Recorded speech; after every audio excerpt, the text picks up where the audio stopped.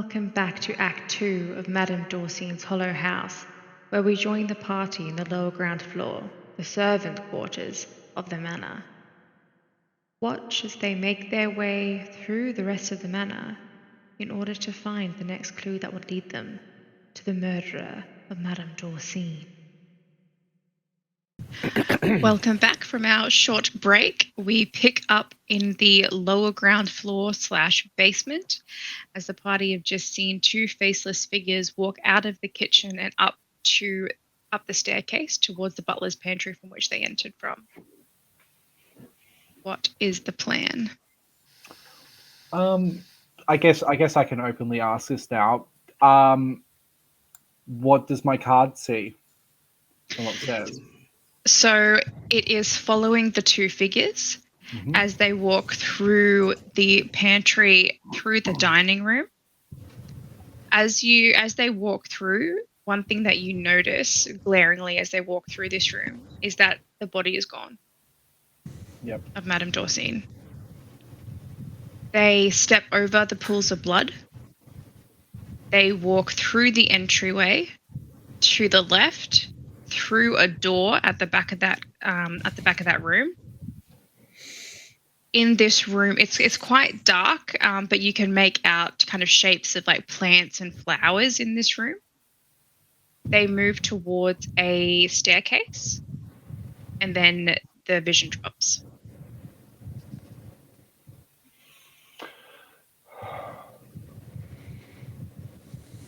Well, we don't have a body anymore. What? The faceless ones don't have a body now? No. Ivy's gone.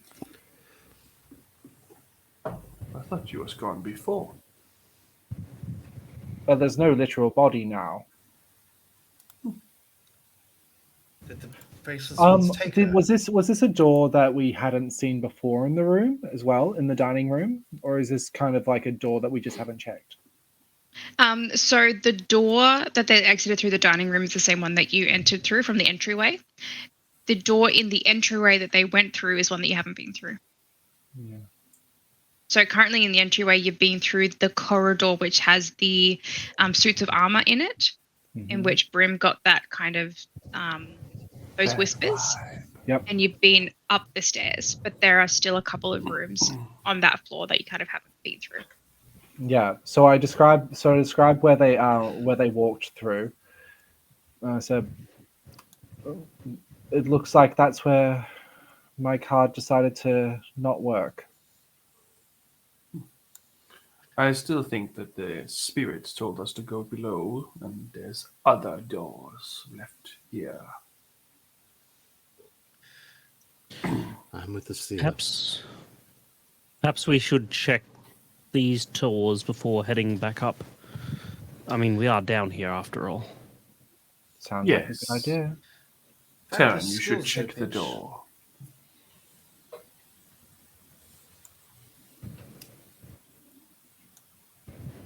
Let's check everything. Perhaps where they've gone is another underground section.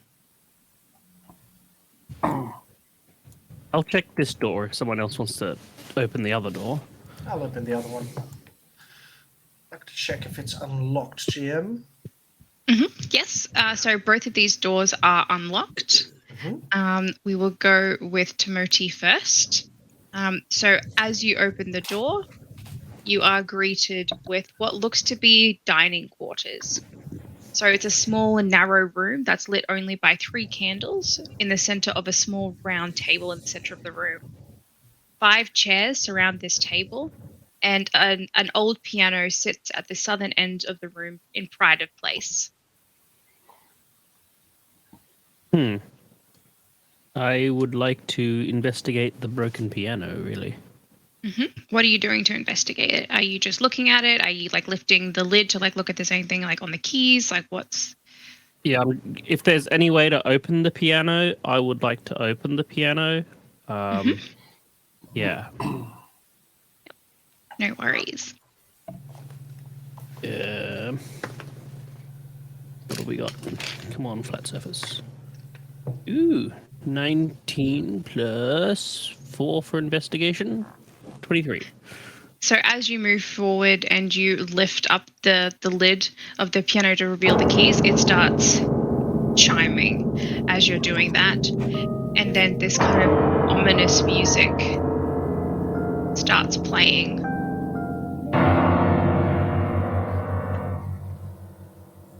Errol immediately goes from standing by Tareth.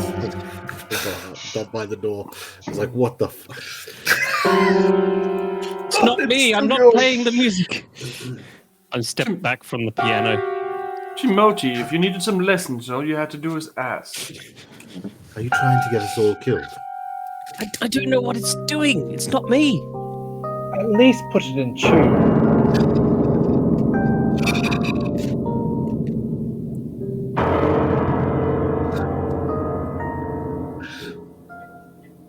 Do we recognize the music? Ella is gonna walk up to the piano, take a quick look over it, and then smash it.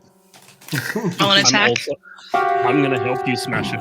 I'll go and double action smash it as well.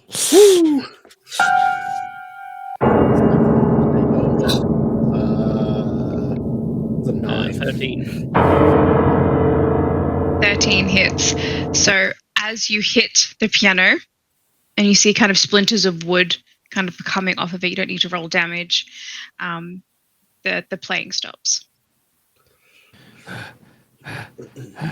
Well, that was interesting. Yes. What did you do to trigger that? I simply tried opening the piano to see if there was anything inside. Maybe you should have another look. I have another look. So as you kind of like move forward, are you touching it again, or are you just kind of just looking at it? You're just doing a cursory glance? I'm trying to open the piano again. So as you do that, you can hear as the keys start pounding, and then you hear the emanating coming from the back of the piano. Can I proceed to open it despite the playing? Is there anything inside? Make an investigation check for me. Oh, you did before, actually. Yeah. Doesn't look to be of anything of note. There's dust inside. No. Looks to be of note. Yeah, so that looks to be kind of like some broken springs and things like that inside. Some dust built up, but nothing of note. There's nothing in this piano, just I kick it. Make an attack roll. Natural 16, so Stops. apparently touching it makes it play, and attacking it makes it stop. Right. How strange. That is very strange. I'm guessing one of two things. Either that is one of those automatic pianos, the spiraling wheel that can play, you can crank them.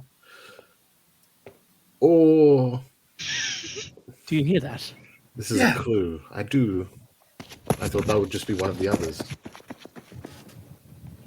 Where does that sound coming from? I look behind the piano.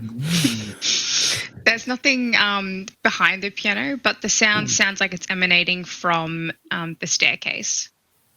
You kind of hear like footsteps moving kind of in that butler's pantry room and in the staircase.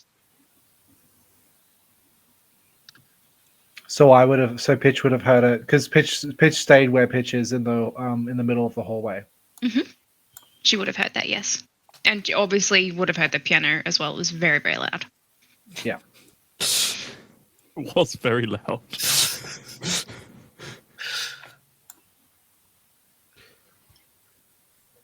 Because Tarathil's still in the hallway as well. Could we have perhaps seen anything perceptively, Jim? Doesn't look like anything was there. It sounded like maybe they got to like halfway up the stairs, like on that little mini landing, and then stopped. Did you say it also sounded like someone was in the butler's room? Yeah, so like they were moving through that room Oh. and then coming down the stairs. Oh, they were coming down. It wasn't them going up. Oh. Yeah. Okay. So it sounds like someone's in the butler's room right now. Is that what you mean? Are we talking in the middle of a flight of stairs? The Like middle they of the stopped flight of the mid-flight? stairs. So they came, sorry, Tom, this is the butler's pantry. So it's kind of like a little mini kitchen. The one so that's upstairs that you upstairs. entered through. Okay, no, sorry, I thought you That's went what to we. the other That's one. what we. Yeah. Tarathil will join you, Pitch, at your side. Pitch, you heard that, right? And Pitch puts up her hand, and then she's going to stealth towards the stairs. Roll I a will stealth join check for you. me.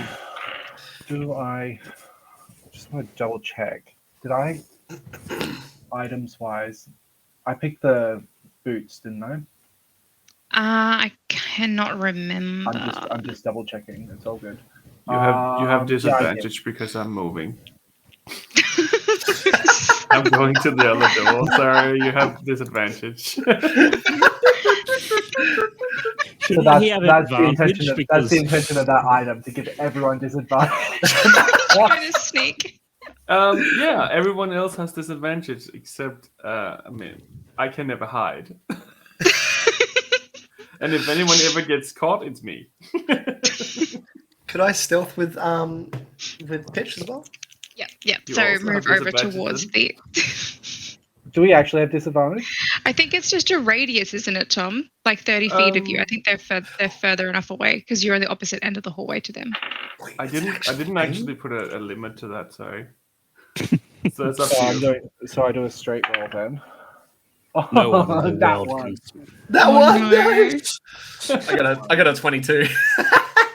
Steps on my shoe. So as you both kind of move down towards the staircase to where you heard those footsteps kind of coming down, Pitch, as you're walking, you can feel your foot kind of get caught on one of the tapestries and kind of trip a little bit. You can skids across the floor. Hmm. You can't hear anything though.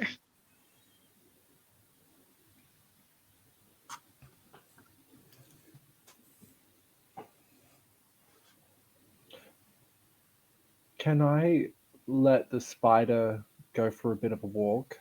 Mhm. I want her to go towards, obviously go towards the stairs. Yeah.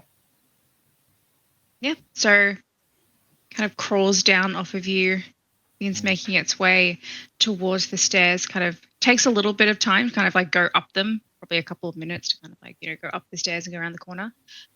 Nothing there, just darkness.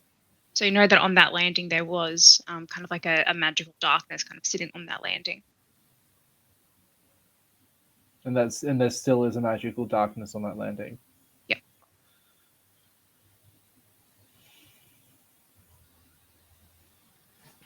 Hello?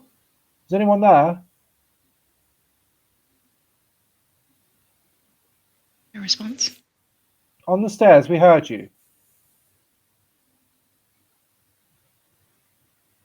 No response. Well, great. And she says that looking. She says that looking to you. Well, great.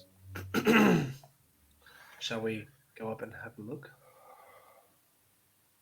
I guess. Are you guys all good down there? I'll open the door. I suppose. So you're opening that door in front of you, Brim? Yes. Right, so as you open this door, the smell hits you immediately as you step through. It is a heady scent. So it's not letting me do the thing. Okay. It's a very heady scent. It's very pungent and rich. Barrels line the wall of this room as you enter, and the room itself stretches like 70 feet upwards, interrupted only by more large barrels that sit kind of in the center and towards the sides of the room. The room is quite dark, and it's lit by a couple of candles left in puddles of their own wax atop a couple of these barrels. Does it look like a wine cellar, like it is in the image there, or? Yep. So you get the sense that this is, where wine is kept and where wine is kind of matured. I found the wine. Any bottles? I can't quite see. I think maybe there would be some barrels in there. Erla marches right up behind you and just goes, I can't taste the stuff, but I can sure feel it. Let me at it. Sort of crazed Asimir are you? I don't understand the question. I don't understand you, but Right. So we're at a passing point? I'm not sure. Let me in. an impasse? Impasse. Semicolon? Erla will go in and walk straight over to one of the open ones, take a big whiff in, and see what it smells like. Mm-hmm. Is it the one that you're standing in front of? Is that the one that you're investigating? Yeah. Mm-hmm. It smells delicious.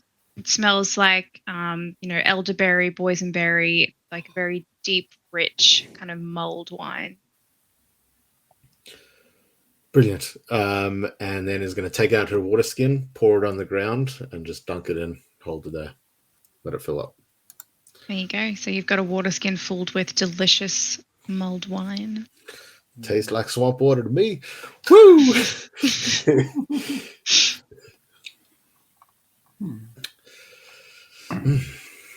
Well, Smells nice.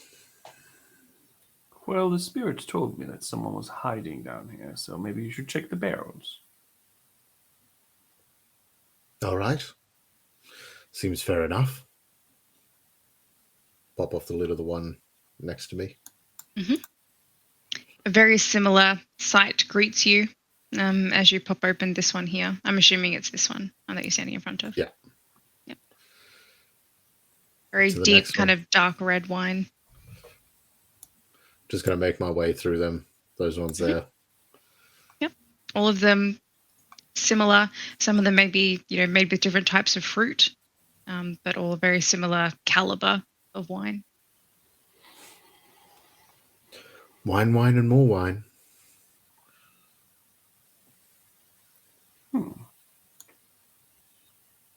Lastly, make my way over to this one, assuming, just to be safe. Chan, maybe you should check the ones near the door. All right, I'll check the ones near the door. Oh, you can do it too, of course. So Erla, the one that you're standing in front of, again, very similar contents. Sweet. To Murti, the ones that you are looking at, within them, these ones don't have wine in them. As you kind of like look in and give it a smell, this is definitely more of an ale. Yeah. These Similar scent. more beer.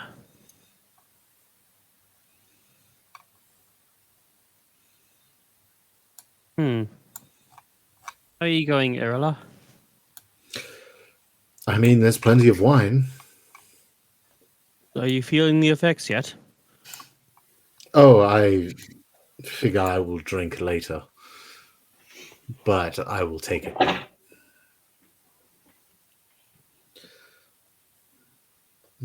Although, I suppose the best one's likely kept in that big one. Yes. There's a ladder leading up to the top. It's so big. I'll check it out. I'll go check, make sure that that's all I'll catch wine you if you fall. Stepping Good up luck. to this one, it is a very large vat of wine. Again, very similar. This one is probably not as good as the ones that are kept over on the left-hand side because it's kind of such a larger portion of them. They're not quite as unique. But yeah, this one, a very similar, probably very expensive year. Gonna dip my it's stupid, but whatever. Gonna dip my pickaxe in as far down as I can and try feel around for the bottom. Which it does have the light spell cast in it, although thick wine, I don't know if that's going to do anything, but yeah. It's kind of like a faint shimmer as you put the pick down, kind of swish it around. Nothing catches, nothing. And there's a bottom I can feel in that.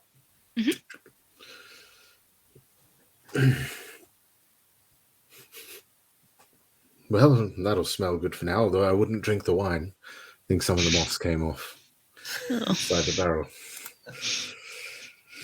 But yes, more of the same stuff, although not as good quality from the smell of it. Well, we did hear someone running off. Maybe they were hiding. But no more. Didn't the others go and check? Have they not gone up? Well, Tarathiel looks to pitch, sword drawn, and he proceeds to take the lead. Pitch, you do notice that Tarathiel is getting a little bit more confident. He feels more comfortable in your presence. I sense that I'm among trusted allies, Pitch, so, I trust going up here with you. You've got my back, right? Sure. All right, Tarathiel's going up. Yeah, she didn't. She just straight face went, sure. Whatever. So those leaving the cellar, are you done in the cellar? There's still one barrel that you haven't checked, but is that everything? Oh, sorry. Oh, we'll check out the last barrel, sure. Who's checking it? Where's Taryn when we need him? Come on. I checked the piano, man. All right. You're the piano man. Yeah, when's the Sharp, if stage you're gonna check speaking, some no one can things? hear you. Oh, my apologies. I mean, if you insist, sure. Smell it. So as you're smelling the wine, again, it's a very nice scent. But this time there's something else that you can smell. A very familiar scent. And as you kind of breathe it in and breathe it out, I need you to make a constitution saving. Hell yeah. I knew there was something as soon as she said there's one more barrel. I was like, I couldn't let you leave without checking the last. It was a real Who Wants to Be a Millionaire kind of like, are you sure you want that answer? Yeah. Open all the briefcases except for that one. Damn that bloody turtle, he's right again. Yeah. That is a 17. So as you open the barrel, as you're kind of like looking into it, you see a flash kind of a shadow as a face looms in the wine in front of you.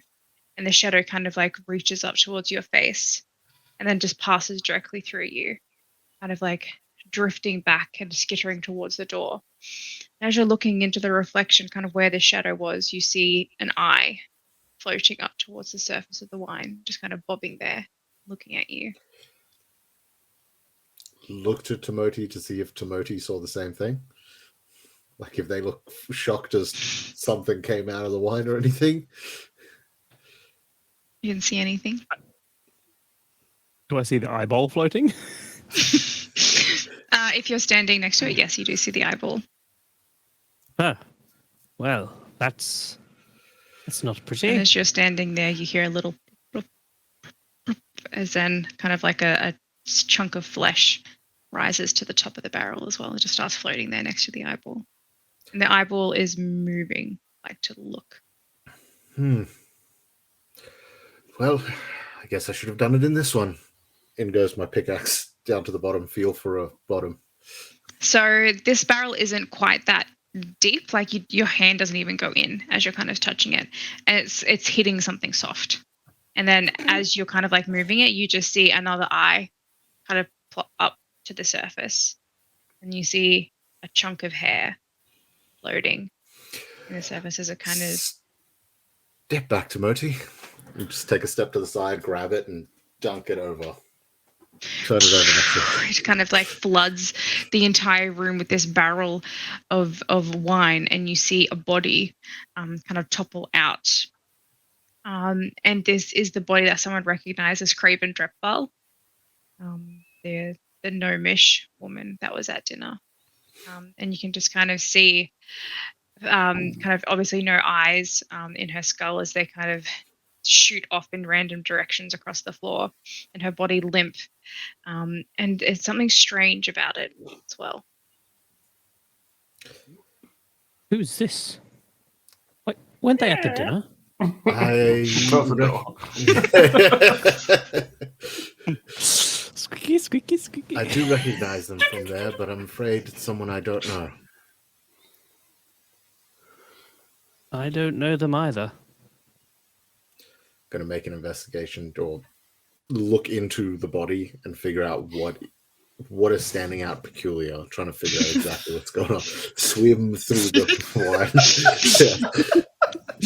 wine. Make a medicine check for me. Perfect. I've been rolling so well. 3. Oh. It's very I would difficult to like tell to- because the skin is kind of not hanging to the bones. As it's tipped out, you can see the skin kind of falling off the bones and like sloughing off onto the floor and kind of turning into like this gelatinous grey ooze. Like a good stew. It's a good year. Stop it. This body seems to... Oh, I got a natural 20, dang. Dead. Are you also I was- investigating the... I just rolled it randomly because, like, if I rolled it in medicine, what would I get? Oh, a natural 20. Great. Did you want to use that to investigate the Yes, the please. body? So as you're looking at this, and you can kind of see Erla kind of like squinting, kind of like looking at it, and then you notice something weird, and something about the skin. Not only is it sloughing off, which is unusual, seeing as though you saw them, 4 or 5 hours ago, but it almost looks as if they've been rehydrated. So the way that the skin looks as though it's been dried out and then rehydrated again. It looks as if this body has been... Well, it's been turned into beef jerky and then soaked in wine.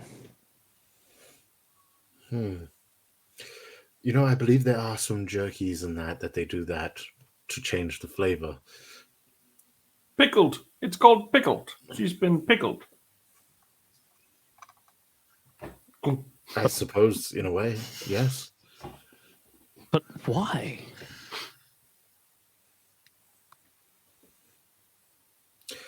Well, I can't be much help here, but perhaps you might be able to tell more from it. And Erla will run her finger through the liquid and then hold it up towards Timothy. Care to taste? Tell us what's in there. No.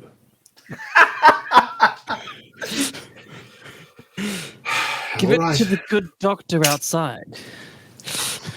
Not a doctor.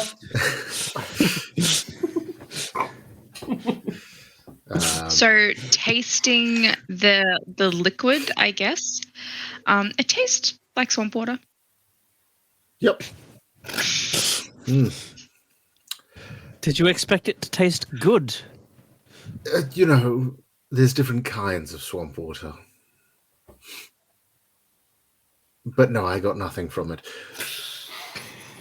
Brim, would you be so kind? We need you. I feel like I am needed. So as you step through, there's an eyeball kind of on the floor, like kind of spinning. Ooh. That's not what I meant, but put ice in my drink. Ooh. Anyway, what can I help you with? And run the finger through again, hold it up. If you would mind, we're trying to figure out what's going on here. Perhaps your fine senses, taste perhaps, might be able to figure it out. Oh, I lost my taste a long time ago, my friend.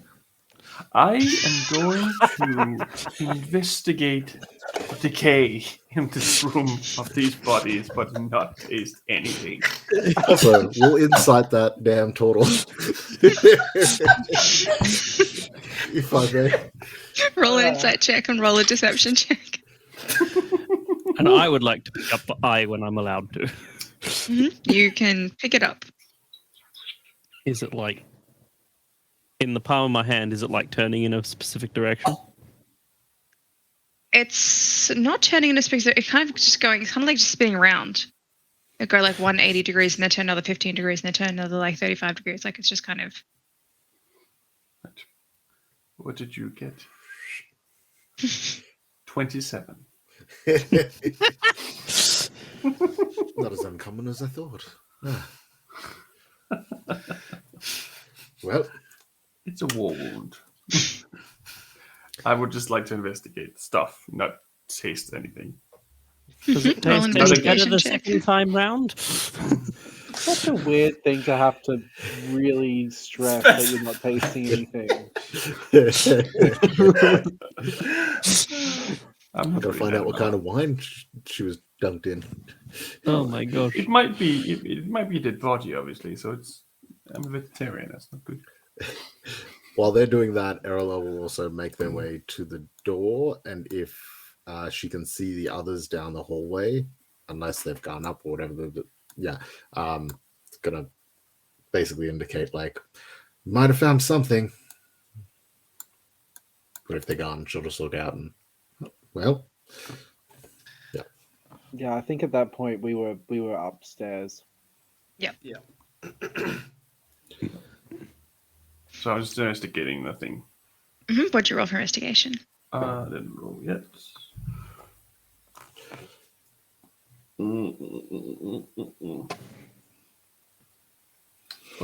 17.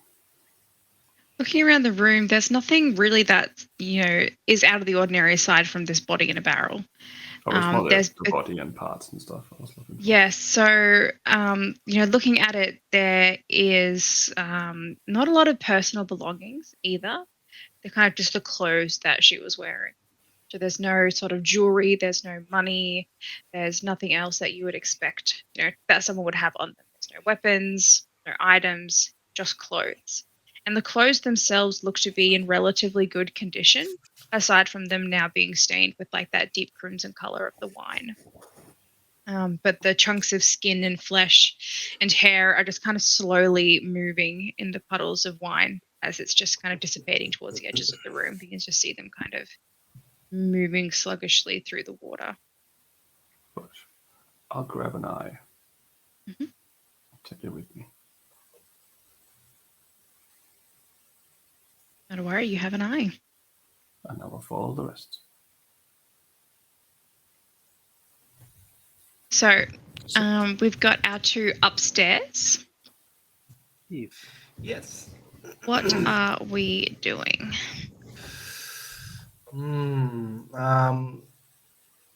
Tarathiel coming up the stairs first. He would like to immediately perception check for any kinds of signs of life or a being of anything. Roll a perception check for me. Okay, let's go where if I can find. Oh, I have a -1 to this. This is a terrible idea. Oh, I got 0. Idea. I got 0. It's still very dark in this room, and it's really hard to kind of make out, especially that you can hear noises downstairs as well of like banging and sloshing of wine kind of across the floor, which is a bit distracting. Doesn't seem to be any noticeable signs of life. I reach back with one hand and I'm like grabbing at Pitch and I'm like, Pitch, I can't. Pitch, I can't see. What? What were you grabbing at me for? I just can you come up the stairs? It's completely darkness. This magic is It's invasive. I can't see. Can you see anything? No, not yet. We just need to get out of the darkness zone. and she walks out. The zone is She walks through. She's careful about it, but then she goes where I've set her in role playing. So at the door towards the dining room, kind of her mind is where those two cooks went. Mhm. So she's kind of started looking down there, and where so went through the dining hall into the main place, and then there was the door that we hadn't gone through yet. That's that what we're saying? Okay. Yes. So I'll just put it on here. So if you look, this is the door that they went through. Right. Noted. How's the fireplace at this point? Is it still the same? Yep. The fireplace is the same. Through the dining room, everything is essentially the same, with the exception of Madame Dorcyne's body not being there. Hmm. And in its place is like a scrap of parchment, kind of drenched in blood on the floor.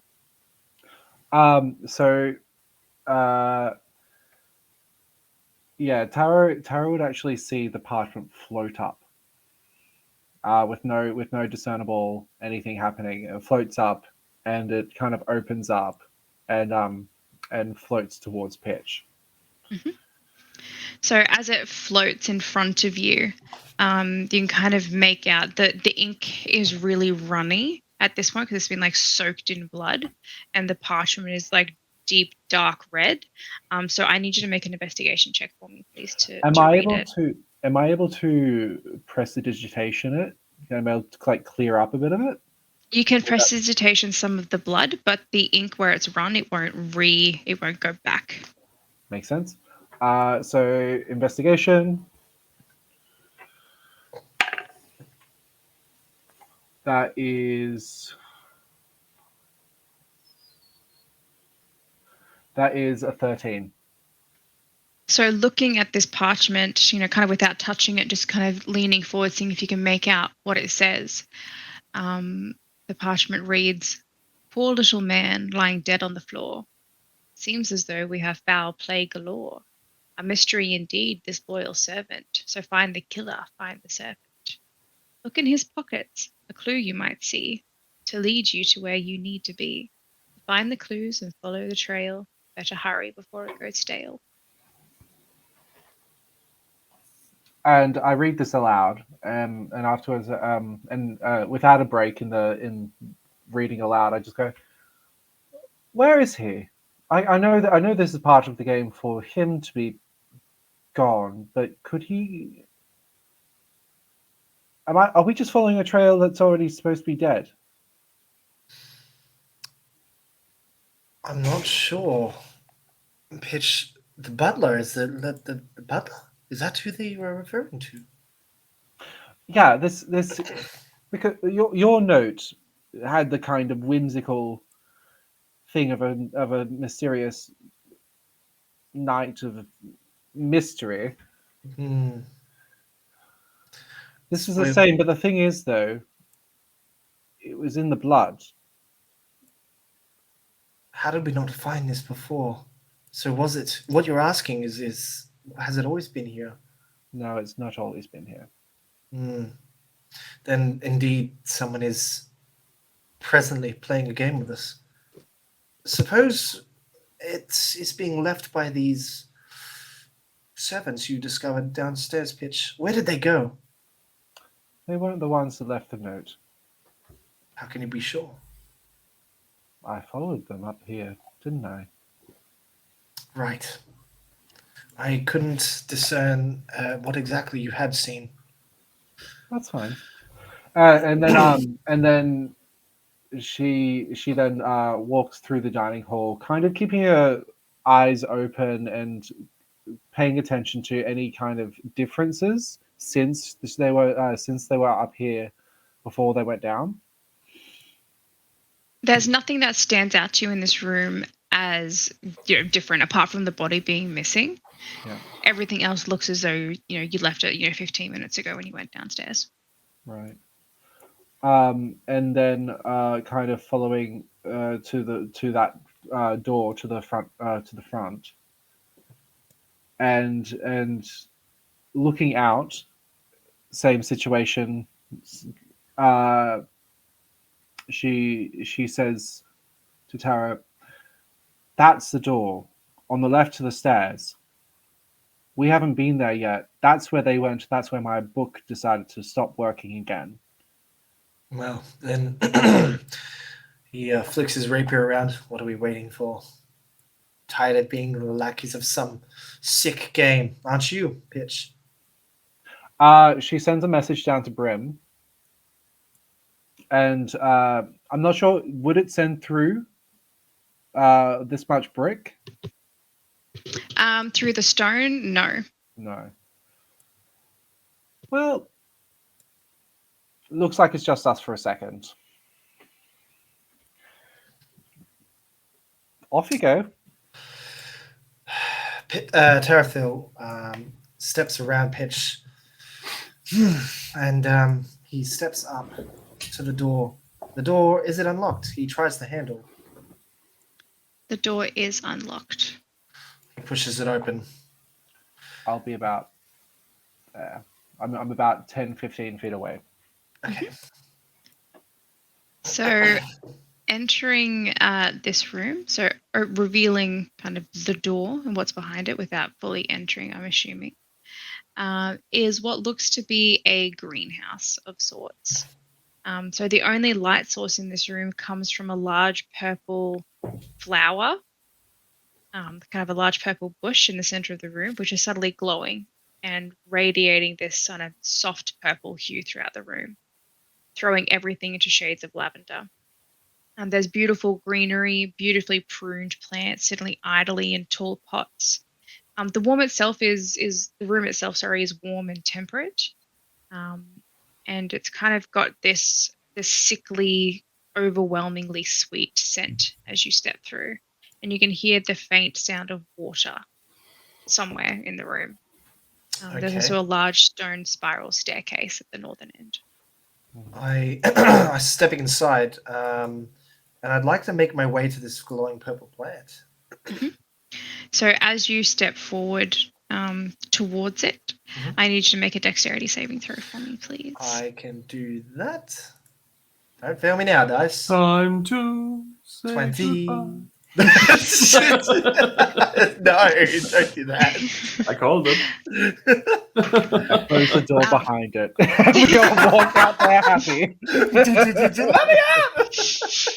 So as you you step forward and you're looking towards this large purple plant that's growing in the middle of the room, all of the glass shatters in the room from the windows, leaving shards of glass flying throughout the room. You kind of duck as they pass through your head, and you take 14 points of slashing damage as they reach out and they just cut you as all the windows in the room burst.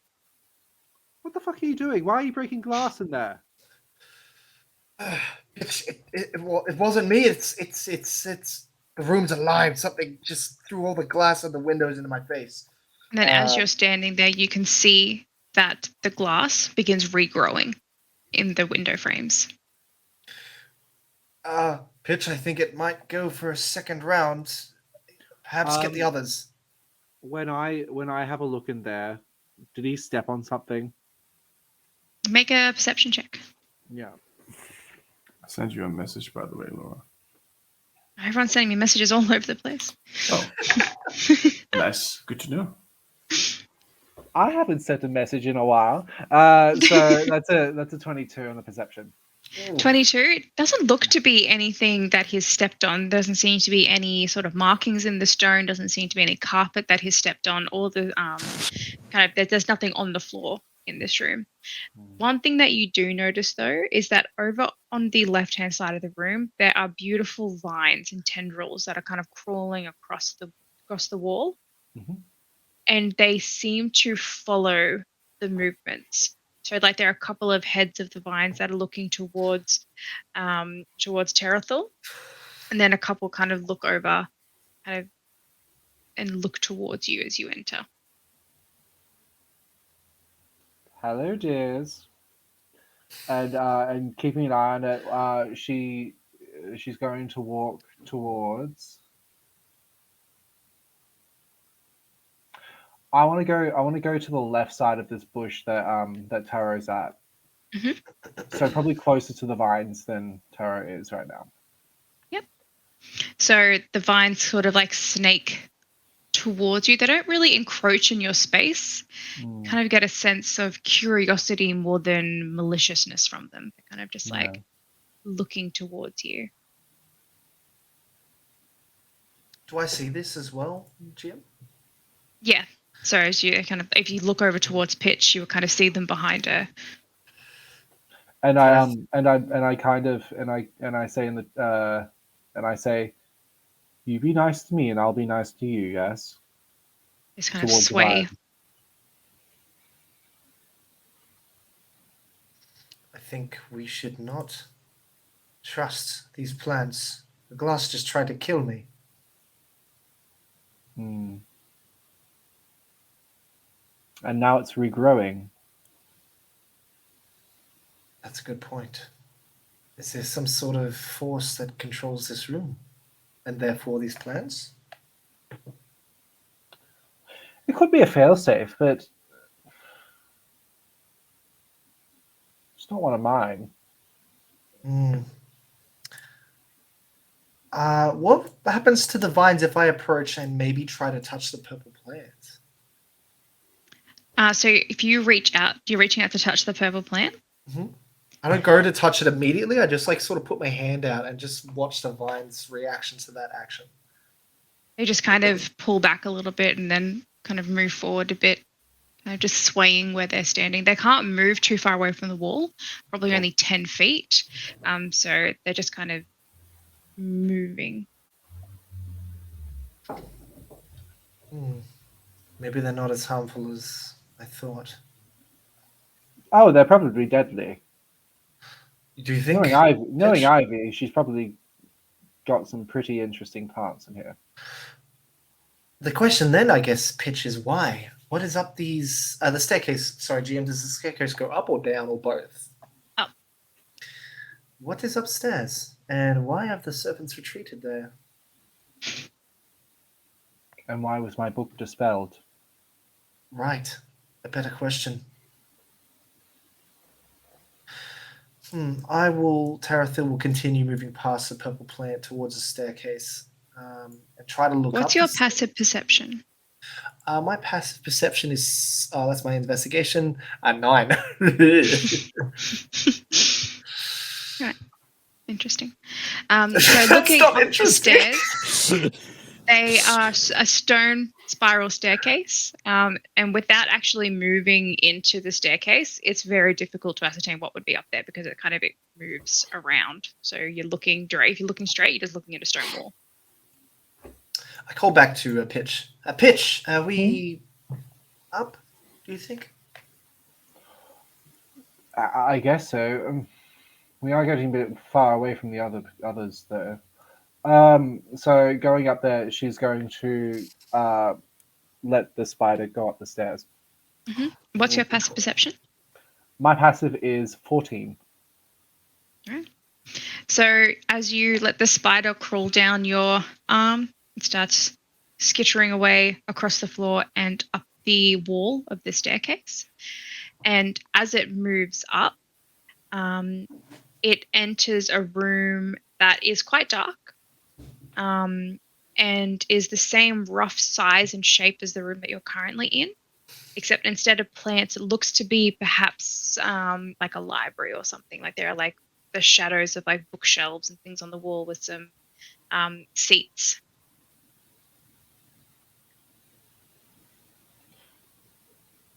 Well, the room's dark upstairs, but not in a darkness kind of way. That's promising. Can you make anything out? Looks like books. Could be her library. Library. Why? Pitch would the servants retreat to a library? Let's go find out. All right, up we go, I guess. Right. And as you're going up, what's happening downstairs? I think we're all going up now. I think we're going up. Going up. Anarchy! Yes. Punch the floor, just start digging. Smashing In wild the things, fry. going in and dragging the piano out the room. No. Yeah. Take the haunted Right. piano. The piano's Smash coming all with the us. furniture. So you emerge back in the butler's pantry. What would you like to do from here? I'm just looking for the others. Oh, good. They're not here. Is that a good thing? I don't think that's a good thing. No, that Well, was a good thing. I mean, the sarcasm. parent was darling. really annoying. All right. Well, we have nowhere else to go but out that door, I suppose. Into the dining Let's go quarters. find them. And as you step through Oh, into the shit. dining hall, you all see that the body is gone. Well Where, done, Brim. where'd she go? Once again, Did the others change? Did the others take her away? no, she was no longer here in the first place. That does seem a little suspicious that they left us alone and now the body's gone, but I guess we'll see. Also, is that a moose head in the fireplace? Yes. Regardless, shall we? Look, perhaps they moved it there. Oh no! What am I saying? I threw it in there. They saw me throw it in there. What are you? Erla was under the table at that point. Sort of tap him And on the look up. shoulder as he comes by. Sorry, tap her on the shoulder as she walks by, and leave a little bit of moss on Timothy's shoulder. All right. Do you think they went? Where do you think they went from here? I have left the door open deliberately. I think they went through this open door.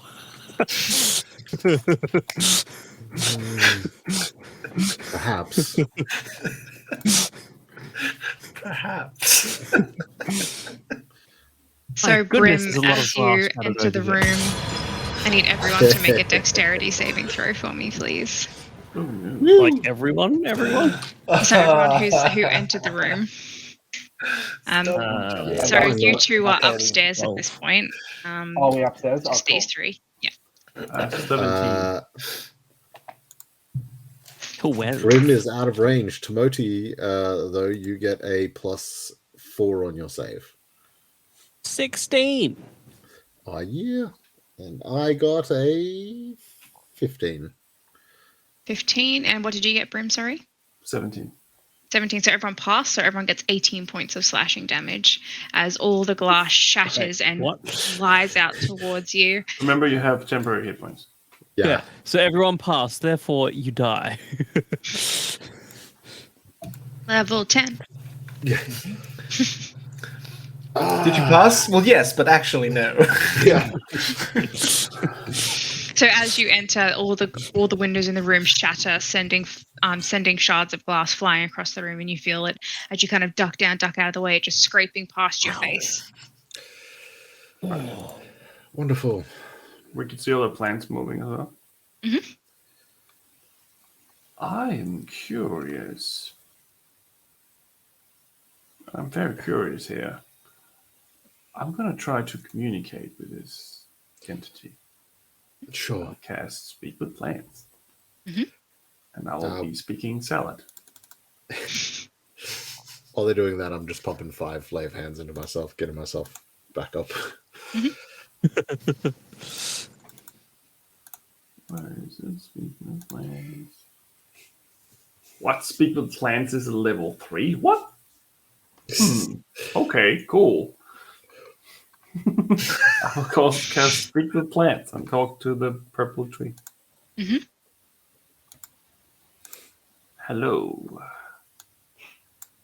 How are you doing? Hi.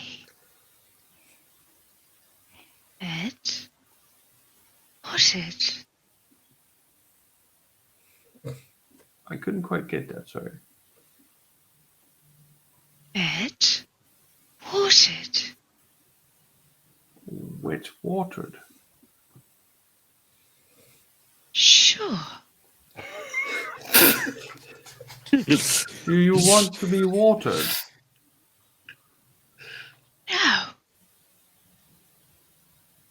I didn't know that trees could be drunk. Have you always been a tree? Or is this a new experience for you? Depends what's always. Have you ever been Before, something else? than a tree? everything. After, same. Death, life, same. Okay. Interesting. Very interesting. This plant's obviously drunk, so I'm not going to get much out of it.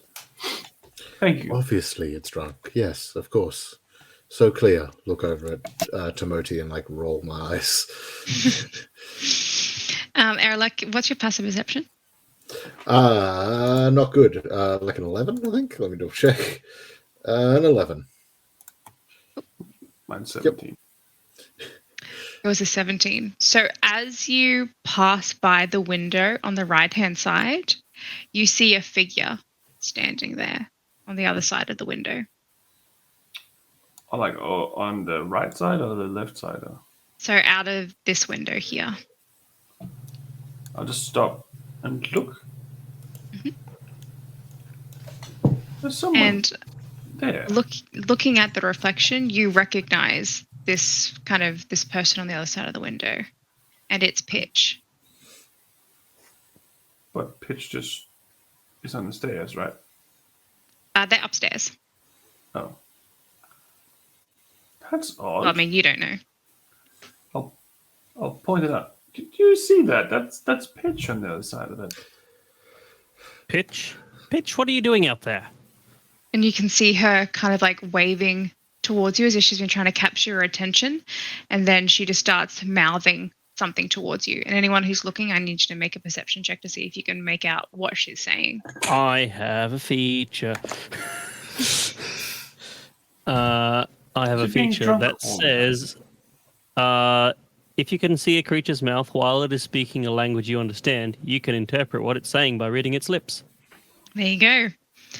So as she is standing there, she's like gesturing to you, and you can read her lips, and she's saying, "That's not us. That's not us. You're following the wrong person. Get out. Get out." Inside check. Roll insight Arilla check. got a 12 as Inside well. check. I don't know if she picked that up.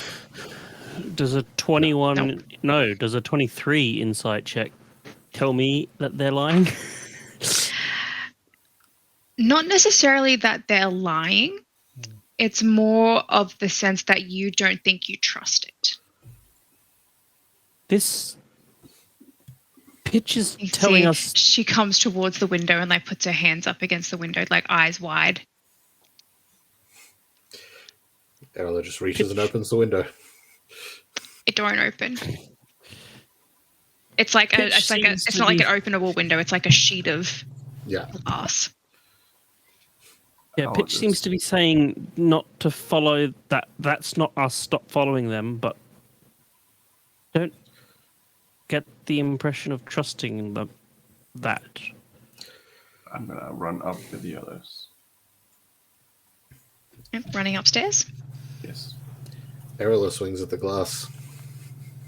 Make an attack roll. What are you doing? Stop!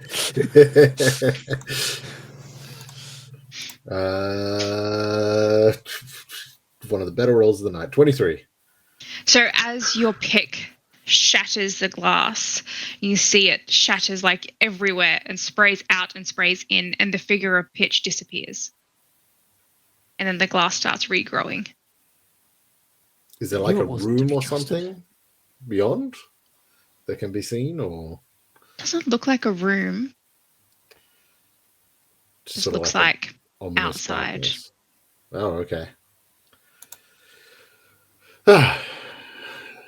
Well, Are you happy now?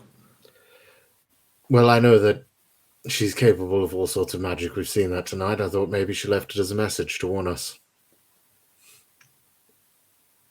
But I wasn't sure if it was something on the other side or something in the glass, so... Right. Are you sure now? Well, Are we good now? I feel we should just be cautious around the others. That's it. Right. So, After making you. your way upstairs, and we rejoin these two in this room. And I will just reveal this area. Yeah. So, if you guys just want to move your tokens across into that room. So, this room is pale and cold as you enter, and the air feels similar to that of a tomb, cold and stagnant with no hint of a draft. There's a subtle smell of lavender, and the majority of the northern side of the room is taken up by the large stone spiral staircase, which continues upwards from here. In the center of the room, there are two lounges facing one another and draped in multicolored throw rugs. Lining the southern end of the room are floor-to-ceiling bookcases held behind glass cabinets. Tucked into the western wall are two freestanding cabinets with solid oak drawers.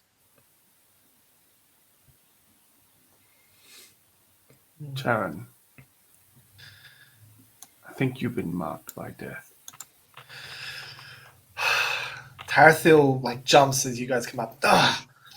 Brim, I swear by the gods, I will slay you if you keep going on about this death thing. No. There's something different about you. What do you mean? Something different about you. Did you pick something up? Something following you along? Do you have a spiritual envoy tagging along? I think you have been marked. Check your pockets. Brim almost, Tarathil almost is going to walk away from Brim, but you've not been wrong yet, Brim. And I check both my pockets with my free hand. Do I find anything? So in your left pocket, as you reach into it, you pull out a spinning eyeball that's looking towards you, and kind of writhing in your hand. Oh! And I just throw it onto the ground. How did you... Brim, Which what rolls off. is the meaning of that? I told you you've been marked. Maybe now you won't have so ill fortune. So it is a good marking, then? It is that you could remove it. How do I remove it, Brim? We will see. We will see? Yes.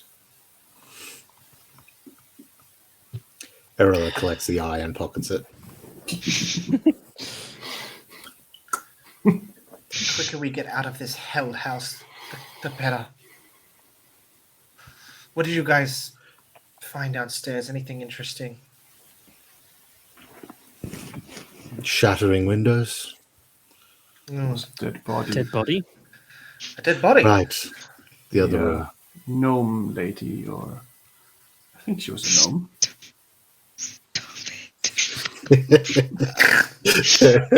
Oh, it's the ghost! Spirits. Yes, the grey Don't put it in my gnome seemed to have died. The gnome. Wait, do you mean... the name's forgetting. Craven. Craven? She's dead? Yes, she was very dead.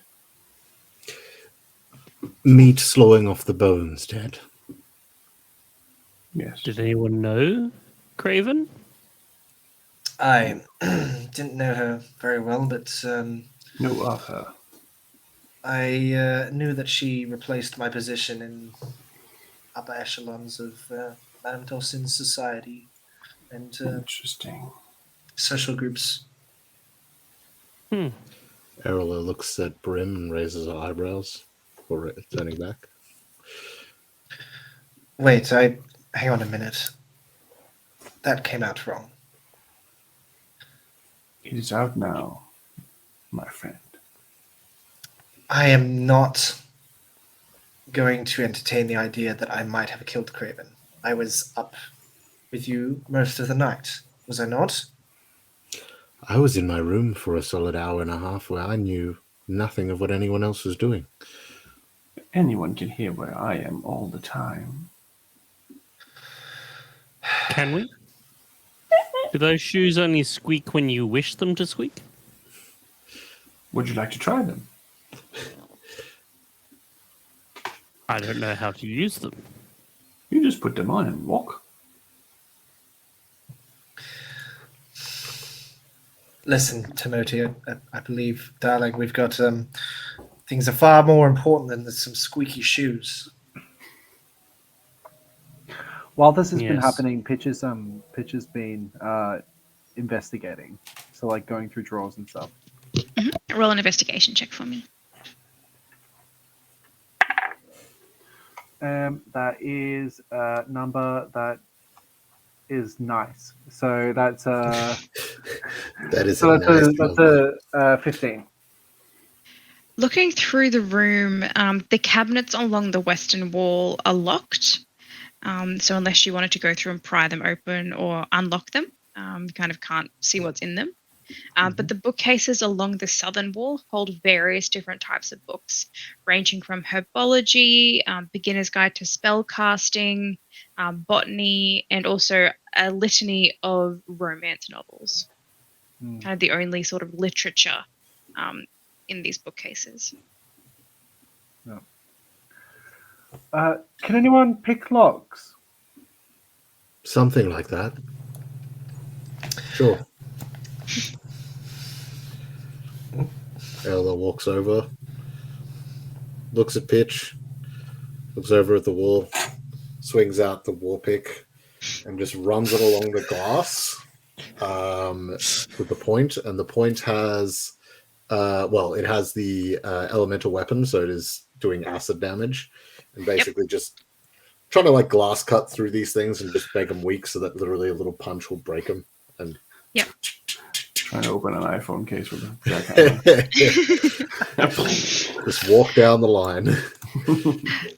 So as you open them up, so the ones that you're standing in front of currently are the ones that had the books in them.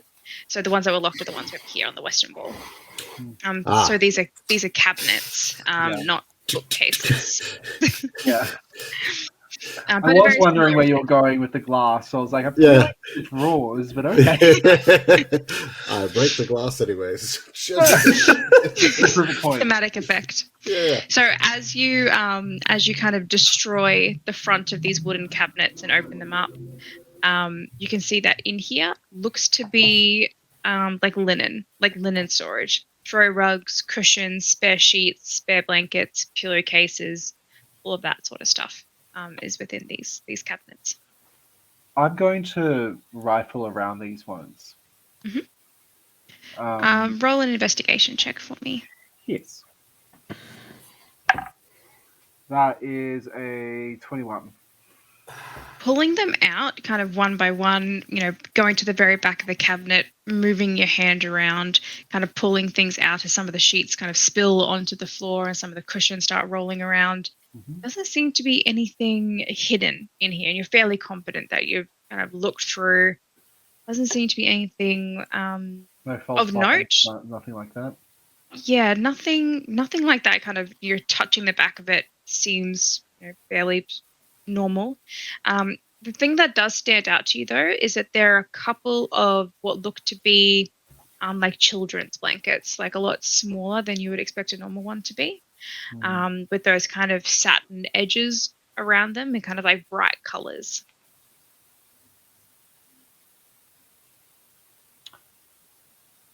Did anyone know of a child being in the manor? Child? And she holds up the blanket. I don't think this is for someone to put over their lap while sitting and reading. Could it be just for guests, maybe? Could be. I mean, didn't the old lady stay with her for quite some time? Since she was a little girl? Not sure how old she was. Could be. The old lady, did you say? Let me think. Yes, she was taken in when she was a child. It could have been hers. Yeah. That makes sense.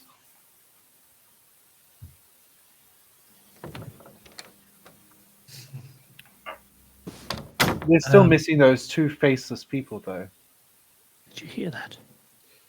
Erla is at the door, kicking it open, looking outside. Could I roll a perception check to determine the direction? Yep, you can roll a perception check. Looking into the corridor, still quite dark in this room. Doesn't seem to be anything standing out. 16 GM. 16. It sounded like it was coming from kind of the direction that you're facing.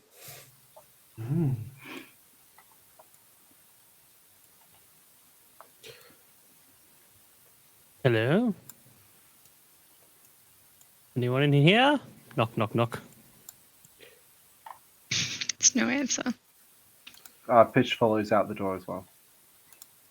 Can I open the door? It's unlocked. It's a room akin to the ones that you were staying in. Double bed, gilded mirror in the frame standing in the corner, and a large oak dresser against the southern wall. Just gonna check if there's anything in the oak dresser and then...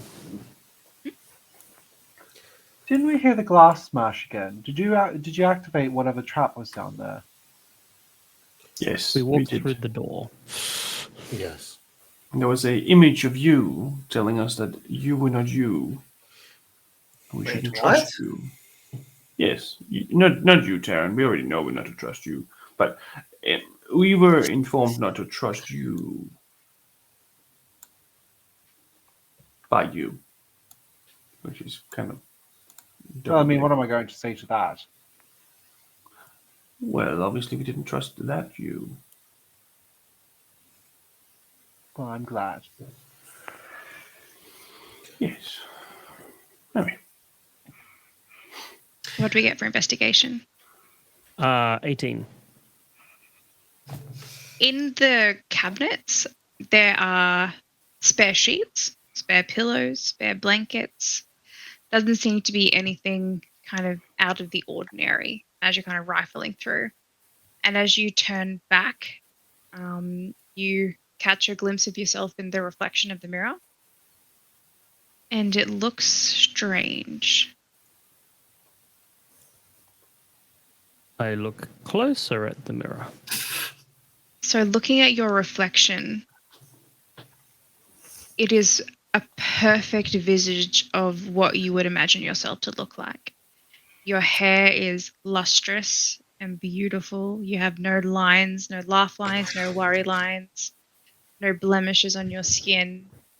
Anything that you could possibly think about yourself that was not perfect has been altered in this reflection. How strange. I kick the mirror. As you kick it, it shatters at the bottom and cracks up towards the top as the kind of the break shatters its way upwards. And your reflection is now staring, back at you as normal, but still reflecting that perfect visage in fractals.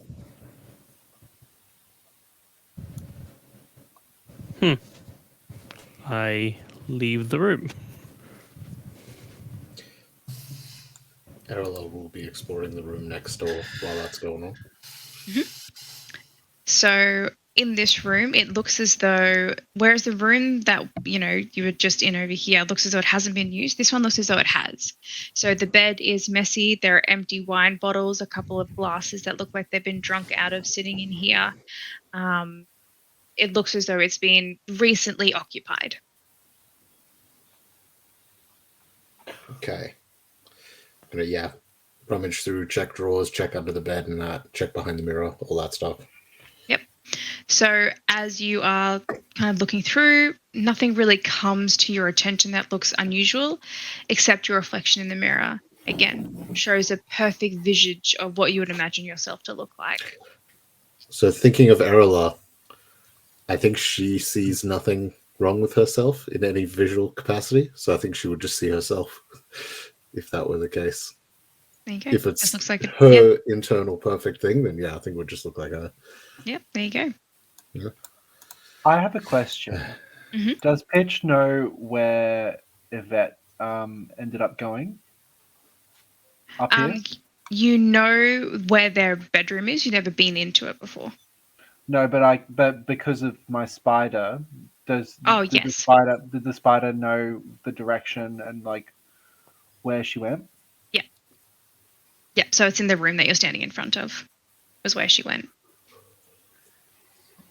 Fair enough.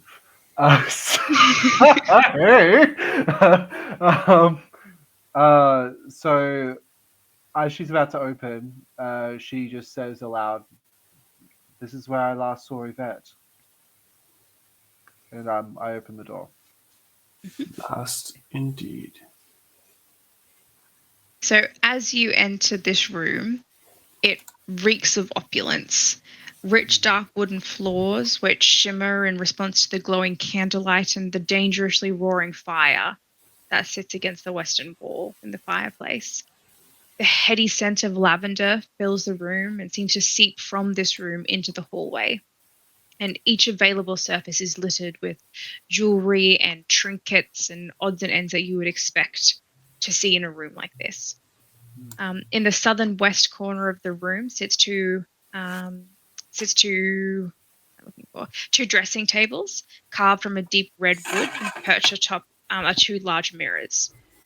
In the south of the room, there are two deep armchairs draped in throw rugs and facing a freestanding mirror. The center of the room is taken up by a large bed filled with pillows and resting beneath a large lace canopy. Beneath the bed is an elaborately woven rug and dresses in the south and east walls standing with their doors closed. The room as you enter is dangerously hot. It feels almost like a sauna as you step through, like the warmth that kind of hits you in the face with that scent of lavender and the overwhelming, it's like a steam room almost, but without the steam.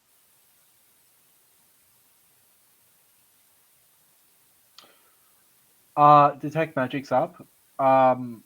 Is there anything that I'm seeing that seems a bit off?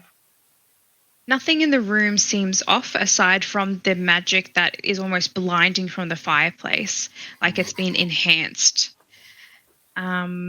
Looking around, there is magic on the windows that seem to have some sort of like a magical locking spell on them. Other than that, nothing else stands out to you. I mean, the candles that are sitting next to the bedside table and down the bottom are inextinguishable candles. But as far as nothing standing out to you as abnormal. Pitch is going to look at the mirrors, but also look at them from the corner of her eye as well. Mhm. So she wants to see if there's any trickery that's happening on them, either through a spell or something worse. They don't give off any sort of magical aura. Mm-hmm. And even so, when I look in a mirror, it's just me. It's just you. No one's no phantom movement of the person in the mirror. Okay. No, it's just you staring back at yourself. What happens if Tarathil checks a mirror? Which mirror are you looking at? I suppose since Pitch has gone into this room, maybe I will check this Yeah, one first. I've actually walked in. Okay, yeah, I'll follow you in, Pitch, and Taratha will check one of the mirrors. This one in the corner here. You see yourself. Hmm. What I don't understand is why are the fireplaces being affected? It's a good question, Pitch. I mean, we've seen magical darkness, fire. They're two polar opposites, but they seem to be affected by the same cognitive force that might be active in this home. But it's not literal fire, though. It's a part of a spell. So It's the wizard. something is feeding them to make them unstable enough to be this bright. Like, this is too bright. Well, And as I said- I'm gesturing towards the fireplace, being like, as And I the said to darkness- begin with, Sorry, Tom. the wizard is affecting us. That was the very first card I drew of the day. the magician, yeah. The wizard, the fire. It's part of all of this, I think. So he's saying there's a magic user that's pulling things around. Yes, I believe so. It's not a bad theory. Is that a door there on the bottom east side of the room? Yes, it is a door. Ooh. I'm going to start walking towards the door, kind of taking in stock what's going on with the bed. The bed looks like it's been laid on. Yes, it looks like it's been slept in. Okay. Like the covers are pulled back, the pillows are disheveled. Yeah, I might also, while I'm walking, I might also quickly look underneath the bed, or even just drop the spider down there to see. Make an investigation check for me. Investigation.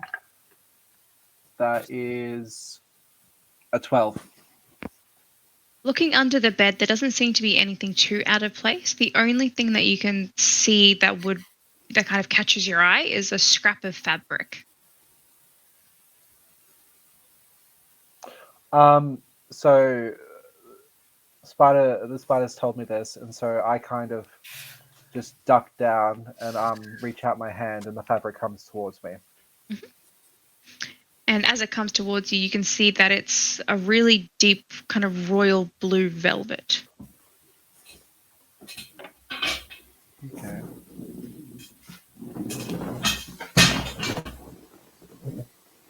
Okay, that's not Laura.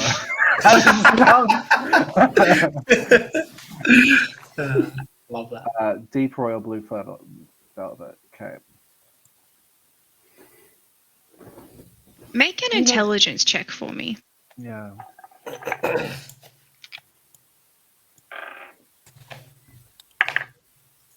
So that's a nat 20. Nice. 3 this session.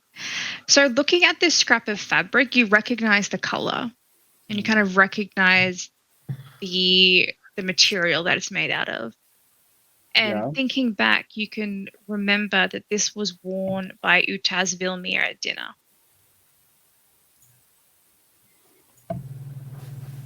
The old lady.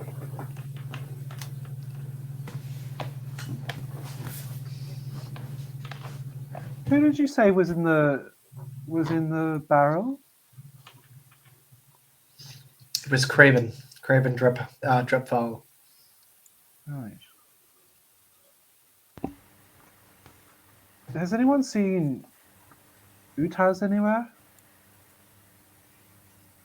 Not Not myself. for a while, no. Not since dinner.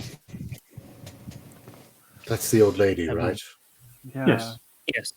The child, the old lady, the woman. This seems like her fabric. Why was it underneath the bed? Could have been a keepsake. Perhaps there was a struggle. A struggle from under the bed, though. Anything's possible at this stage, I think, Pitch. There's monsters in the closets, there's shadows creeping around, faceless people, plants that talk. Oh, sorry, I don't know that. Plants that move. Well, let's have a look. Is the fabric torn or cut? Does it look like it's ripped, or is it kind of... It looks to be torn. Yeah. Did it look like it was caught on like a nail or something? Like, did it seem like there was a nail underneath the bed? You can't see any loose nails underneath there. Errol is going to make her way down and move the table at the end of the bed, and then attempt to slide the bed down like the length of the room, try to reveal what's underneath the bed. I'm paying attention to see if there's any scratch, like any drag marks, anything like that. Make another investigation check for me. That evens it out. 1. Doesn't look to be any sort of They are signs mortal. of a struggle or anything like that. It looks like this was maybe just put here.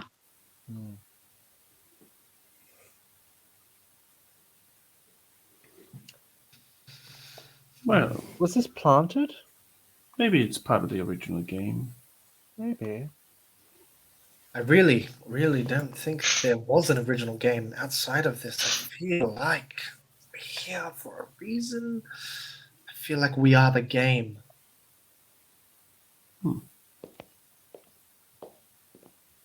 More footsteps. Are they coming from this way? Which way are you? I can't see Yeah. you on the... Oh, Yeah, there. I'd be going towards the door again as soon as I kind of figured out it was might be planted. So the footsteps sound like they're coming from like here-ish. Hang on. I don't know where you're clicking. So Oh, like yeah. down the hallway. Ah, Oh, I will run after the footprints. So will I with Brim. Tarathal's had enough. No more games. Let's go, Brim. So as also- you're running down the hallway, which way are you going? Straight. Straight? So this way? Yes. Yeah. Right. So as you go down this way, you enter in. There's a doorway at the end. Yep. You open Go the on, door. Taryn. Open the door. Fling it open. Rush through it. Time for Saturday's over. I'd like to kick open the door. So bursting into the room, you find another room with a roaring, angry fireplace casting violent orange glow, across the entire room in sort of a hellish palette. The room smells of smoke and parchment, and 2 mahogany desks sit facing each other, taking up a large part of the center of the room, placed over an ornate crimson rug. A proud grand piano stands against the northern wall, upon which lives a large window, and moonlight streams through, which casts pale and dancing shadows across the rest of the room. Bookcases line the southern end of the room, tucked away behind thin glass sheets. I'd like Tarathil to boldly pronounce as he walks in. Every door that we open is bringing us closer to slaying you, monster or ghost or whatever coward you are. We're going to catch you. There's no response. I'm Careful. still in the room. You're still in that room? Noted. Don't anger I will the black- ghosts, Taryn. Brim, I am getting tired of being some lackey's game.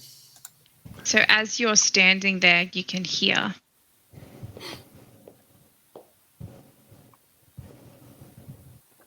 footsteps. Where is that coming from? They're coming from, where is it?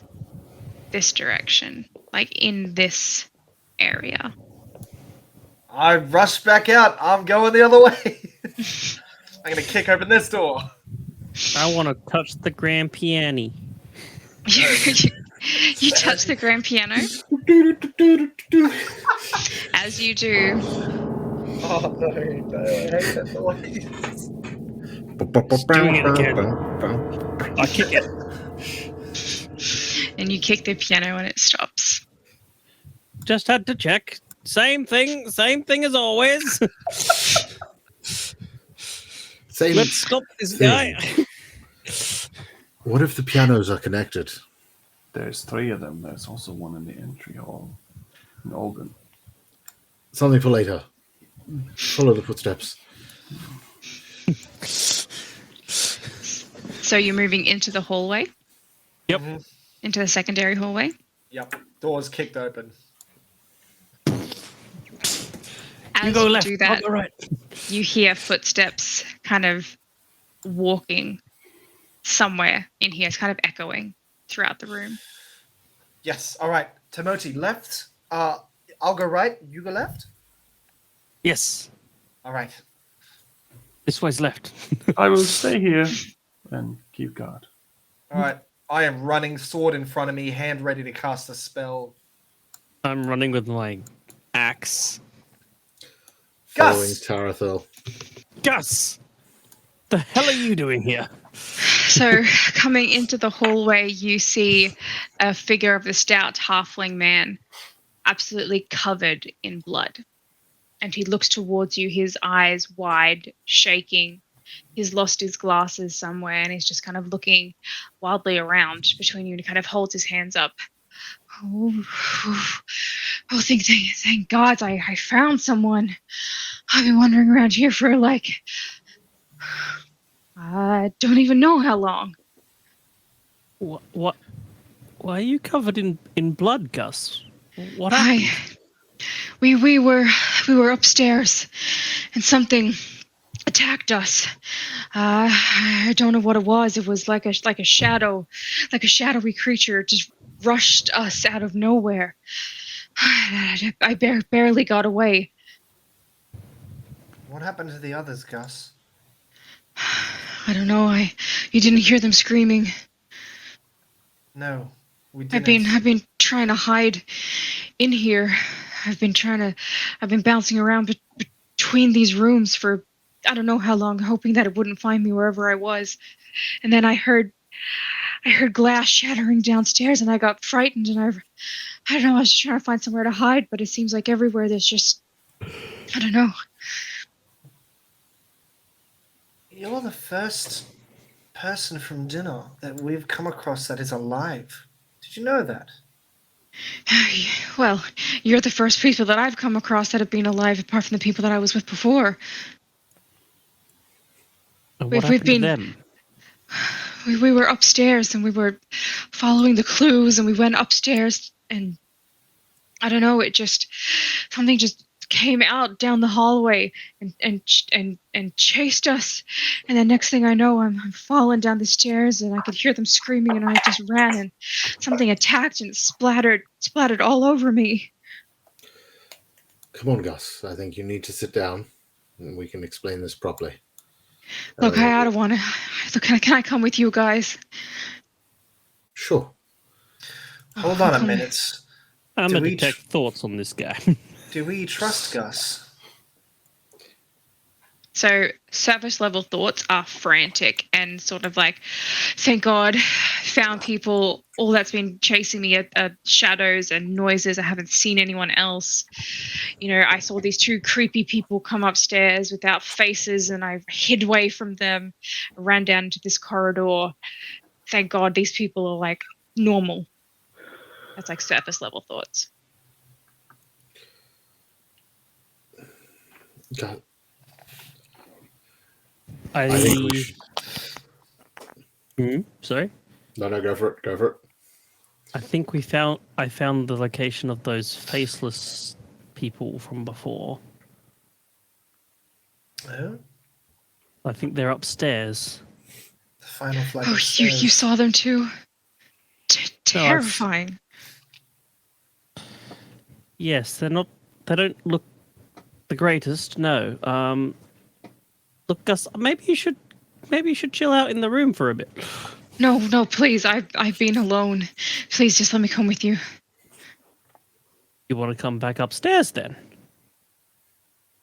Oh no, maybe not back upstairs. Maybe I will just stay in the room. I don't know Come about on, going Gus. back upstairs. Erla opens the door and gestures for Gus to sit down on the bed and try calming him down and ignore the moss. It's good moss. It helps and to calm and all that. There's Pitch. Back in the room. We left Pitch by herself. Yes. 9 lives and such. Tarathal's going to just immediately dart back and quickly double back towards where Pitch was last seen. Errol is just making sure Gus is calm and settled. Does Gus look hurt as well? Like they've taken some hits or tumbles or things of that nature? Maybe minor. Kind of like, he looks very frazzled, but doesn't look like there are any visible wounds on him at a cursory glance.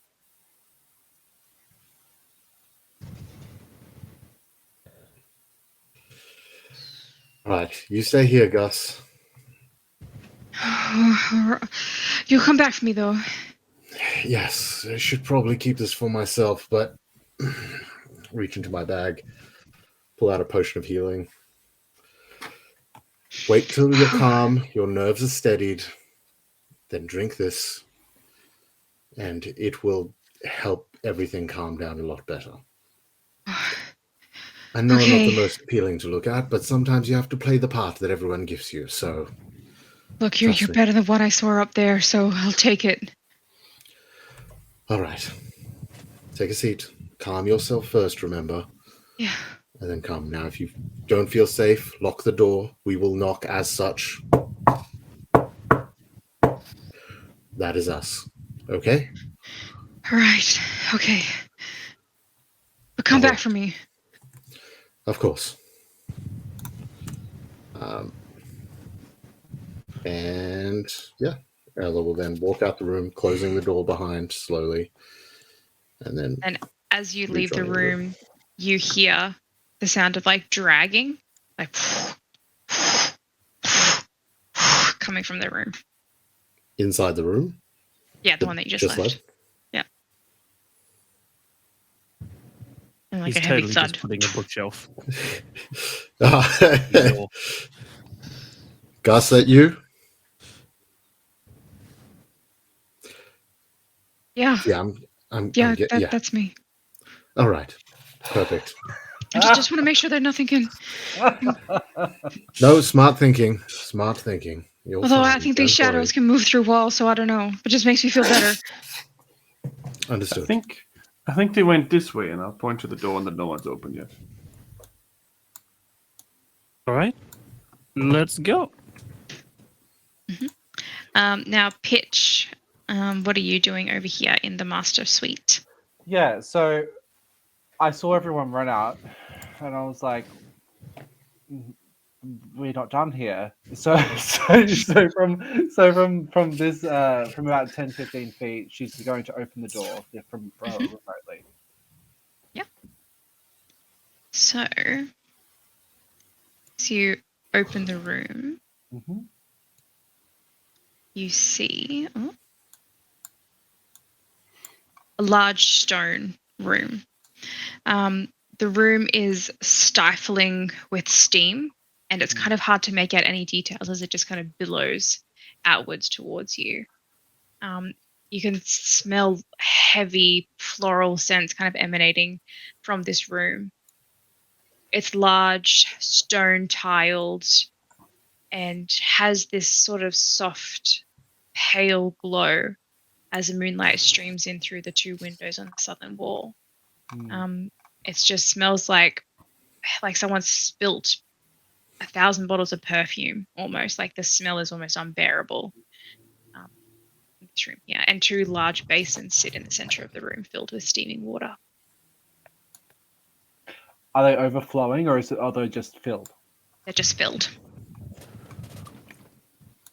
I walk into the room, and I'm looking around, doing what I've been doing with every single other room, seeing if there's anything out of the ordinary magically.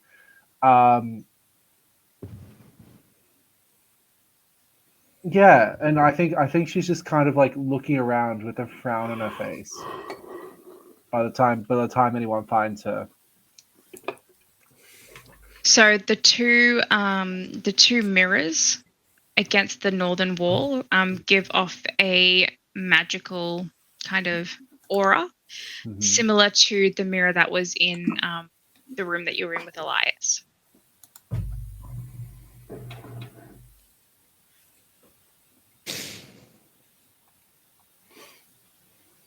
Sorry, it's been a big night. So what was the room with Elias? I can't remember what was going on with that. So that mirror had kind of like an enchantment on it that showed your true, your perfect reflection, essentially. Oh, that one. Yes. Okay.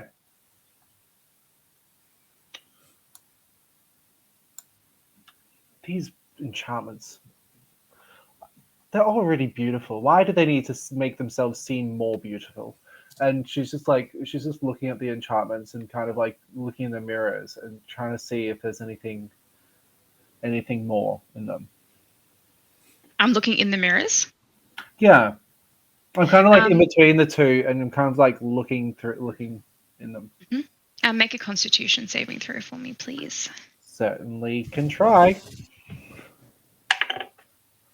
Constitution saving throw is a 16. So as you're kind of looking between the mirrors, you catch something in the reflection. And then as you kind of look towards it, you see this hulking, shadowy figure rising up from the ground behind you. It sort of starts looming over you in the reflection. And then... Yep, you go. And then as it kind of leans over towards you as if it's going to like swallow you, it disappears.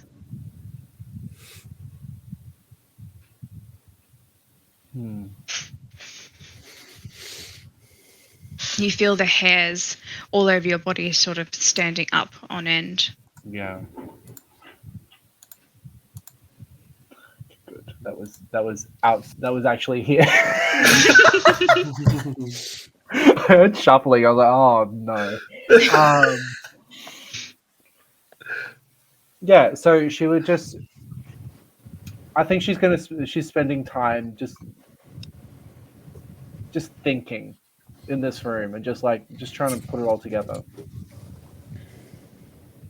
Then boom, Timothy walks through, slams the door open, bam.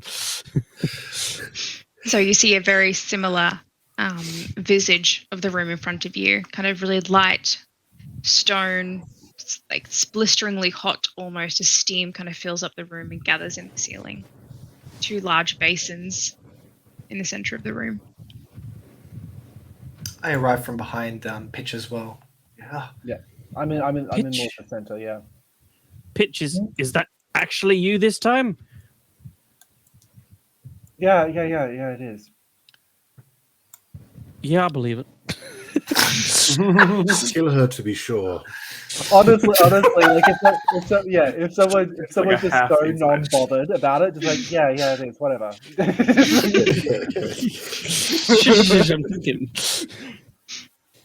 I mean, how can you prove that it's not me? You've only met me today. So,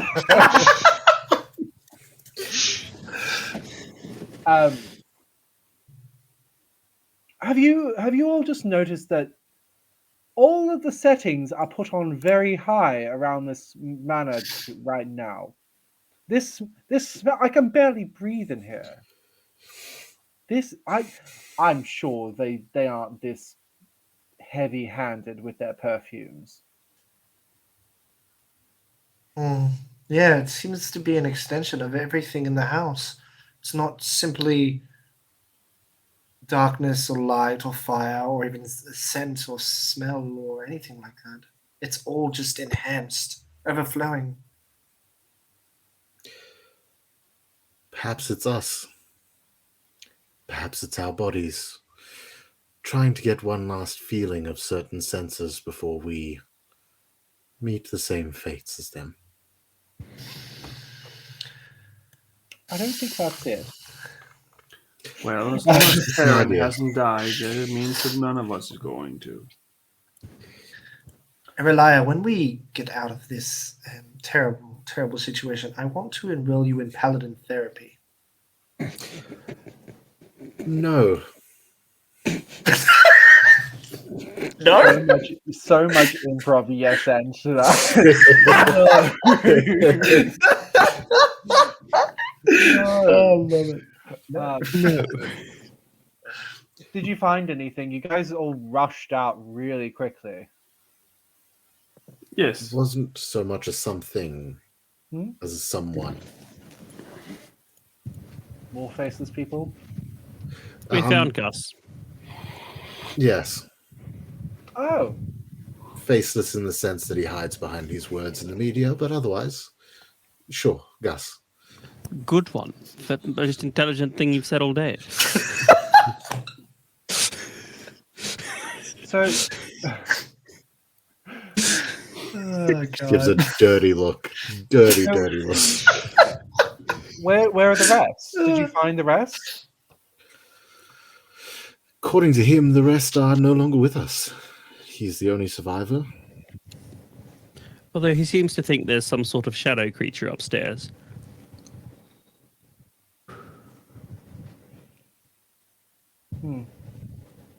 Well, I got psychically accosted again. So we could be They'd ask haunted. for consent at this point. You'd think so, wouldn't you? But I don't know. Maybe it's a haunting. Maybe it's a legitimate haunting. But this seems too over the top, and it's affecting too much. Should we just go upstairs and see what's going on? I Let's think just quickly check these pools of water and move on from there. All right. I think the pools of upstairs water. might be a good idea. An That 8. might be the best thing you've said all night, Bryn. Which pool are you investigating? This one on the right. On the right. I need you to make a wisdom saving throw for me, please. Ew. As you peer over into the basin of water. So I don't want to take back what I was about to do, but I was just about to say Erila will step inside and just dunk down like she's having a bath. Like, The one of she's the looking to left. turn that into swamp water. Yeah, the left. All right, we'll come back to that. Cool. So yeah, I got an 8. So as you kind of like lean over to look into the basin of water, Oh You wait, expect to see- do I fail because I can re-roll? yes, that was a fail, so you can reroll. Hold on. That's a nat one. That's better. 21. Whoa. So as you look over into the basin of the water, you see this sort of shimmering reflection, but the reflection isn't yours. It looks to be a young elven woman looking back up at you with her eyes wide and bubbles kind of billowing out of her mouth. And then darkness encroaches throughout the basin and her visage is swallowed whole. These pools are haunted. I told you. What are you doing? I'm checking it. So as you They're haunted. as you sink into this basin, nothing adverse happens as you sink in, although you do feel something at the bottom of it. Just reach down. Something small. Whatever it is, and Toenails. lift up. You pull it out, it's a coin. My lucky day. What type of coin? Is it Looks like a silver peculiar? piece. Is there any markings? Is there a face on the side of it or anything like that? So it would be giving off a magical glow to you, Pitch. Is there any specific school that is giving a glow from? Probably. Sorry. Maybe, but shut up. No. Maybe. I'm more just keeping Um, an ear out early for in the necromancy morning at for this point. It's not necromancy, I can tell Strong you that. Slytherin. Yeah. Let's say, for the sake of this, let's say divination. Oh, right. Might be able to get an answer out of that if you flip it or something. Don't do it unless you want to, if you want the answer. Already Right, flipped it. I wasn't Money, even looking get an at The coin lands heads up. Heads. Looks up Brim. Upstairs. Let's just go upstairs. I'm sure we can find some answers in one of these rooms. Such a Going in my detective pouch. you are. Stand up after letting some moss float off and, coat the top Congeal of on the top of the the pool. water. And then stand out and just drip water everywhere. This armor has very clearly been in water many times and not touched afterward. Is this a choice, dear? Do you want some cleaning? No, I'm perfectly comfortable. All right. Thank you, though. Not a problem. So we're heading upstairs then, are we? Sure, let's do it.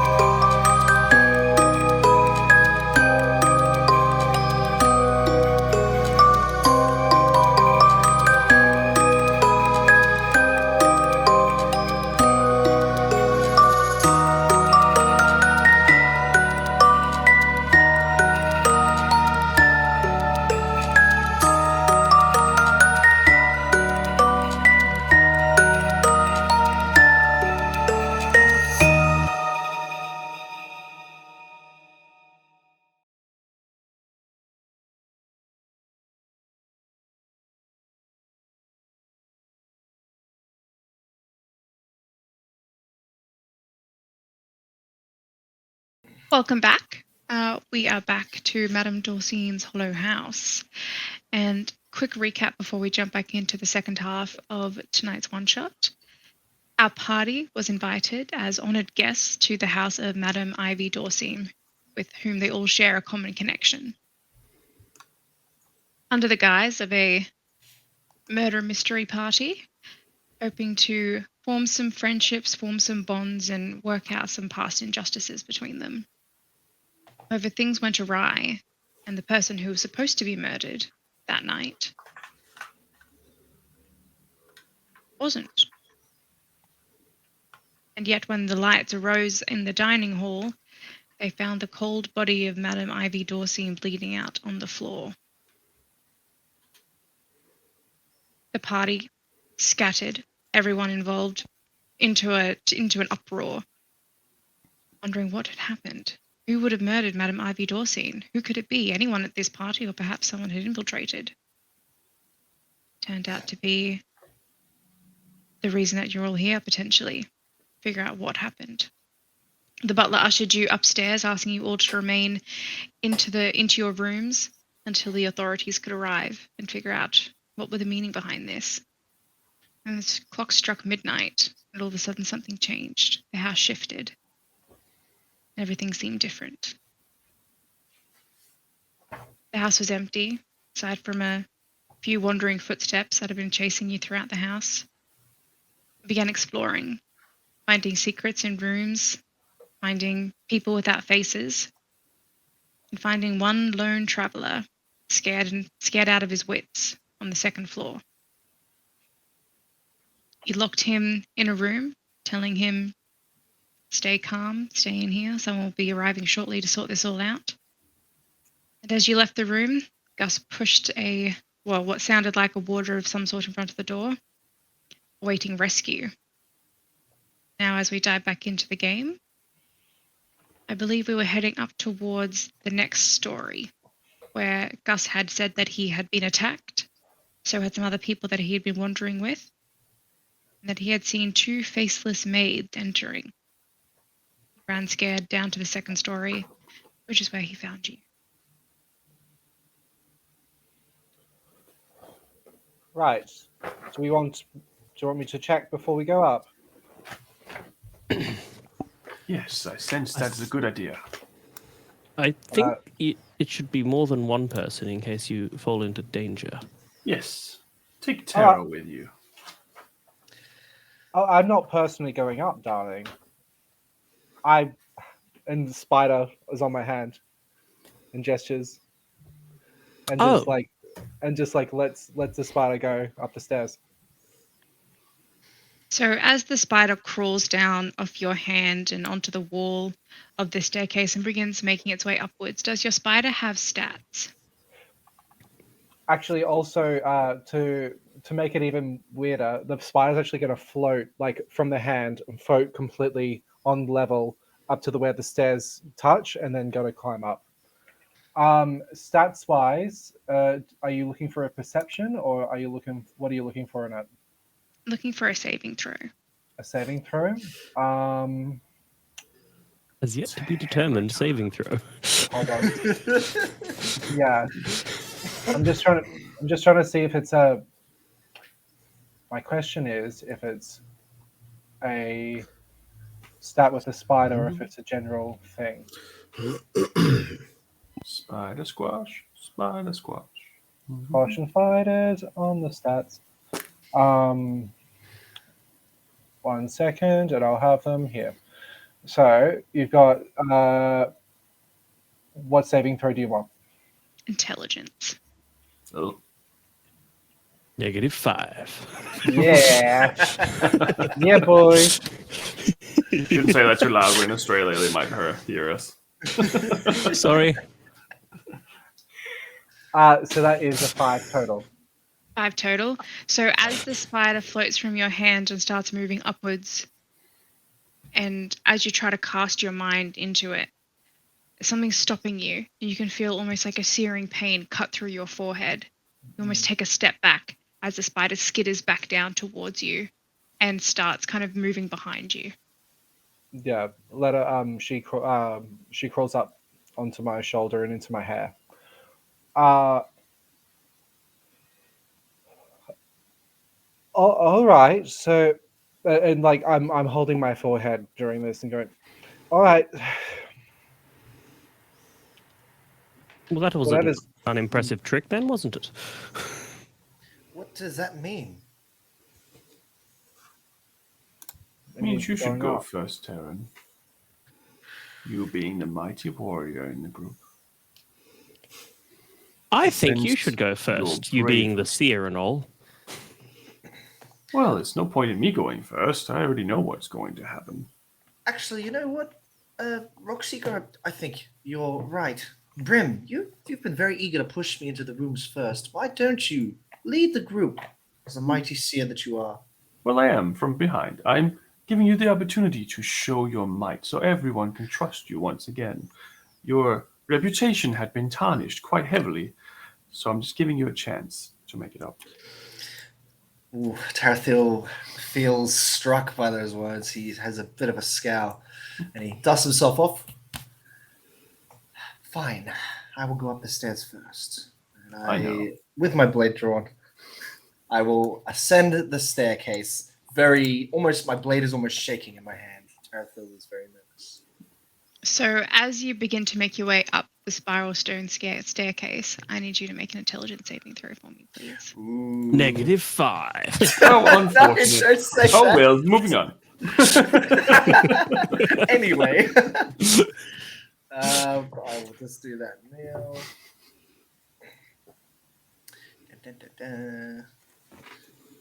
webpage, do the loading. Yeah. Oh, sorry, that's just a straight roll. It wasn't my.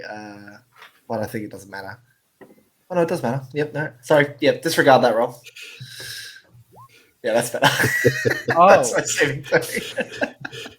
That's a big difference. Yeah. That's a big difference. I just clicked straight up intelligence. My bad. Hmm. Well done. Yes. So that was So- a 24. GM. So as you begin making your way up the stairs, you feel a cold air brush over you, like a draft coming down from the spiral staircase and whipping through your hair.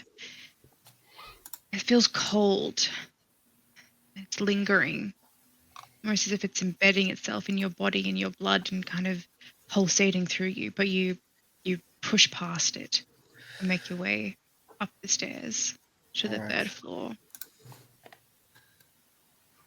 Upon entering the third floor, you see another hallway, a landing similar to the one you just left, except it's very dark. It's hard to make out any semblance of furniture or figures or even the tapestries on the wall. Everything is just shadow. Nothing has any depth to it. Everything's grayscale. And somewhere in the room you can hear movement. Small little creatures maybe skittering in dark corners.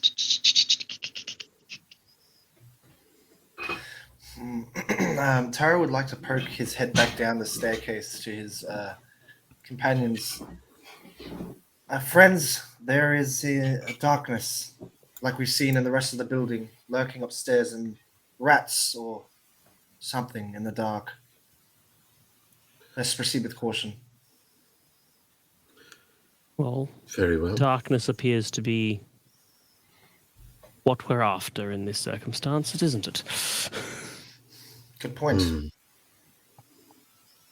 Indeed. I will follow after as the first. If the party does back me, I will step up into the next landing. GM, yeah.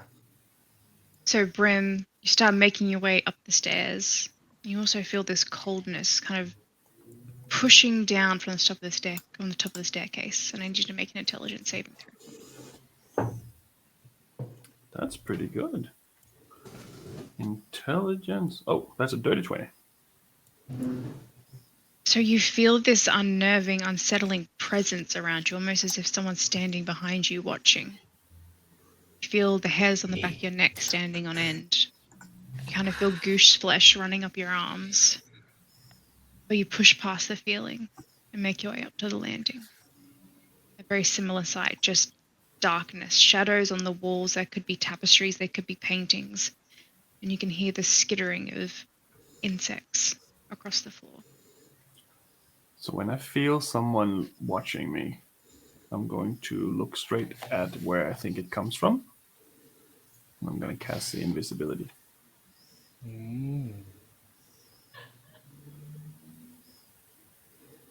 Nothing there? To be anything there?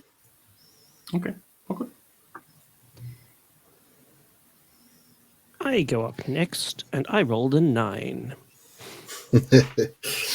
As you begin to make your way up the stairs, you've kind of seen both Taro and Bryn pause on the 5th step up, as something kind of visibly see them shaking something off.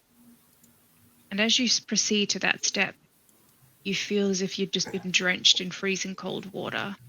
Your fingers start shaking. You can feel your arms getting stiff. You can feel it all the way down your spine. Just this flood of cold energy pouring through you, turning your veins to ice. And you cannot go any further. You are now frightened for the next minute of whatever is beyond this staircase.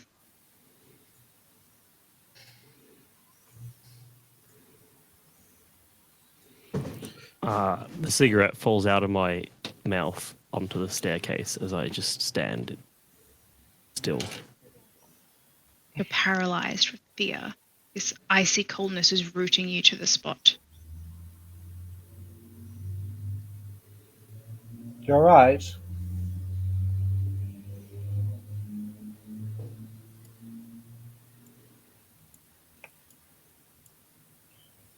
You're all right. No. No, there's not. And then I take one step backwards. Okay. Watch your step. What's going on down there? I just lean up against the railing and just stand there. Just not saying anything, just breathing heavy. It's digestion. Some of that food was a little bit bleak.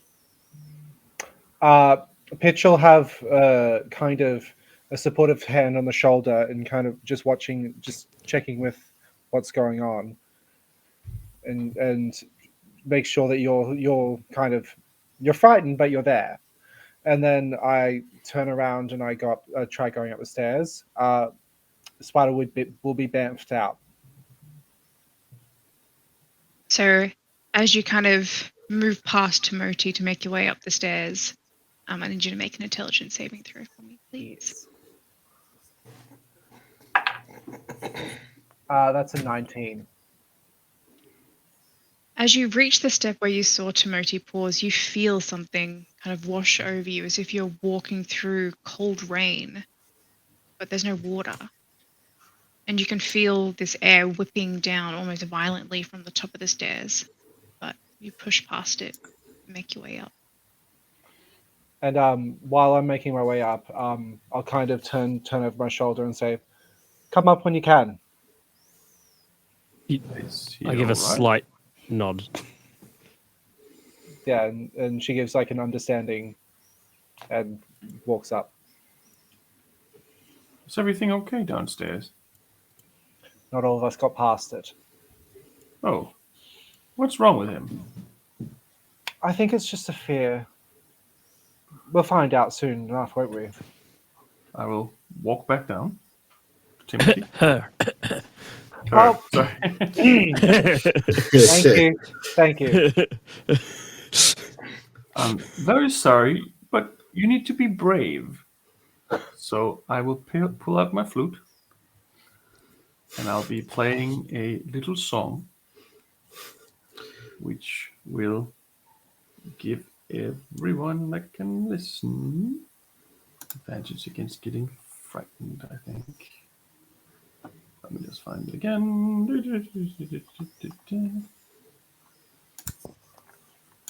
Yes, so anyone that can hear me playing within 30 feet has advantage on saving throws against being frightened or charmed. And that is my action. Do you select who that is, or just anyone within 30 feet that can hear you? Anyone who can hear me within 30 feet. So I'll take his hand while I'm playing, and it'll be more like... I didn't really have singing lessons or any kind of musical instrument lessons. I am more of a seer. However, this is one that my mother told me how to play. I'm assuming it's been about a minute. And so, like, as you're playing and the effects fade away from me, my face just becomes a look of just disgust. There's a few false notes in there. It doesn't say anything about me actually being good at playing. It says that I can do it as an action. Maybe I'm just making you tone deaf so you're not frightened anymore. So it's the distraction in the panic. I think that was. I think that's more scary than the staircase. I think I'll be fine now. Thank you. Well, I mean, if you're afraid of heights, I understand, but going upstairs is usually not where it kicks in. Anyway, come on, you wuss. And I proceed up the stairs again. Erila just watching at the bottom of the stairs the whole time, shaking her head slightly. Now that you're all done with that, she's going to start marching up the stairs. Her pickaxe banging against the steps of each one as she drags it behind her. And she has aura of courage, which means while she is conscious, she cannot be frightened. No, we also have advantage. So, as you step up the stairs and you can hear your pick clicking against the stairs, scraping. As you're walking, it's like it's echoing around you, louder than it should be within a stone stairwell like this. That the sound of the clicking against the stone starts resonating within your head. But You push past, make your way to the top of the staircase. A new area. A new map. Aw. So this hallway is cold and empty, almost desolate. Cracked windows run along the walls on either side of you, and you can hear throughout this faint, cold walkway just the sound of skittering insects, something moving along the stonework and chittering. And it's pretty dark up here, right? Unnaturally dark. As Erla gets to the top, she looks around and then taps her pickaxe to her front of her shield and casts light on the front of her shield. In an attempt to use it almost like a hooded lantern.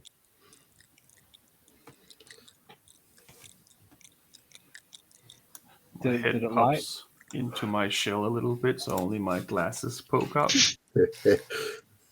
Yes, this seems perfectly fine. It's all right Be if you're brave, scared, Brim. Brim. Ooh, yes. I'm not scared. I'm just prepared.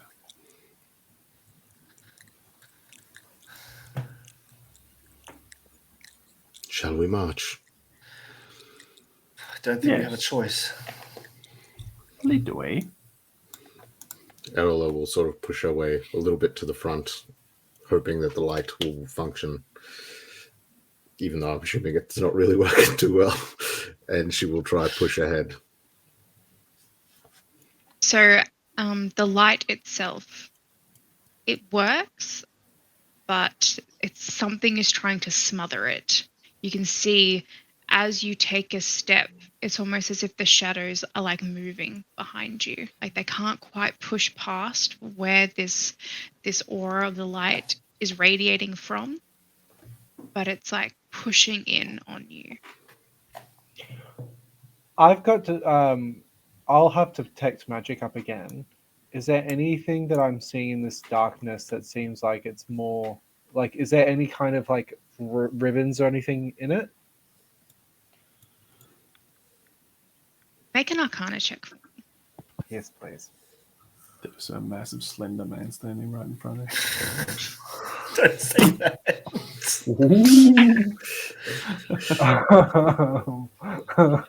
Okay. That's a 19. You know a lot about magic, and you know a lot about casting magic. This magic doesn't seem, if it even is magic, it seems more like it's a like an effect, like it's something is radiating this. Yeah. It hasn't been cast. It's just something that is. It's like an anomaly, like a fissure in the fabric of magic, and something spilling out of it, and through that fissure is just spilling darkness and shadows. Yeah, that makes sense.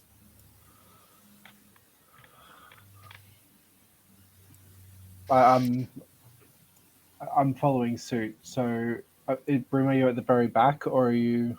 What are you doing? I'll probably follow after the first two, as long as I'm not first.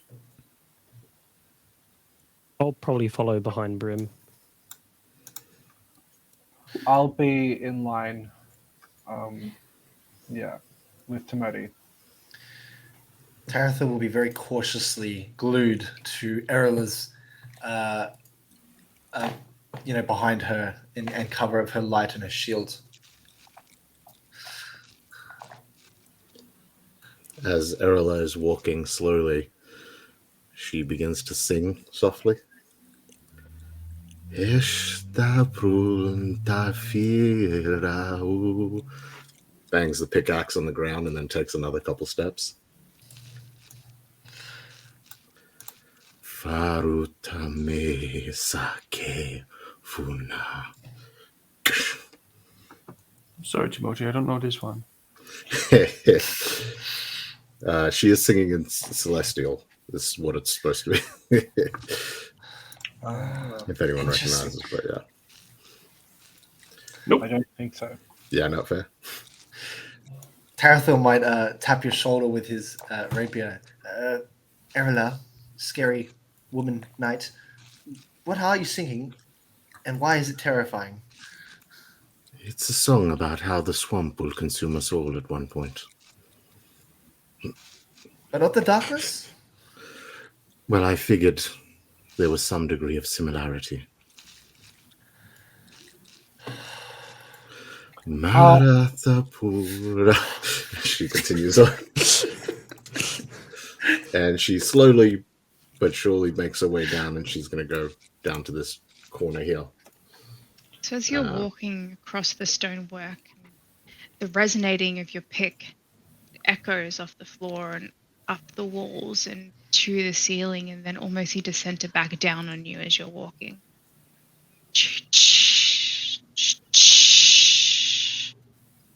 As you're walking down. And as you're stepping through, especially those of you who are at the back of the line, you can feel this darkness following you, kind of looming over your shoulders, almost in tendrils, as you stray out of the radius of the light. And as you do, you can see insects crawling across the floor, spiders tripping over themselves almost to get out of the way of the light and back into the corners as you're walking. As you approach this door here, would you like to open it? Yeah. I'm going to from my belt. If probably no one's noticed, but I actually I put my hand straight into my belt, and I'm going to pull out a torch, and I'm going to light that with prestidigitation. They light the torch and it roars into life, and then dulls down to give you the light what would be from a match. It's flickering. Okay, so she puts it out and just puts it back into into her belt. That was entertaining. It wasn't. It really wasn't. You've seen creatures act like this before. Pointing to the spiders and bugs. It's pitch grey.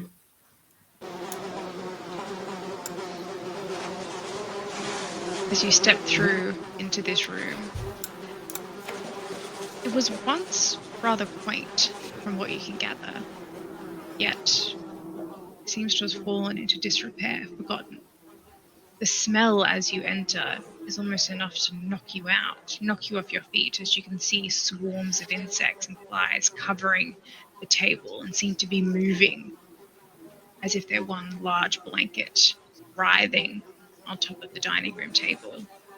Rotting carcasses hide under the swarms of insects, and their flesh dripping to the floor in splatters. Loud, rancid squelches as you walk through. What would you like to do? Oh.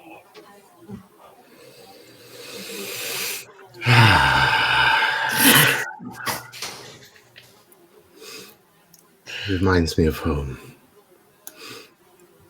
And Erla will just keep pushing through slowly, looking over her shoulder at the rest of the party if they follow. Pitches cleared the air around her with prestidigitation. Love that cantrip.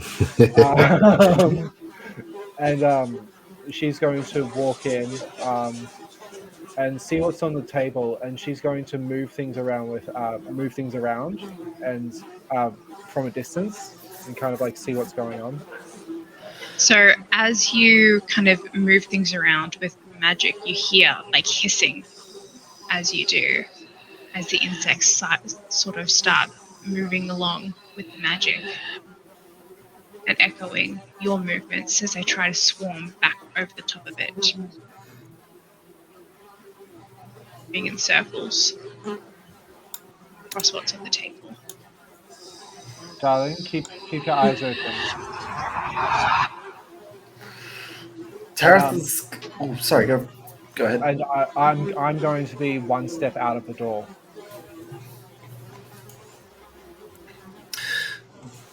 Tarathil might take a moment by the door. The stench just hits him. He's not used to that kind of odor, so he's just trying to not relieve his stomach by the door, like one hand on the cobblestone. I'm going to prestidigitation, light my last cigarette, and walk in. Like, at least this makes it smell better.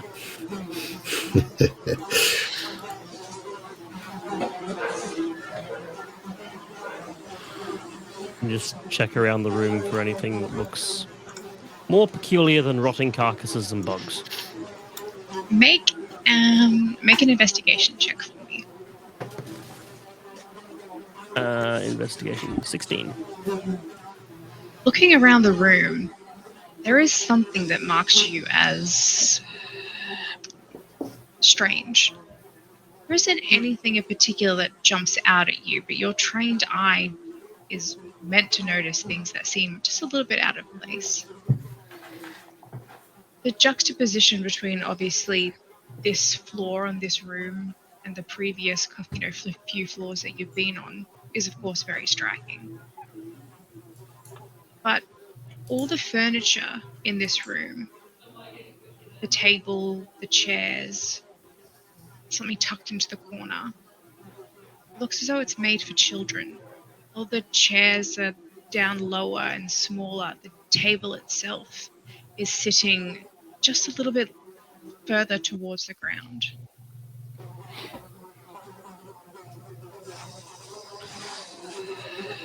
This room seems to have been made for smaller than average people. Perhaps children Or halflings. or halflings. Well, there is, as you notice in the corner of the room, what looks to be a chair that's quite high up, that has a tray in front of it and looks like a strap. That's a child. Yes, that's a child. Or a halfling. Perhaps this is just where they send Gus when he comes over. And this would be his chair. Tarathil stifles overhearing the conversation. Oh, that'd be right.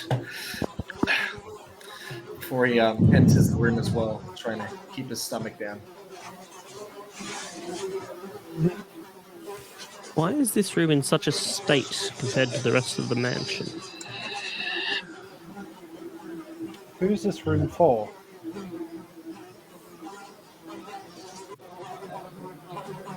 I don't know. The Dorcyne's having any sort of children, do you? She used to have one. She did. She did? Yes, the old lady. Of course. Yes, you mentioned that before, of course.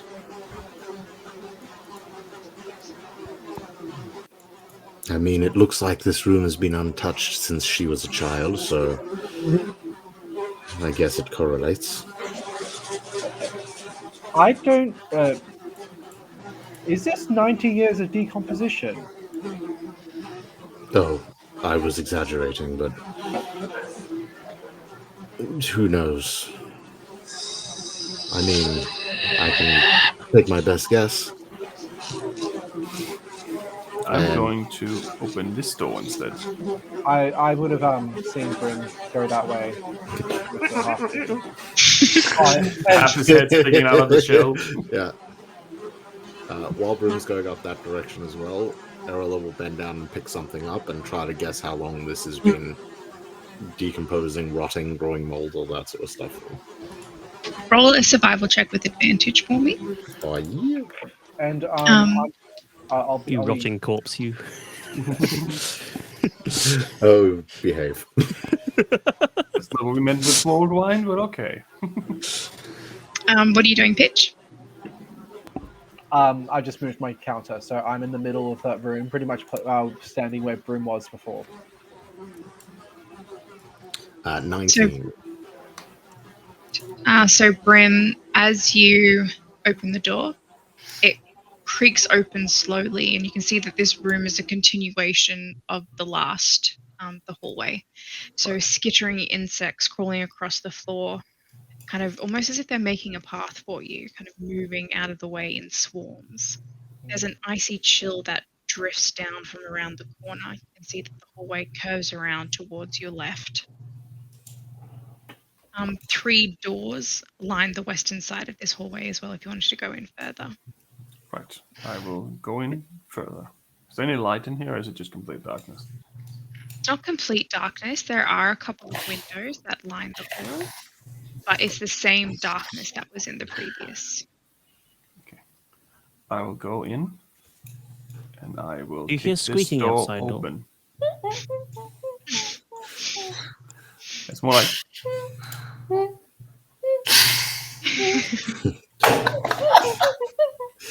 I will kick open this door here, just to scare everyone. So before you do Hold that, on.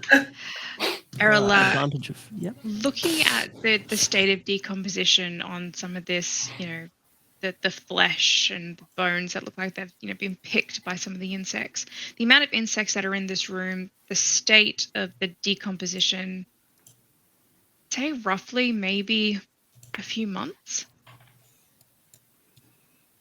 The vegetables have turned black, and then they've turned into organic goo essentially, and the meat is a rancid kind of, there's mold growing across the top of the sloughing flesh as it kind of drips down towards the floor, with blackened mold kind of growing out from underneath the table. I think we're sitting on a couple months worth here. Pick up something and squish it between the fingers a bit.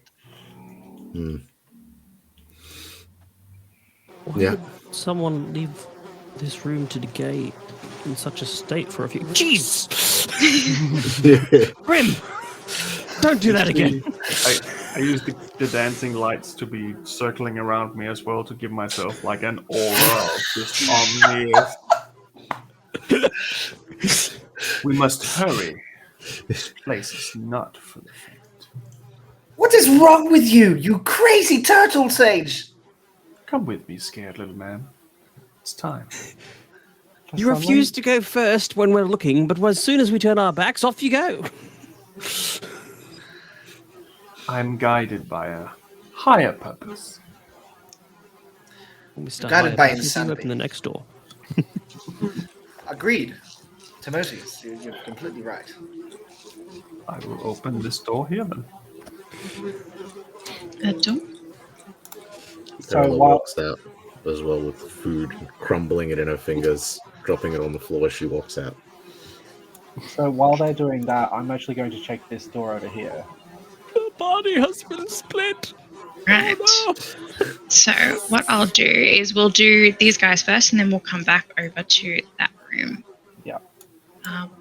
So as you go to open this door, it is locked. I will knock on the door. And then as you knock on the door, it's back.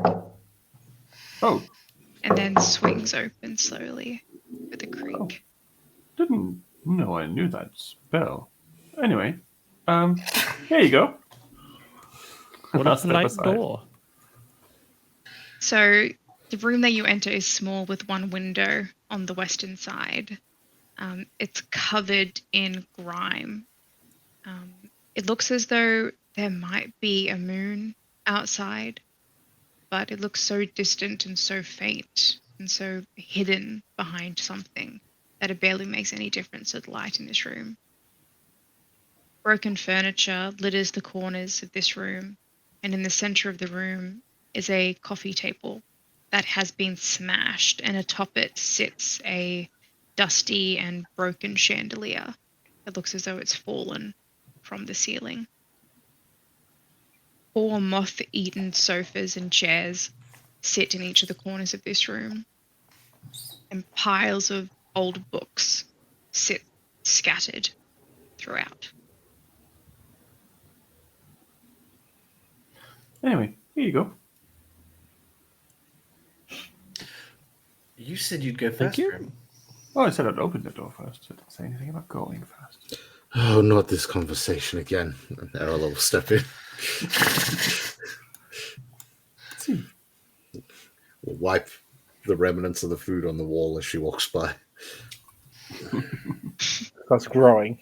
It's more mold than when we entered, strangely enough. Yep. So somehow we made it creepier. Yeah. I feel like if the Welcome rock to is my not the life. killer, I'm scared. We come up to this floor, be like, "This is totally our vibe. What are we talking Yeah. about?" I This just is where the say party's at. Yeah. I doubt Erilo is the murderer, otherwise there'd be mold all over the body. Well, there's mold Good point. everywhere.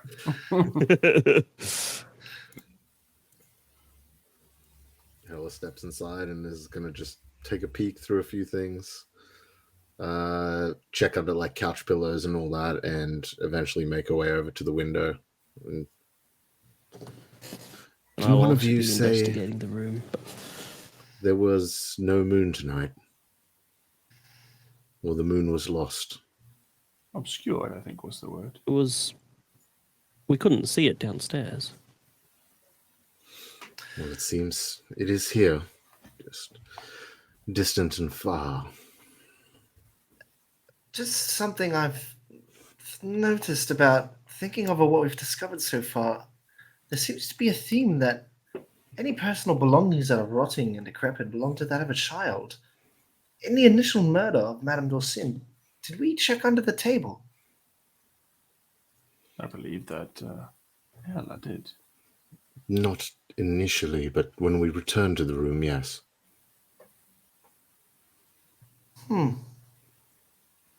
What is your deduction? I think that what he is thinking about is that there's a child who was the murderer. Yep, that sums it up, Brim. Yes. Oh, spirits talk to me, even within your little sphere of understanding.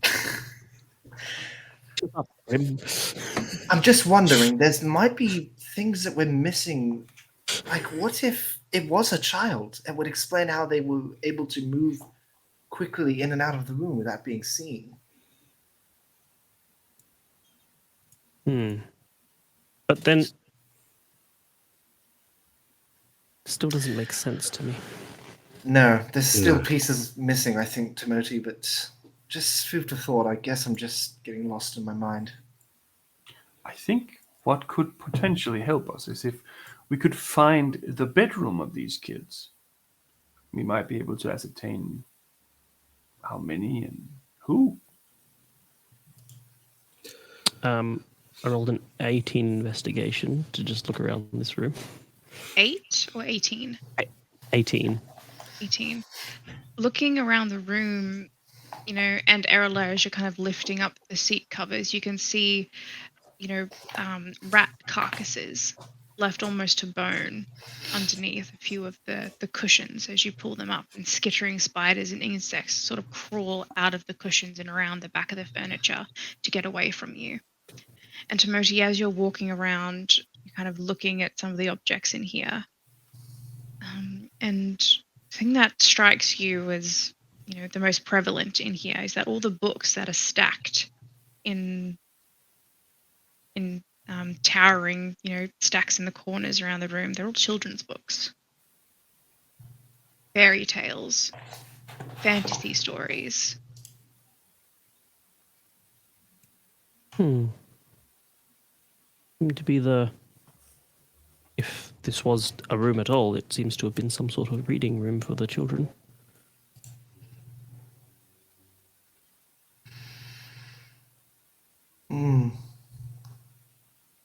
So as you guys are wondering, I'm going to move over to Pitch. So Pitch, as you go to open the door to this room, it is locked. How stable does the door look? Looks like a pretty solid wooden door. There aren't any cracks or fissures on it that you can see. The paint isn't kind of flaking or peeling. Oh, why not? I'm going to blast the door.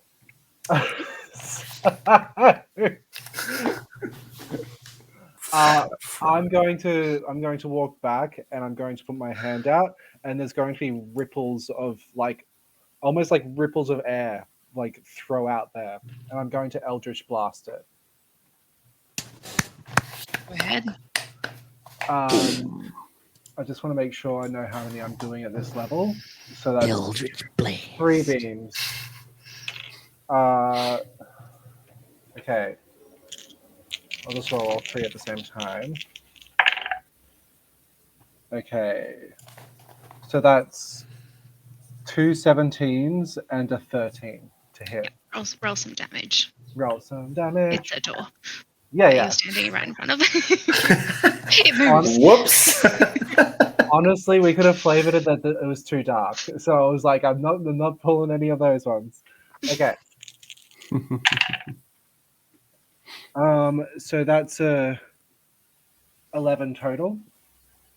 So as you kind of strike forth these crackling beams of magical electricity towards the door, you can see as they impact, and they seem to impact the center of the door and then curl away from where it's impacted, almost like flames as it ripples across the front of the door.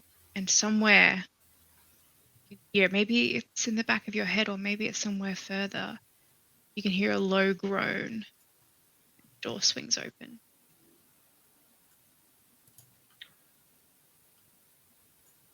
Right. In we'll this mark room. that. As you blast through, you are faced with the 2 faceless maids that you saw downstairs, both turning, holding each other, looking at you. And as the magic dissipates from in front of the door, they both fade from existence. Oh. Oh, all right. So she walks into the room. She's like, "Oh, did I get rid of them?" Oh, and she kind of walks in and susses out the room and sees what's going on in the room. So roll a perception check for me, Yes. because I as you will. enter the room, it's very dark. There's no light coming through the window, although you can see its relief in the stone towards your left. You can hear the faint skittering sounds. Can I have Spider come out and help action? Yep. Kind of, is it like it kind of comes onto the wall next to you? Yeah, It it kind of skitters starts along. doing typical Spider like surveil, like going and scouting what's going on. So that is a 17, I believe. Let me just double check. 16. Can you please move your token to where you would be in the room? I would be at around split 6 the feet party, under. split the party. What's the Wesker do? So no, I'd be pretty much at the door, scoping. I wouldn't be silly enough to step in straight away. So looking around the room, there seems to be nothing in here. There are no shadows of furniture in the room, just the faint shadows of insects and rodents kind of skittering along the floor, moving into corners, kind of away from whatever dim, vague light comes from the hallway behind you as they shy away from it. But standing there, you can hear something. Looking around, you can't see it, but you can hear something. It's like a rhythmic sound, like creaking.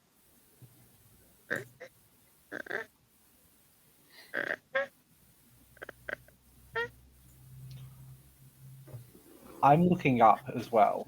I'm not ignoring up. So as you cast your eyes upwards, you can see that there's a hanging silhouette in the ceiling about 25, 30 feet up, just swaying slowly. Even though there's no wind in the room, it's stagnant, like a tomb. And yet this figure is slowly moving.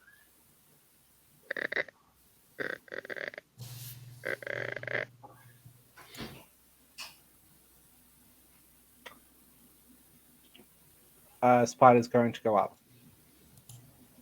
I'll speed up. I'll speed up how she gets up by floating her up there, and then she can figure out what the hell that is.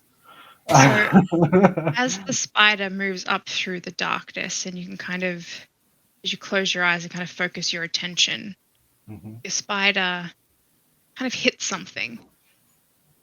And as it does, you can see it's wood. And that wood is protruding from the front of whatever this silhouette is. It lands on the wood and skitters upwards about a 30-degree angle. Slowly kind of swaying, and gets just close enough within a foot of the creature's face to see the face of Idoklos hanging there, mouth open, eyes looking in opposite directions, and blood pooling from his mouth as it drips down onto the wooden beam that seems to be embedded through his chest, and the blood dripping onto the floor. Message. Hopefully, someone's in range. I'm going to just beacon it to whoever's out there. I go. Probably best to come back. We've got a body up here, and so from there, I'm going to actually climb myself with Tabaxi climbing. So what's the range of message? Is it 150 feet? 120. 20. So if you guys are out, I'm not going to really wait for an answer right now. The only person who is within range is Brim, not passing through the stone. It would have to travel through those doors. I'm fine for it to not hit. That's just what Pitch did. So I think the only person who would hear anything would be Brim. Okay. What did you say? Probably best to come back here. We've got someone. We've got a body here. I sense we should get to our friend. I think that Pitch have found someone who is not quite alive. I feel like it's urgent. Oh, what Follow spirits me. are talking to you this time? This time I think it was your grandmother. Anyway, let's go. And I will hurry back towards it. I just turn to Terophil as I pass him, and I'm just like, I really hate that guy. Timothy, if you after this whole ordeal, if you want to kill him, I will help. We can bury him. We could even eat him. I hear turtles quite delicious. Even though that sounds like the sort of thing a murderer would say, it somehow makes me trust you more.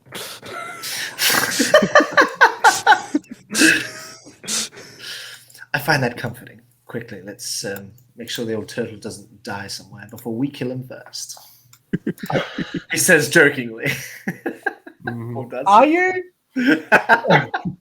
Be aware, I might know everything you're saying. I turn to Brim and just go, hey, Brim, you're an idiot and we're going to kill you. And then cast Gift of Gab and say, look, it's just okay. It's okay, Brim. I trust you. It's all right. And what does that one do? And so it makes you forget what I said and replaces it with what I said. Save on that? Take backsies. No, it's a Save broken on that? It's a broken one. No, so it's So she casts it on herself, so she can say something and then cast Gift of Gab, and then replaces what she said with the next thing that she says. Yeah, fair enough. I just got that off my chest. Okay, move on. Don't worry, it won't be the only thing off your chest.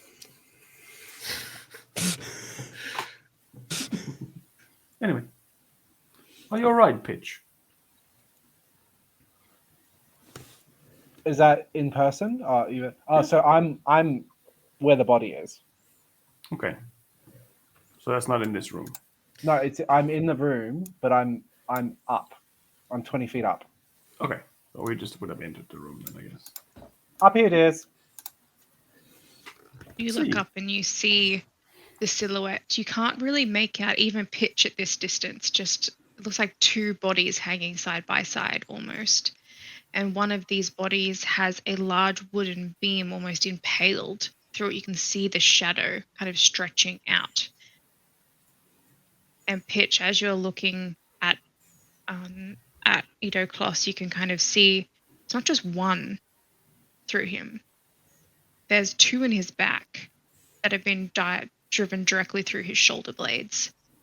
2 pointed wooden stakes in a cross pattern, and one embedded directly through his chest. And you can see his arms petrified, holding the beam in front of him with his mouth open, blood dripping down. Just open in a petrified scream or shout or prayer.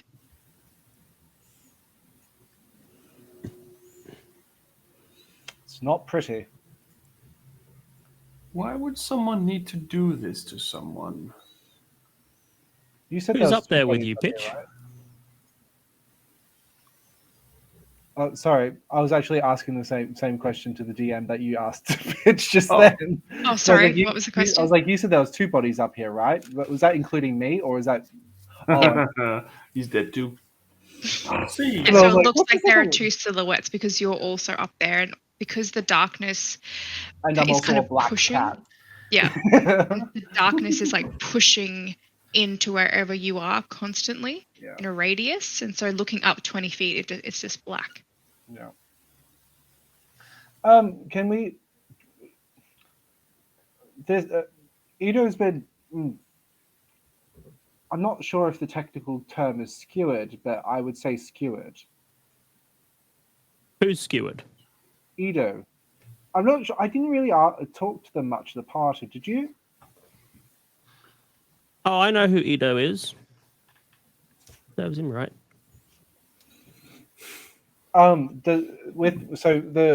So is he hanging by his neck? So rope through by the neck, and then three bits of wood, 2 in the shoulder blades, 1 in the chest.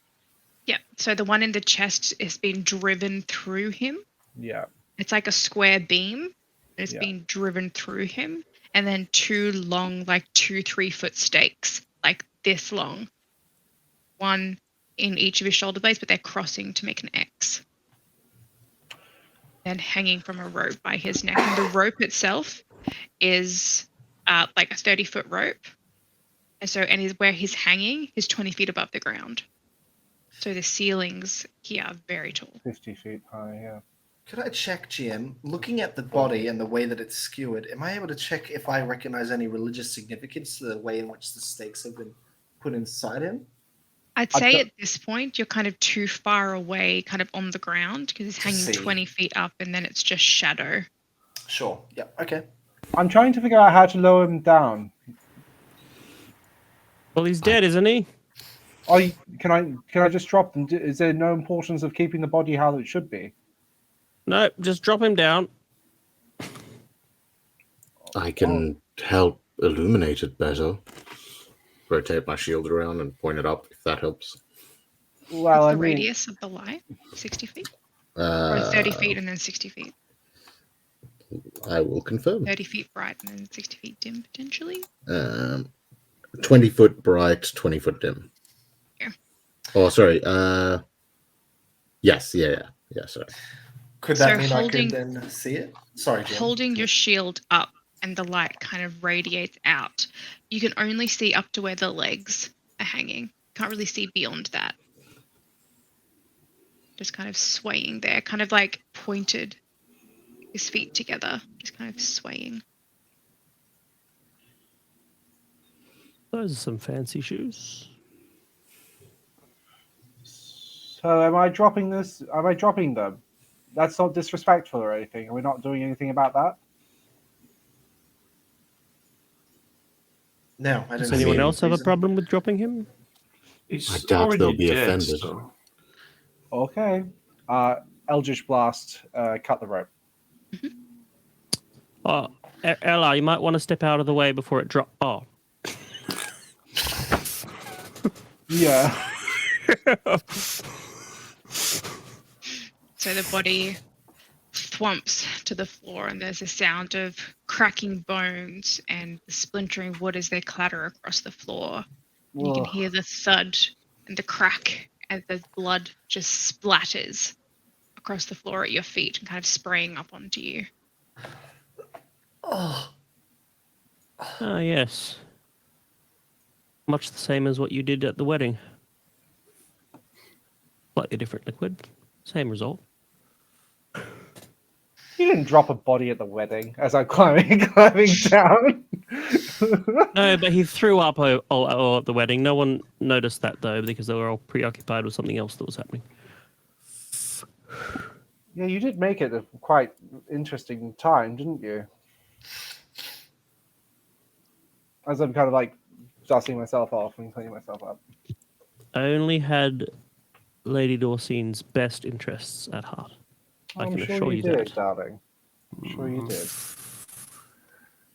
So, is there anything else, anything else in the room that I haven't looked at since then? There is nothing else in this room apart from insects, rodents, a cracked window, and now the absolutely traumatized body of Edo Kloss. Yeah. And the Sorry, way dear. he landed as well, as he kind of thudded to the ground on the stake that was in front of him, it's been almost pushed entirely through his body as he lays like face down, neck bent, arms kind of pinned underneath him at ungodly angles, face kind of turned upwards, eyes looking in opposite directions, and blood just like pooling out of him. I don't know what to do about this. sticks. So what are you looking for? Are you looking for kind of significance, or are you just looking at them to see? If there was a style to it, one that I might recognize, that might be an execution style that might give us a hint or anything. Roll a religion check. Can I see if there's anything to do with vampires?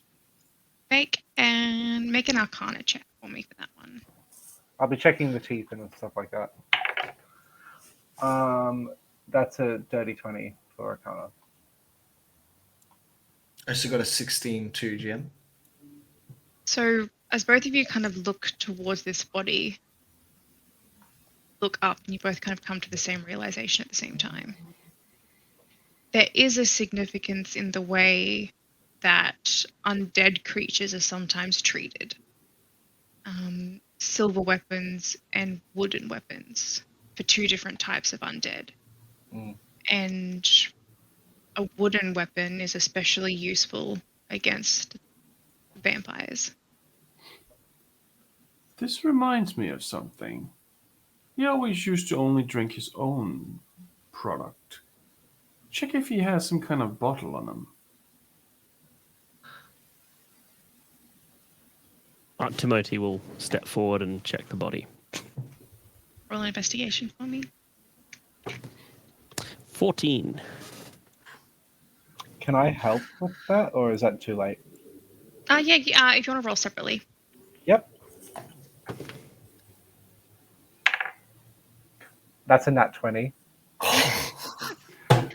The roll Curse continues. dice. Blessed dice, I guess. Yeah. So, Timothy, as it's really difficult at this point because shoulders aren't where their shoulders are supposed to be, and legs have been bent, and the clothing has been ripped and torn, and especially how he's now pinned under this kind of really thick wooden beam. It's hard to kind of get in there and investigate. As you're kind of going through and you try to pull off a part of the lapel, you can just see, a bit of bone like sticking directly out of his neck. It gets caught and you kind of pull it off. You find some coins. You find a shattered mirror in his pocket. And you also find his invitation as well. That was in his breast coat pocket. And Pitch, as you're looking through, and as Timothy is pulling back the jacket and kind of looking in the breast coat pocket, you see a glimmer of something silver, kind of tucked into where the waistband would be if it was still attached. And you can kind of look and see this very ornate silver flask. Floated up. This is what you're meaning. I guess. I don't know what's in there, but he was always drinking his own supply. This always seems rather weird if he's being staked alive. Maybe he was a vampire. Maybe. I open it and take a whiff. It smells like metal. Iron. I'll float it over to Brim. And as you're holding the flask in your hand, you see that it has an engraving on the front of it. Oh. And the engraving says, "My dearest Edo, from your friend, ID." ID. Mm-hmm. My dearest Edo from ID. So I.D. Ivy Dorcyne. Hmm. She would have known that he's a bit of a heavy drinker on the side. I don't really know. Can I just check that it is blood for sure? How are you checking? Dripping a little bit out on the floor and see if it looks. Just running it on your teeth. Just I will crank a just flask, note it's as fine. well, this room is very dark. Yeah. I have the So you'd have to be dancing stand- light, so I can Yeah.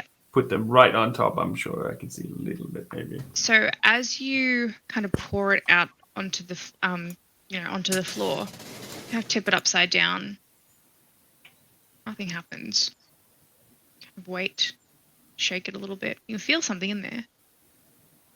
And then a giant clot falls out of it, splatters onto the ground, just congealed. It starts spreading slowly over the ground until the rest of the liquid steadily pours out after it. That's rather nasty. Does it look like it's moving on its own, or does it just look like it just came out? Looks like it's just come out. Okay. Does it look like congealed blood? Oh well, I'll put the flask in my pocket. I think that kind of settles it. I think we don't need to be missing Edo anymore. Thank you. So, let me get this straight. Edo was a vampire. Yes. Whoever killed him knew that he was a vampire and thus Yes. killed him the correct way. And Yes. there is a flask that we presume to be from Ivy Dorcyne filled with blood that Edo was drinking from. Correct. And a third level filled of children's products. And the victims that we've found thus far all have traces back to very old and powerful families in the realm.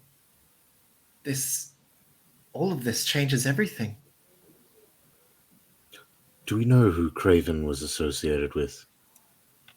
Craven was associated with Madame Dorcyne, I believe. I think that it was someone that she's brought in. Let me have a look in my mental notes. Why don't you ask the spirits to guide you? I'm sure they'll whisper the answer. Oh, don't be so loud. You're upsetting my spiritual balance.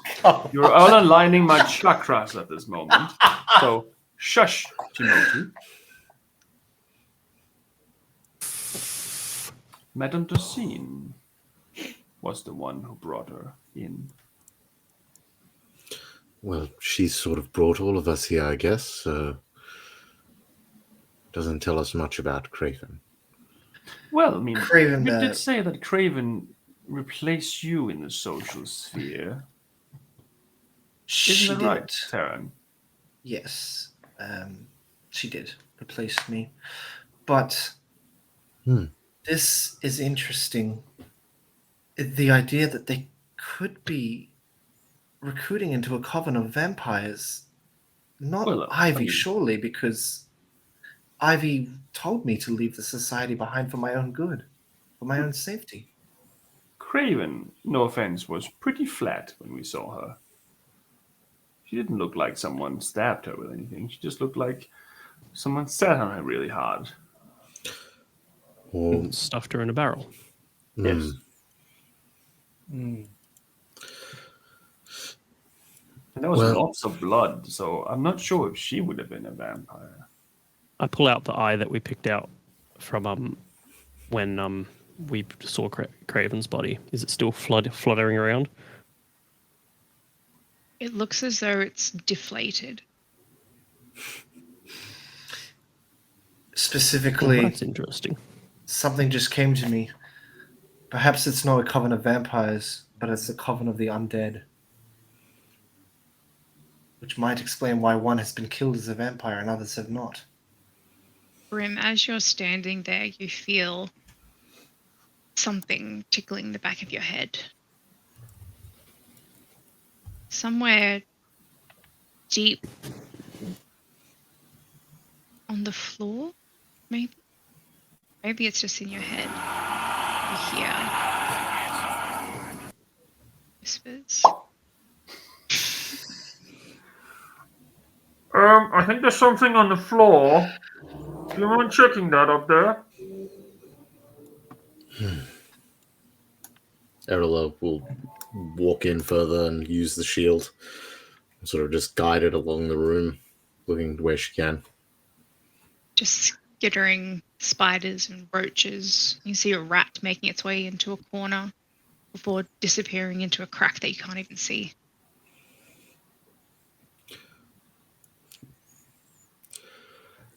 Vermin and insects seems to be all I can find. Yes, but we do have to work together, even though you don't like us very much. I'm going to investigate the floor myself, then. I am heartbroken, Brim. I like you best of all. That worries me. Get Around used to the that. floor and Sorry, Jay. into the corners. You can't, there's nothing that looks out of place aside from you can see maybe some old grey bones of a rat, or maybe it was a possum that crawled its way in here and died, but nothing that you haven't seen already. And the blood's still in the goop. You can just see Ito's eye, like one of them is just like looking at you.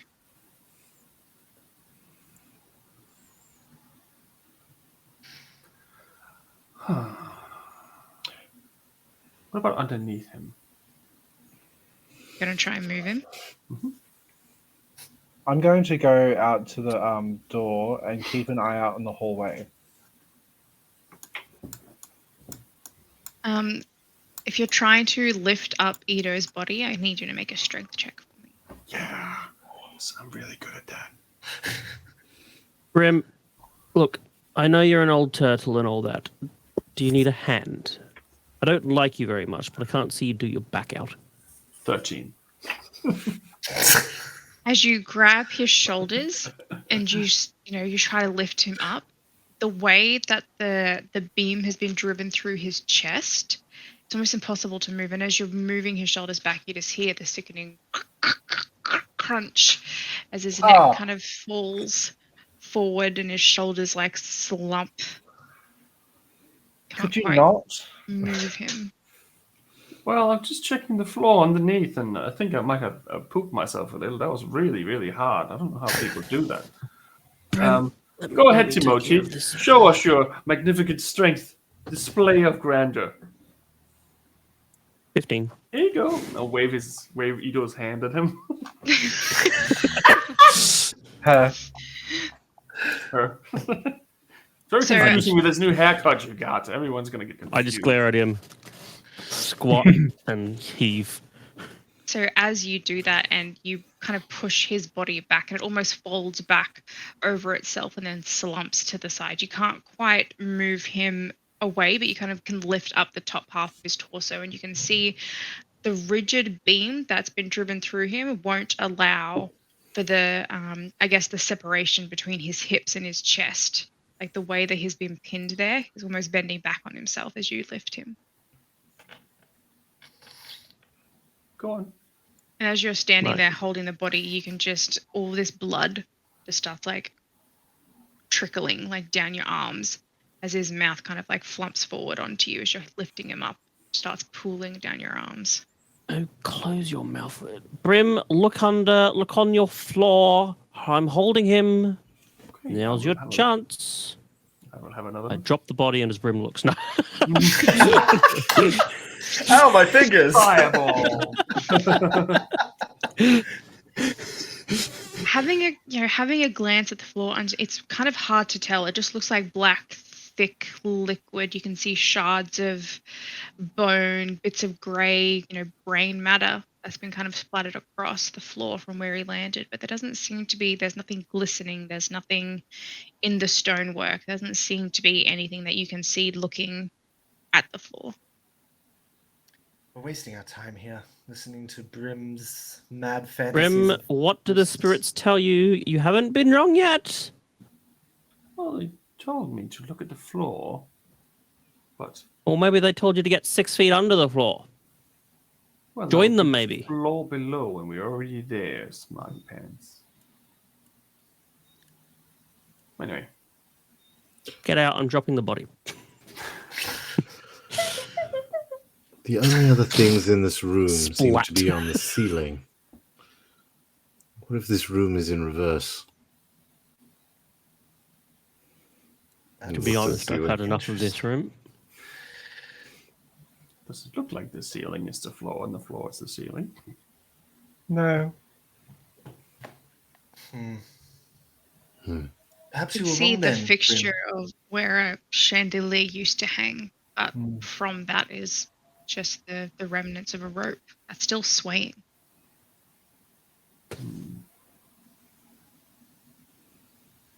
I'm unsure. I think we should try and find more evidence of these children. Agreed. As she says, as she's prestidigitating all the blood off her clothes. You know those two faceless people from the kitchen? They were in that room. They were in this room before I went in. Oh, Oh? Yeah, they were. I mean, I did blast the door off its hinges, but they looked scared, and then they just disapparated, like where were they? in the middle of the room. And we already been through checking all that. So They've checked where I point where the two faceless people were. Ito's body is currently where they were. right. So they might have been indicating him up top. Had the Eldritch blast your way in? Last time we saw those two, they were downstairs, right? And that's where we found another dead body. That's where we found Craven. Also, what was weird about it was almost like there was a bit of a force field around the door.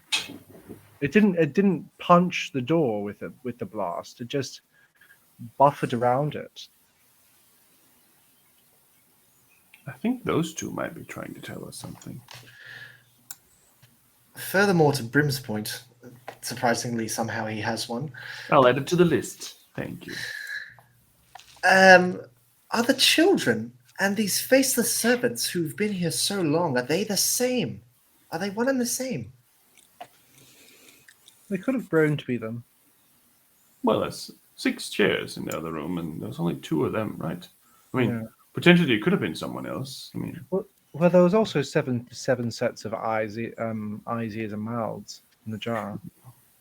and those 2 might not have been the same 2 if they have no facial features. It's pretty hard to tell. Yeah, they could have been doing this for ages. Yes, Well, you obviously have they the- were doing this for ages. They're creatures of long times. Guess you have no need for food if you have no mouth, so I'm not sure that's how. I'm not quite sure that's how medicine works, my friend. I think you still need to eat. But if you have no mouth, you'll just starve to death. I don't think they're working with the laws of medicine, darling. Maybe not. I think we need There's more a couple- evidence. Sorry, sorry. Interesting doors over here we need to investigate further, I think. I think Brim went this way. How'd you go down here? Well, there's a hallway and there's 3 doors, and we went through. I think 2 of them. No, there's several doors apparently. I can't see because I'm blind. All Brim right. found the other side of don't the room leave we me. were in. it's like counting to yourself. Ah! Don't leave me in a room with a dead body. No. Has anyone been in this room before? Not yet, no. Open the door. I might continue GM to the next door as well and try that. I will constantly look at everything on the floor as I walk. Sure. As you're walking, you can just, occasionally you hear a squelch as you step, and you've stepped on like a spider, and you can see its guts spray across the floor, and then you have a leg, kind of arachnid leg, stuck to your shoe. As you go to enter this door, it is locked. It's locked. Try knocking. All right. I knock.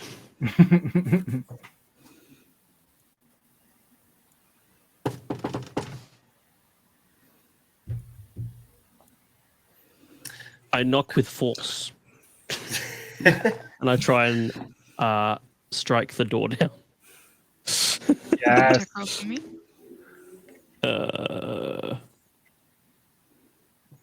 18. Ooh. So as you go to strike the door, and then you can feel the wind kind of rushing as you go to hit it, and then just before your fist makes impact, it creaks open. Well, that's weird. The Can you roll a door's scared perception of check for being me, please? hit. A perception check. Ooh, no, Is that all of that's us, a 9. Jim, or just? I think that's a Dan? 9. Just yeah, that's a 9. Timothy. Okay. So as you step in and just If it make my passive perception's 21. Oh no! You're very observant while you're watching your Oh. Sudoku, but not right now. so as you step Ooh. into this room, the Ooh. room is dark, Bloody piano. like everything else. There's no visible light from the window over on the northern side of the room. A mismatch of abandoned furniture, half rotted away and moth-eaten, fills majority of this room. And it smells of dust and decay and damp. You can see splotches of mildew kind of growing in place on the walls. Just the spreading dark and light green colors kind of shifting in the light that Arilla is casting. You can see vibrant trails of green algae kind of trailing through the room as if something kind of moved. There's like a path to it. There's a path to something moving in the room. Is that what I heard? There's nothing moving. It just looks as though the algae is like following a path. Like it's, some of it is not just in places. It looks as though there's kind of like a weaving path through the furniture and underneath it. Does this... I don't know if algae is like mold at all, but is this familiar to you at all, Ella? I mean, there are differences, but one could almost call it the mold of the sea. Let me have a look. And I'm going to sort of follow the path and just try to figure out exactly where it's going, where the majority of the dampness is, if it is drawing away from something or if it's drawing towards something type thing. Make a survival check for me. Sweet. It's like a mold CSI here. Boop, boop, boop, boop, boop. Nat 20. Nice. That's 5 nat 20s this game. Four of them. 4 of them from one person. So, I'm gonna die horribly. That's how it's gonna balance. let's get my revenge. Save the So nat ones for looking at the investigate. trail of kind of algae on the floor, looking closer at it, you can see that it's just an organic way that it's growing. And looking up, you can see that there's a hole in the ceiling where water has come in and it's just spread. So as it's fallen, there's heavy rainfall. The water is just spread and there's no ventilation in this room. The windows are, they're just sheets of glass in the walls. And so there's no way for the water to have been dried. So it's just pooled and just become algae. All seems natural, I'm afraid. Erla, as you're Hmm. standing there, you're saying this. Hear something.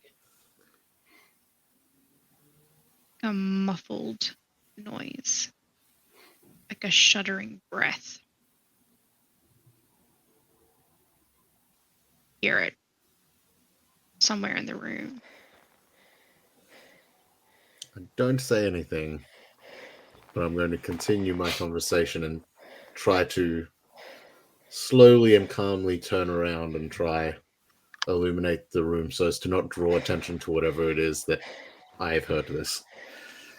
Sort of just seems to be natural, I'm afraid. The remnants of the rain and the moisture that is built here. I sort of side eye and look around the room. I wonder if this piano is like the other ones. And I touched the piano. Right? So you touch the piano And then I kick the piano. you kick the piano when it stops. And then as you do that, Erla, the noise gets louder and then stops. I'm afraid this seems to be just a simple room. Not much else to it. Have you looked inside the whatever that is over there? Is that a cot? What is that? I Are assume I you- would have looked past it and kind of around there as I was going through with the moss. Yeah. Yes. While looking at the algae, I took a bit of a brisk look over. What an insignificant little room. I take a quick glance around and just see if there's anything out of the ordinary. But Where are you looking? mainly around the cot area because it seems out of place. When you say cot area, can you just ping on the map where you mean? This Roll an investigation check for me. that was a natural 2 for a 6. Flexing your muscles, mate. Just put a Looking 0 at the end of that around, 2 and it's a 20, kind yeah? Stand next to, it's a bed, like a double bed. Standing next to the bed, hear something, but not quite enough to make out what it is. But you don't see anything unusual. It looks like there's a torn mattress kind of half off the bed. The broken slat, some of them covered by, mountains of blankets and things like that have been thrown off and left aside. It doesn't look like there's anything unusual.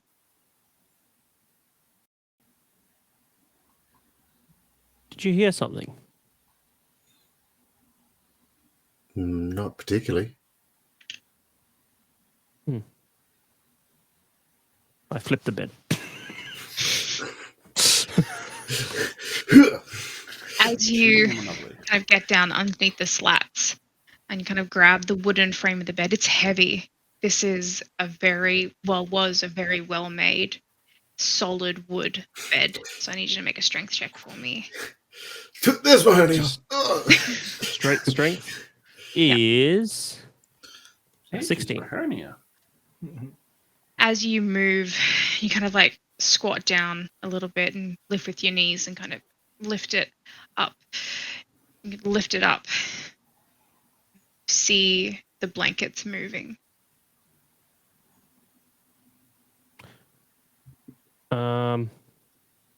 Erla, I don't know if you want to check that, but there seems to be something moving under there. Oh. Turn towards it, point my shield there. See, as you say that to Moti, it stops moving. There was something Moving where? moving under the blankets over there. Those blankets were moving. Are you sure?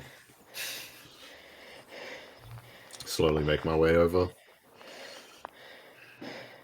Put my hand on top of the blanket. Carefully and gently. Before grabbing it and lifting, can I feel anything moving under there? You can feel something solid underneath the blanket.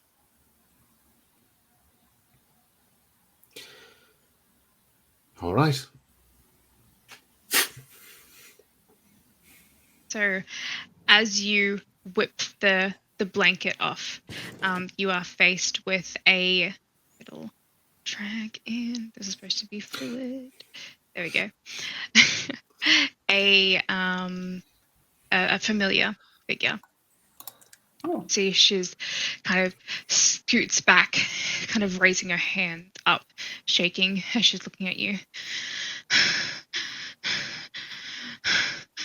Ah, Ranjita. Hello. Please don't hurt me. Do I look like someone who would be out to hurt someone? I don't know who to trust. Good point. We don't know who to trust either, to be honest. But could you get out from under the bed? It's getting heavy. And she kind of frightened, scoots back against the wall. I'll reopen the door. Sounds like no one died. And as you open the door and once everyone's out from under the bed, I just drop it. Oh, Brigitte. Oh, wonderful to see you again. Are you all together? Yes. Of course. Yes. Yes. Odd question. Are you a vampire? What would make you say something like that? Inside check. Roll an inside check. Inside, yes. Oh, nat 20. I'm not inciting though. I'm not inciting. 13. What are you looking? What kind of are you looking for? Are you seeing if she is a vampire? Is that what you're trying to glean from? I'm looking to see if she's surprised that I'm saying that and scared by it, or surprised and confused. She's surprised and confused, but it's also very hard to tell because from the moment you saw her, she looked surprised and confused. Okay. Gus had told us that everyone else had died. So he's alive. Yes. Covered in blood, but alive. Well, last we saw him. True. I thought I saw him die. We were together up here, and then it got to Taz. The shadow, whatever it was, it came out, and I thought it chased him. So he has seen the shadow chase the others, and you are saying you saw a shadow chase him. But everything is a shadow here. Do you remember the conversation we had earlier, dear, about coffees and teas and who you were supposed to marry? Vaguely. We didn't have that conversation, dear. Sure. I take a step back and close the door. No, please. No, please don't leave me. No, Pranjita, it's okay. Brim does this, and I open the door and walk out. Brim, you can't just keep shutting the door on us. I Can I don't know follow who that you? woman is, but I don't trust her. Can I come with you, please? There's only room for one in here. Jessica. The others are just up ahead. We can meet up with them and Give me discuss. a moment. And Errol is going to place her hand on her face, and some of the mold in that grows across from her fingertips onto the sides of her head and hair and all that for a moment. And is going to use what the hell is it called? Divine Sense, I think. Divine Sense. I can detect good and evil. Until the end of my next turn, you can sense anything affected by the Hallow spell or know the location of any celestials, fiends, or undead within 60 feet that are not behind total cover. All right. Is she I'm gonna try undead? and do this without. You're gonna have to live Feel everywhere. free to send me a everywhere. secret message. You detect yourself It as was both me! celestial and undead. You, Congratulations, you're the Alice Ripley of the party. nothing gives you a hit. Ooh. Well, she doesn't seem to be undead. What do you mean undead? As in not alive. But So still we're asking walking about around. vampires. You said a vampire. Erla will Well, reach not down the anymore, I back, don't think. pull out one of her javelins, and hand it to Brigitte. And be like, unlikely you'll need it with us around, but just in case. She takes it and is a bit confused. And you can see the way she's holding it isn't how you would hold a javelin. She kind of gets it with like both hands. Just her grip. Like this. Basically, the safest bet is something runs at you, point at it, but make sure the other end is to the side. Okay. Brigitte, walk and talk. What happened? As I start walking. So as this conversation's happening, we'll move over to Timoti. I'm not sorry, Tarathil. To me, yes. And back to you, Timoti. Back to me. All right. What were you doing? Can I check if this door is unlocked, please? It is locked. I will cast a knock on it and open it. Pew-pew. So as you cast knock on the door, and then you hear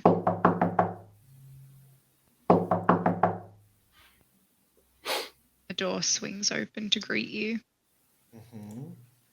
I step inside. So stepping into this room, it's very dark and there are no windows in this room that lead to the outside. It is stagnant. Oh.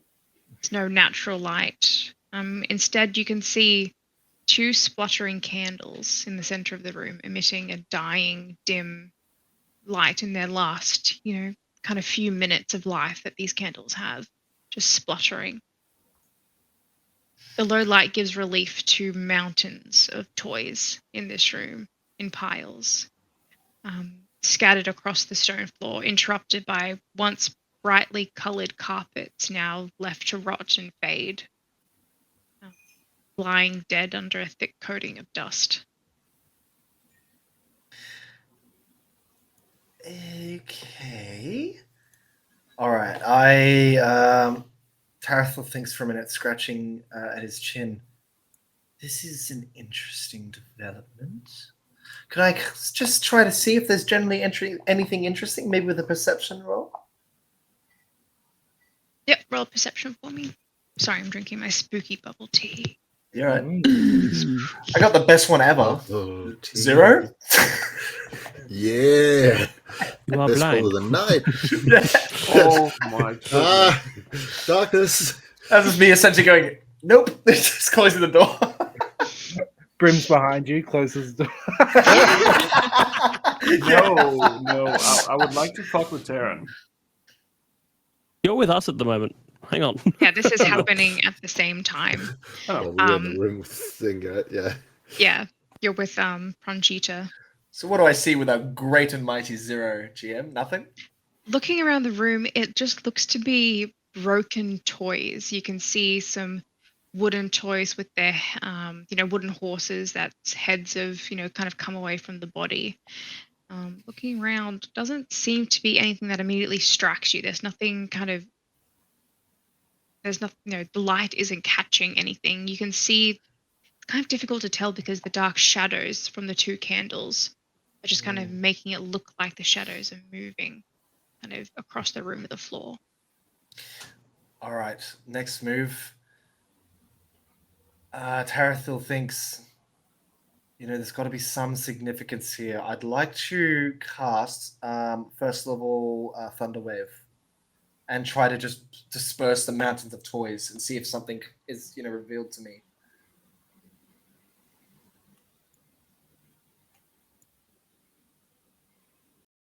I think I can just cast that. So I got like 12. So as you kind of cast it in the center of the room, oh no, it comes from you, doesn't it, Thunderwave? It does, yeah, I think Yeah. so. Let me just double check that. Wave of Thunder Pretty sure shoots it's out from centered me. like 15 foot directly from yourself. Mhm. So as you cast it, everyone can hear this at this point. You can just hear this booming crack of thunder echoing throughout this this floor. And as you do, you can just see piles of dust and toys just fly out, kind of hitting the stone walls and clattering to the ground. You can hear the smash of porcelain somewhere in the room. Is anything revealed in the general space? Just dust and carpet. Yeah, the rugs are like pushed aside. You can just see the stone floor underneath it. Well, that'll teach you to stop playing games with me in the dark. I broke your toys, and I will leave the room and close the door. I imagine his thunder wave happened at the exact same time I dropped the bed. Loud bed. Right. Drop that. Itch. Hello. So I went Hello. towards the door with the webs because why not? As I get to the door, I want to see what's down this hallway first. Just want to make sure I'm not going to turn my back into something running at me. So, A horde of zombies, perhaps. Mm-hmm. as you look down this hallway, a few things. One, you see a door at the end of the hallway, kind of directly opposite the one that you are facing. Mm-hmm. You can also see swarms of insects, more than what were in the other rooms, kind of moving across the floor in one corner of the hallway. That corner is here. It's like Alright. moving mass of insects, and you can hear them now. Kind of the chittering gets louder, and the sound of flies, and you can hear the sound of squelching.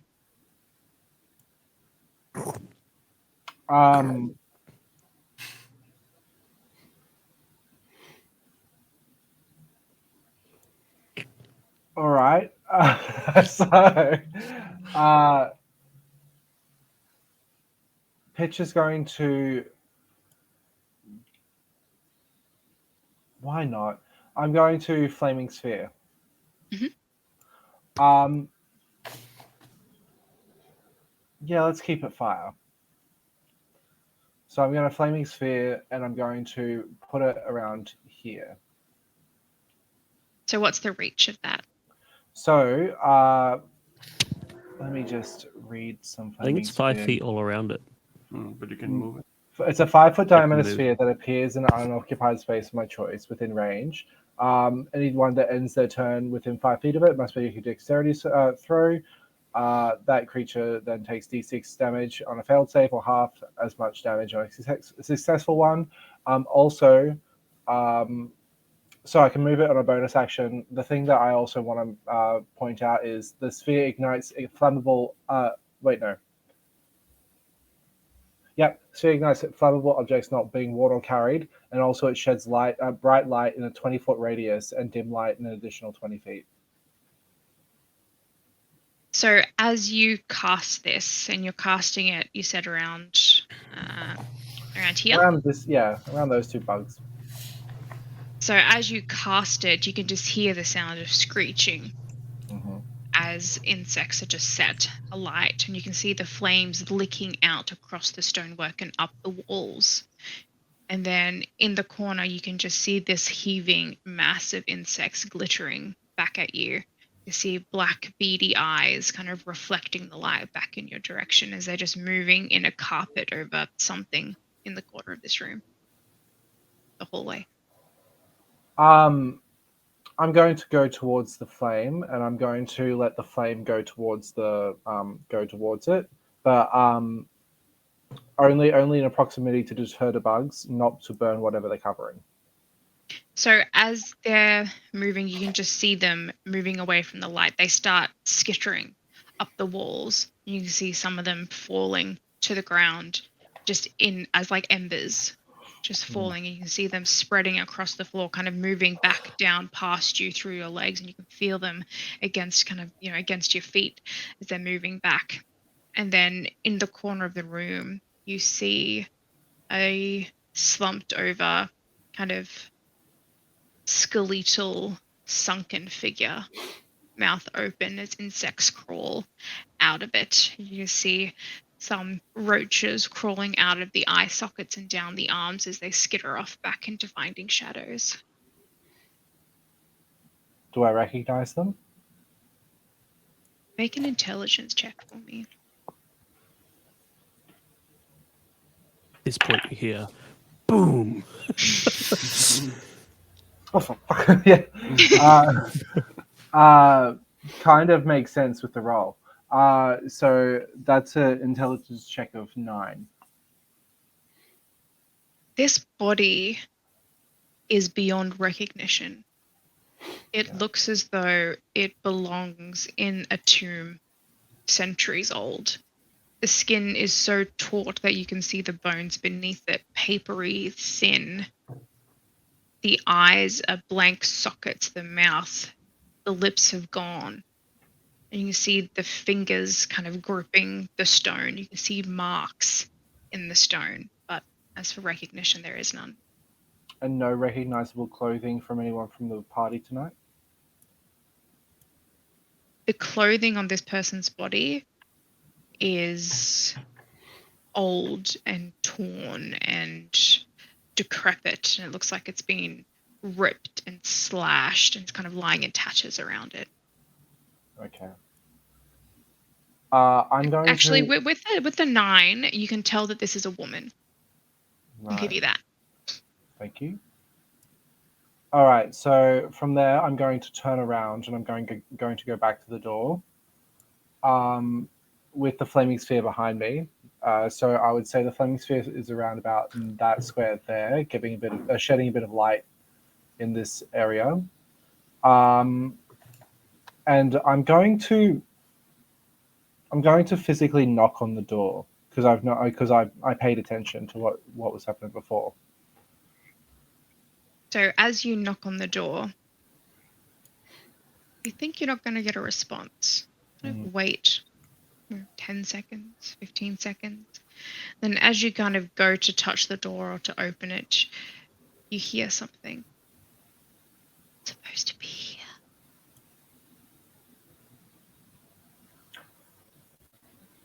I hear that, and I mutter to myself, "Yes, I know, but I have no way out." And I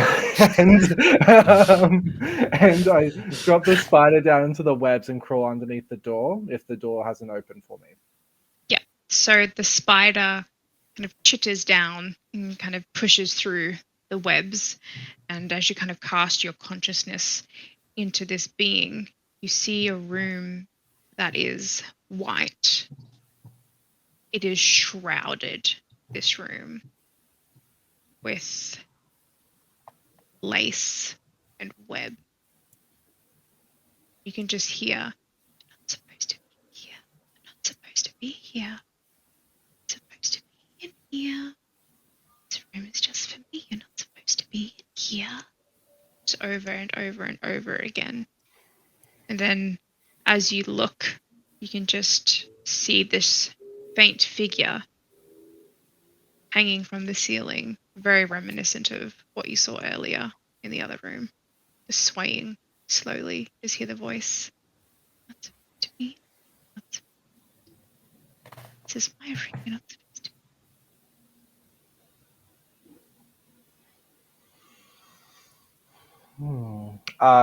Bamps the spider back to me. I feel bad about doing this, but they might have people in there. And I move away and I shove the flaming sphere onto the door. So as the flaming sphere cascades across the door, you can just see the webs just turning into embers, almost like the sticks of dynamite as they just crawl back under the door and through the web. And then as that happens, the door creaks open.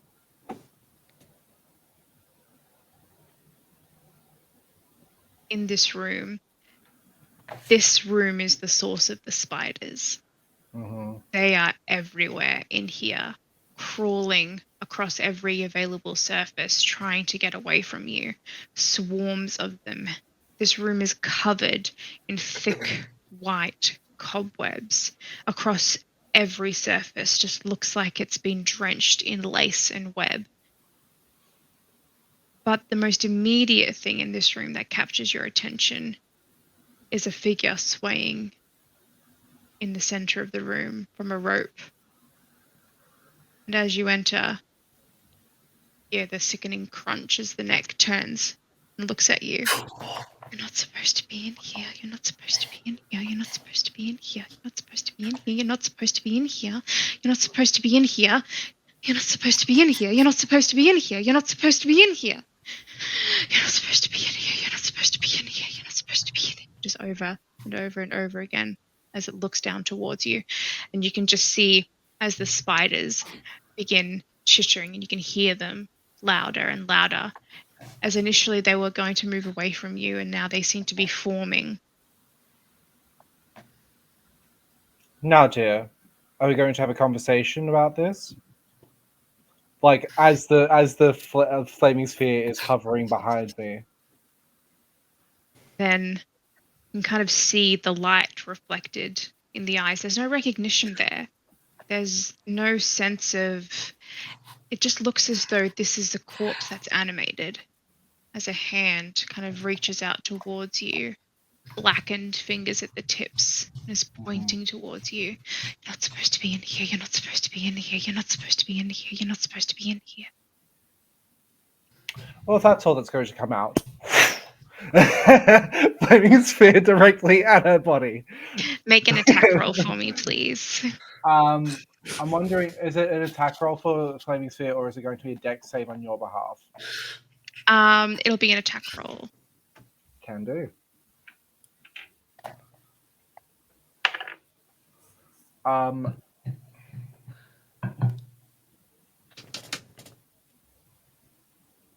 Yeah, so there's no plus in it, so I'm going to add my spell Casting modifier. spell attack modifier. Yep. So that's 18.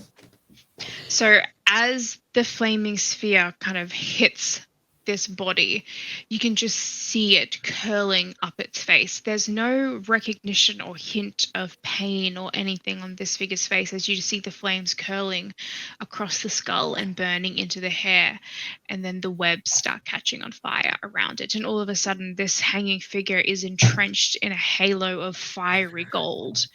And then as that happens, she's swaying. And you see something moving out of its chest. A spectrally white, blue-hued face peeks out of this torso. You see arms gripping to the side of it as it starts pushing its way out. I told you, you're not supposed to be in here. And I need you to roll initiative for me, please. Mm-hmm. I was also saying, Franjita, what exactly happened? Yeah. Where is Swim when he needs to close? She's like holding the javelin now, just like, okay. So that's a 9 for initiative. Ooh, I got a 10. Are we all rolling or not? So we will have a round, and then if you guys want to roll in after that. I just want to close the door. Bars the door. So as this figure looks towards you, you're not supposed to be in here. I told you, you're not supposed to be in here. And it starts crawling down the front of the torso that it's come out of and down its legs. And you can see the way it's moving is spidery. And I'm just going to get us to move the tokens to where. So I would be around there. Well, is that where the body is? Where it's showing on the roll 20? Yep. Okay, cool. So I would be around about there. I'd be at very least 10 feet different distance away. Let me just grab this up. Ophelia. For context, I jumped before Laura because, as you said, her neck snapped and looked at me. The door came bursting open, and my girlfriend poked her head around. It scared the. Oh no. No, thank you. I had a heart You're not supposed to attack. be in here. You're not I supposed to be will, I in will here. text her to say to do that constantly through the rest of the night. Oh my god! It scared the crap out of me. You're just like, you're not supposed to be in here. Play children's music for the next 24 hours. So as it begins kind of crawling down towards you, it moves over the center of kind of hovering above what looks to be an old decrepit spindle, like a spinning wheel, kind of laying dormant underneath piles of web. And I need you to make a charisma saving throw for me, please. Can I get you to do it? Reaches out her hands towards you. Can I get you to also do a deck save, please? Of Dex 16? This is a fireball. Yes, that is a natural 19 plus things. Yeah, you're fine. But that still also takes half damage. So 1 second. So that was 9 on the die for charisma. I'm just doing the quickly. So that's 5 damage for you, 5 fire damage. And charisma saving throw is something with numbers, which is 12. So as she reaches out towards you, you see her hand and the smile on her face as she rushes towards you and disappears into your chest, and you can feel this coldness and you almost have to gasp as all of a sudden your body begins moving and you have no control over it and you are possessed. Fine. I'm just making sure, having on the warlock things that. Nah, not yet. Not yet, he says. We're going to level up in this game. I can tell. Yeah. Long rest level up. Is that what we're doing soon? Yeah. Well, you can long rest right now. You're asleep. So that brings it to your initiative round. All right. You are going to walk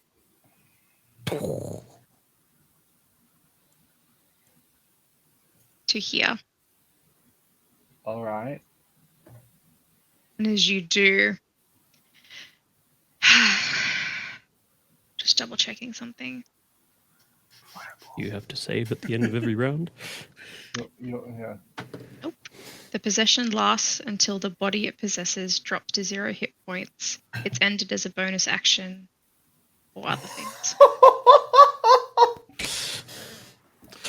Yeah. I like how I was like, and it's your round. You're going to do this. Yeah. On your turn. Interesting. This took a slightly different pitch. I love it. Interesting. So as a note, you have no control over your body, but you have full cognitive awareness. Crazy. So as this is happening, you guys are walking down in this direction. You just see Pitch. Pitch. Are you okay? What's... He turns to look at you. Pitch?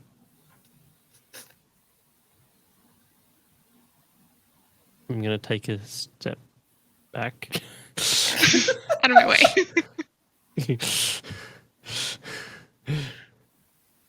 Pitch? Has Pitch figured something out? Should we follow them? Something's off. Pitch is not the silent type. Pitch takes any excuse for a conversation. And I start following her. And as you I start am, following, I just say, get the others quick.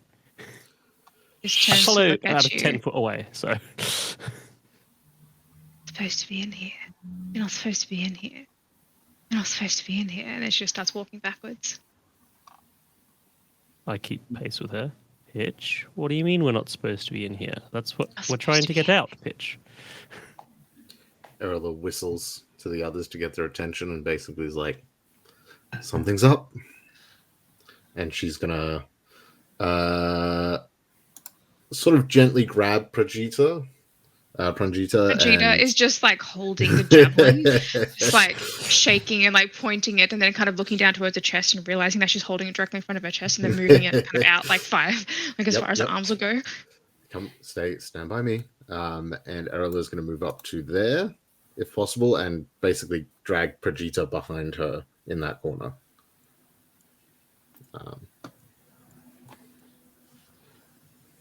All right, so for the sake of this, I'll just get everyone to roll an initiative count for me, and then we'll go from the top. Sweet. I got a 7. 19.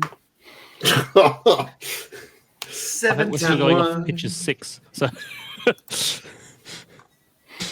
What did everyone get? Sorry, so Timoti got 19. 0. 1, 7. That's not a 7. I don't know how to do that way. Huzzah! Hey, that looked a lot better than And what did you get, Brim? 7. Lucky number 7.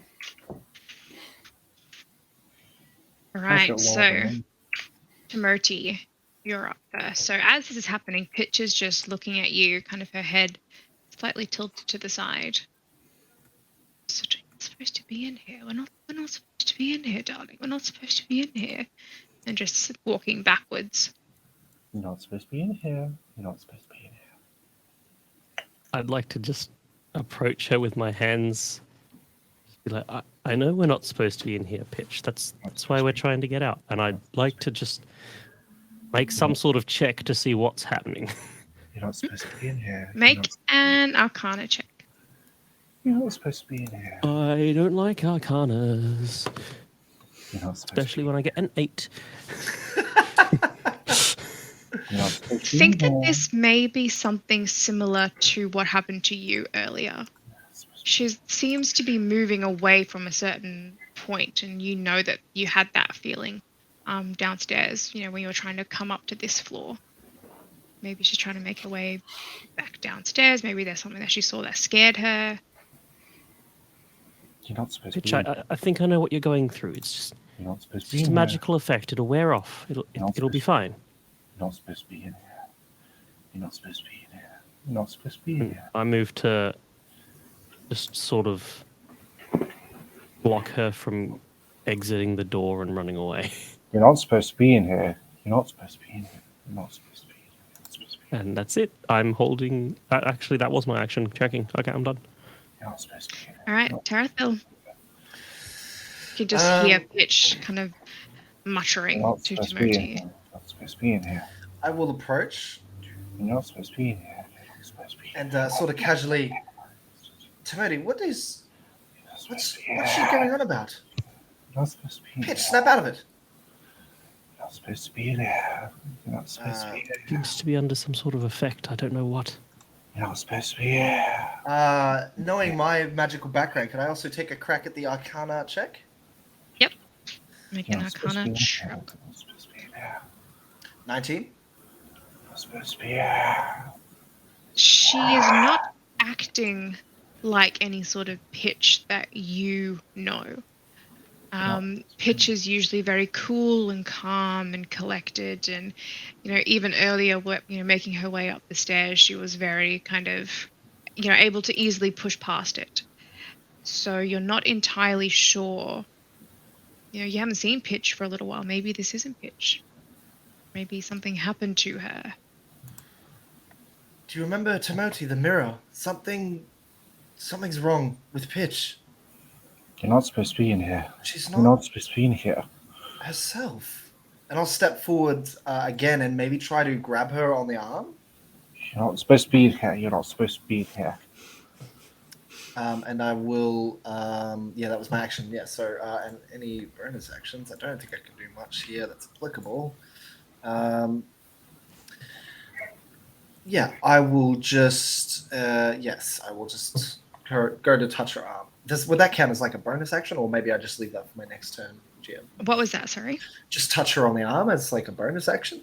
Oh, that's fine. You can touch her on the arm. She is ice cold. Like she's just had an ice bath. Do I react to it? Do I physically respond to being touched, or do I kind of just like in a default state? You mentally can do whatever you want. Physically, nothing. Just like a statue, and she just turns and kind of looks towards the door that Timothy's standing in front of. Before I end my turn, I'll say to Timothy, "She's ice cold, Timothy. Don't let her walk out." You're not supposed to be in here. And that will be my turn. You're not supposed to be in here. You're not supposed to be in here. All right. Next up, we have Ophelia.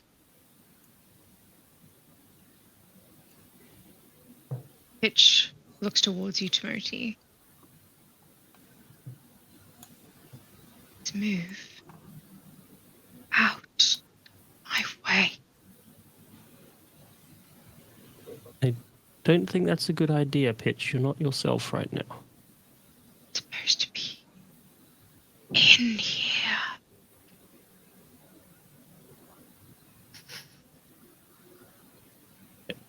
That's why we're trying to find a way out, Pitch.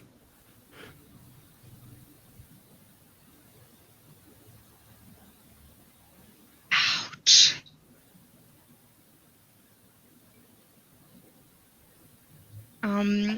I would like... Just figure it out. Mhm. Out! Get out! Run, you fools. Fly, you fools. Need to find something quickly.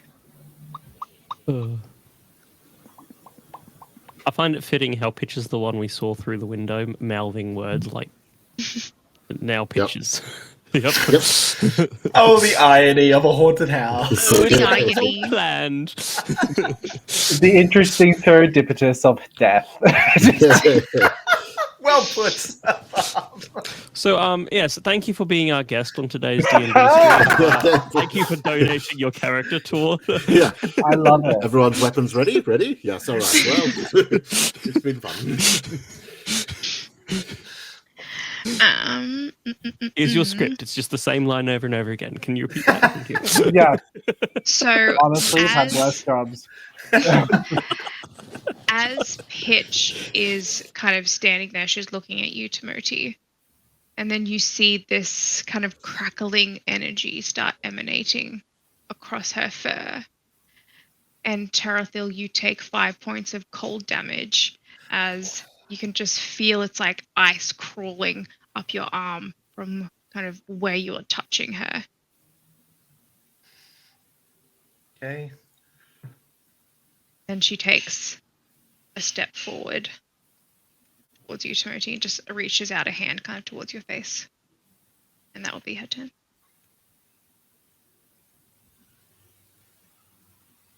Excellent. Most excellent. So unfortunately, Pitch, the bonus action was not dropped. So is there anything kind of that, you're thinking during this time? Unfortunately, you do not have control of your body, but it is your turn. So if there's anything that you kind of like to mentally... Oh, yeah.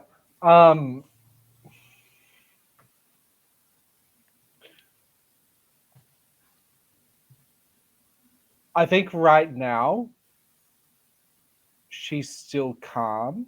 Like she's I feel like I'm playing this weird OP character, but the thing is though, with her background, with her expertise, she already knows that she's like taken a back seat and mentally. And so she's right now trying to like scan through and see where the weak spots in the possessed thing is. Like she's looking for all the weak chinks in the armor right now. Make an Arcana check for me. Do it. Nat 20, your fifth one. I told you guys, like the more Nat 20s that were coming, I was like, oh no. Well, it was a 19 on the die, so. Oh, So close. I was So that's expecting in that one. Me too. So that's a total of 27. You kind of, as you're standing there, you can see through your own eyes, and you can feel your mouth moving, and you can hear your voice. And as you're kind of thinking through things like this, possession and Mm. ghosts and hauntings and things like that, you're kind of thinking the ghost needs to take damage. It needs to be hurt. There are some spells that you know of that can get rid of things like this, Mhm. but at the moment you are bound to living inside your own petrified body, essentially. Yeah. But you know that there are some things that can happen that can remove it. Yeah, she knows that, and there's also a sign of relief knowing that that everyone else has clocked it. So she's just like, okay, right, I'll do what I can in here. Let's see what you guys can do out there, kind of thing. Brim, you're up. So I'm going to do what I thought I was going to do before, because I don't know if this is going to work. But I'm going to move as close as I can get to her, which would probably be there. And I'm going to pull out some diamond dust. And I can't really get very far. So that's as far as I can get with my movement.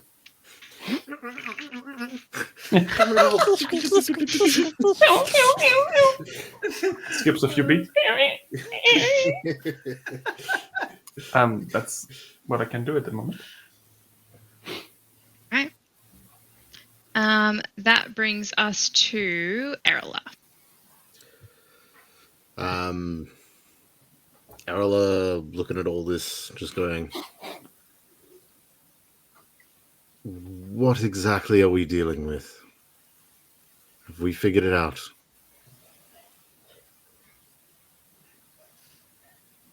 Timothy's just fully focused on pitch at this point. She's got ice cold skin, and she's not behaving like any version of Pitch we've ever seen.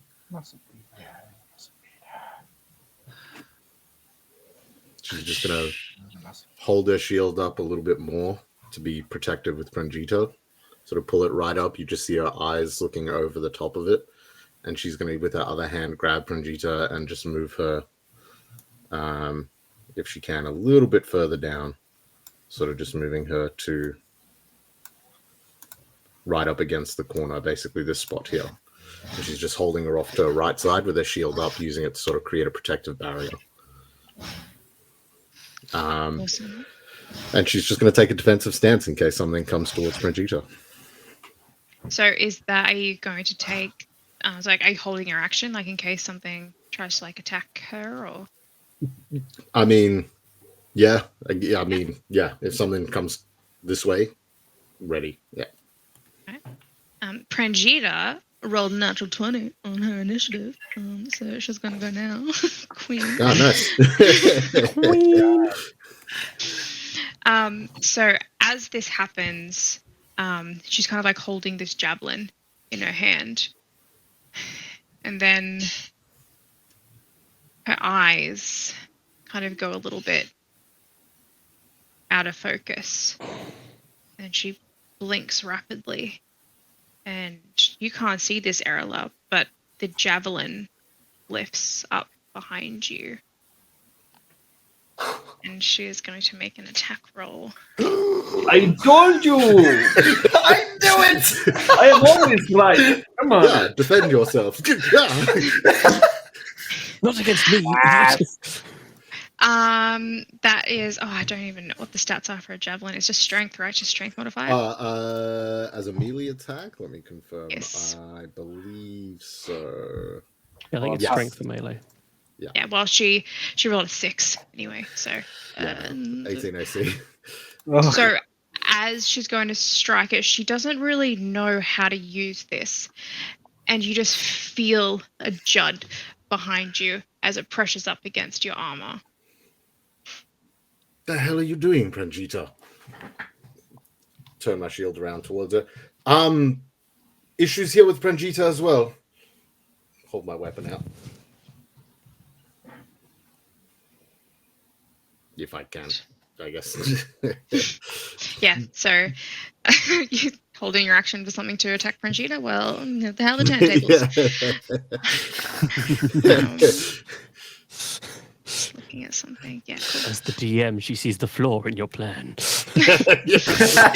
I will stop anything that attacks you. Oh, wait. Curse your son of an inevitable betrayal.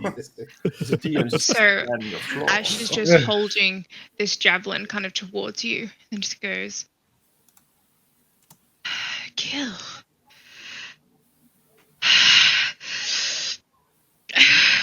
And then she just takes 2 hurried steps backwards away from you. Attack of opportunity. If you'd like to take an attack of opportunity, you can. As your reaction as she moves out of your melee. Slap her. You could do non-lethal. I'm gonna hold. Just keep an eye on her. Yeah. I'm just gonna watch her. Everyone else seems to be holding off and attacking pitch. I figure something similar is going on, so I'm gonna hold off as well. Just what's going on? Timurti, you're up. Mustn't be in here. I am going to pull my battle axe out as Pitch puts her hand and hold it in front of me with both hands, and I'm just like, Pitch, stop what you're doing. I'm going to hold my attack action for if Pitch tries anything against me. You mustn't be here. You mustn't be here. You mustn't be here. Terathil. Okay. All right. I am going to. I'm clearly touching her. I look at my hand and see that like maybe there's a bit of like an icy burn that I've taken damage. And I look to the others. Something's got a hold of her. I think it's. Don't touch her. Don't touch her skin. It hurts. See, it's really like hurts. crackling white energy, and you see her fur has like crystallized. And there's like water that's like frozen into like fingers of ice across her body.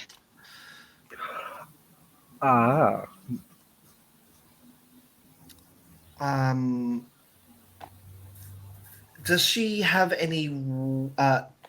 Does Pitch have any weapons in her hands or on her person? I'm not sure about on her person. You can't really see, but yeah. But at the moment, it doesn't look as though she is being aggressive in the sense of like she's gonna hurt you. Looks more like she's on the defense. Like she looks as though she wants to get out of the room, and whatever she's done is like she's tried to protect herself from that. She doesn't look like she's trying to hurt you. Just looks like she's trying to get away. Not being here. Tarathil takes a long moment. It seems really tense, and he steps toward Timoti and maybe puts a hand on Timoti's shoulder and gently guides him. Gently guides her, rather. Away from the door. Sorry, Daniel, I keep forgetting. My bad. I'm not moving, by the way. I try to say to you, Timoti, Timoti, I think we should follow whatever has Pitch. Perhaps whatever's inside of her might not be our enemy. And can I roll a charisma check?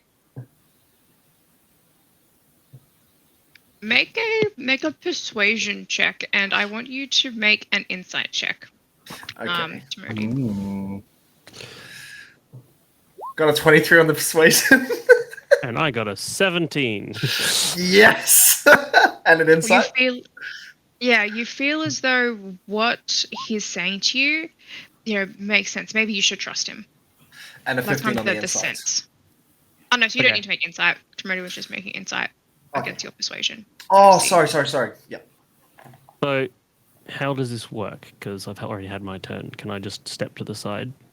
Or Yeah, if you wanted to use, 5 feet. Like, we're not in combat. This is more just like turns, like who's kind of doing what. okay, so I'll just follow Tarathil's shoulder and just sort of step to the side, but keep a close eye on Pitch with my battle axe still drawn. And as a final thing to do, I'd like to try to maybe really pull my cloak up. If I'm going to follow her, I want to try to hide out of her vision and maybe use the darkness to my advantage. Where you're standing now, you would have to move kind of away, Okay. to do that, to move out of her line of sight. Okay, I will push out past Timoti and stand over in the dark somewhere. Would that be sufficient sort of there? Mm-hmm. Yeah, so roll a stealth check for me. Awesome. I bring out my greatsword and attack of opportunity. Do you actually? Do you actually? Yeah. I don't know, it's up to you. I don't even have a greatsword. I mean, I wasn't like weapons of wizards. I cast greatsword. Yeah. You take my greatsword. Yeah. I take a All right. greatsword, pull it out with one arm, and just flail it around That was 22, GM. as a typical wizard. All right. So as you move, it's now Ophelia's turn.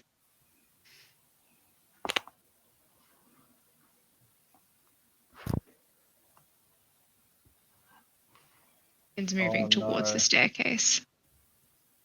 Brim, how much walking speed do you have? Not enough.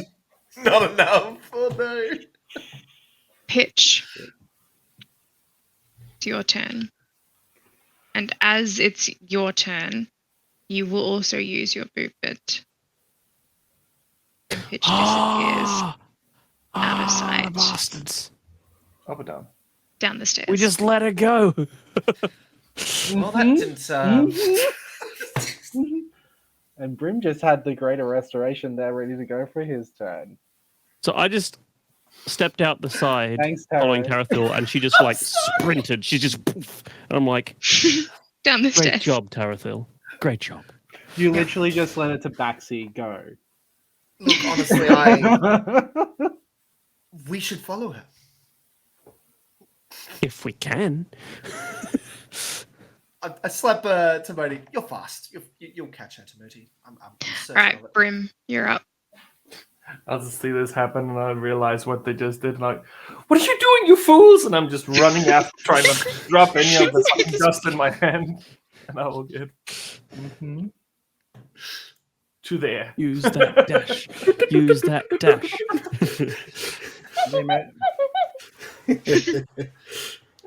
I guess I have to use my action. And so I use my action to go down as well after. Mhm. But I won't go very far. I think I'll get to there. Bye, So Erla. you're Good luck halfway with down the Prangita. Bye. Erla, it's your turn. Okay. I'm just gonna seeing all that go. All right, I'll deal with this myself. Take a couple steps towards Prangita and just be like, calm down now. That wasn't intended for me. It was intended for other bad things like the shadows. And I'm just going to slowly make my way over and try to gently grasp the javelin and try hold it down and just basically looking into her eyes and seeing, like, are you good? Are you calm? What's going on type thing. In an attempt to, I don't know, calm, see what's going on, something. Right. So, while that is happening, you see Prangita as she begins to walk backwards away from you.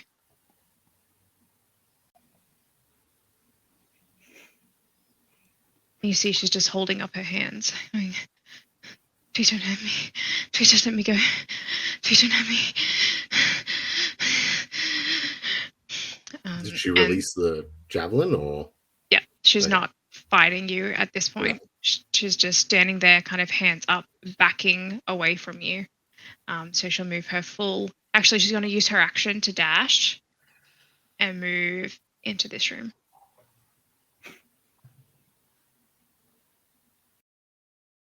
Okay. Timoti, your turn. I'm going to say, Tarathil, go back to Erila. Help her out. And I'm going to dash. So if I dash from my position, can I catch up?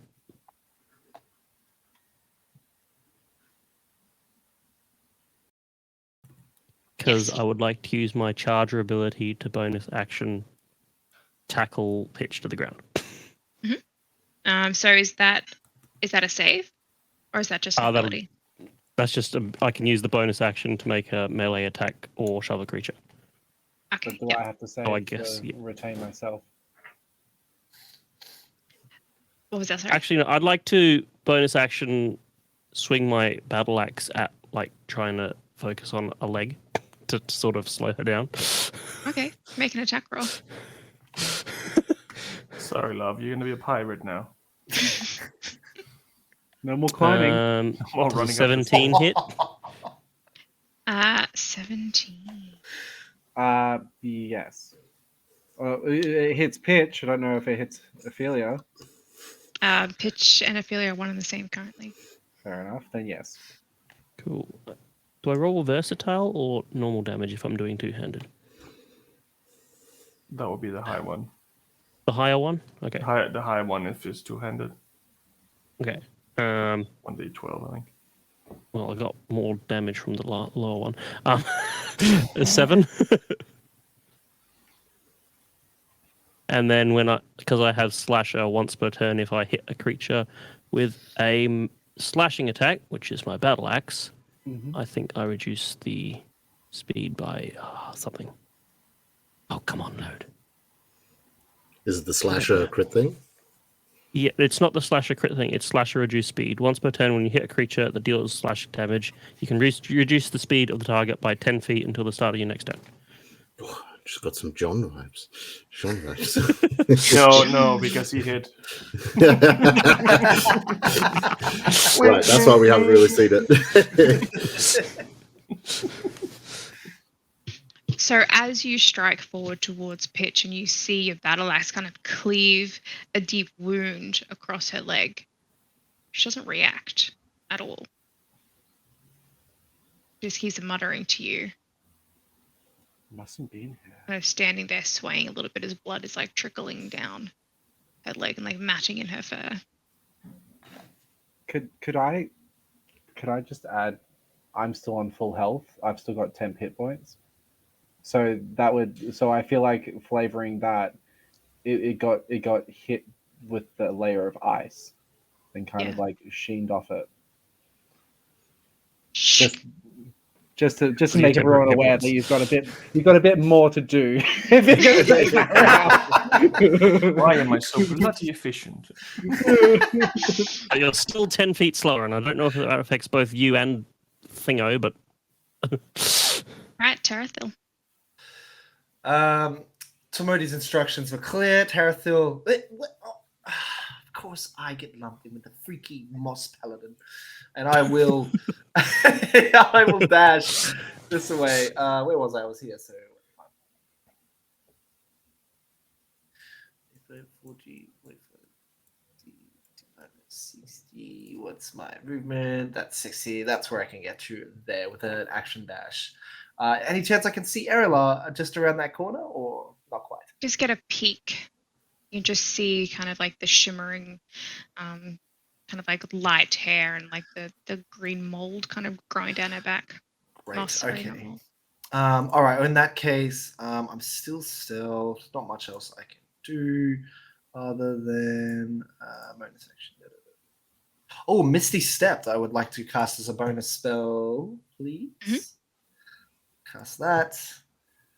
Up to 30 feet to an unoccupied space that I can see, and I can see around the corner. So maybe I could go a bit wide, perhaps. Maybe down this So way. you can see you can't see anything around here, but you'd be able to see this space. Perfect. And I just appear with a shimmering of magic and go, Erila! I'm here to help. Oh, good. She's run off like she's seen a ghost. She didn't see Pitch, did she? I have no idea. I dragged her around the corner and she tried to stab me. My own javelin. Well, that means you're not actually an enemy, and I can trust you somewhat. So you go. I shall follow. All right. So as you Pitch and Timoti, kind of Brim, as you enter the reading room downstairs, Pitch, you can feel your body shaking. You kind of feel your muscles tensing up.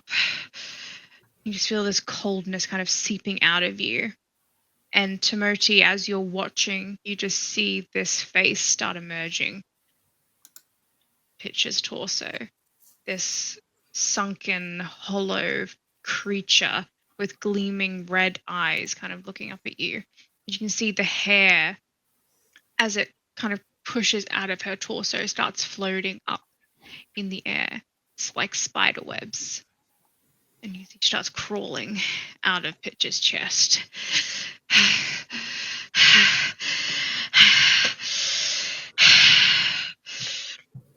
It starts floating. That makes a lot of sense.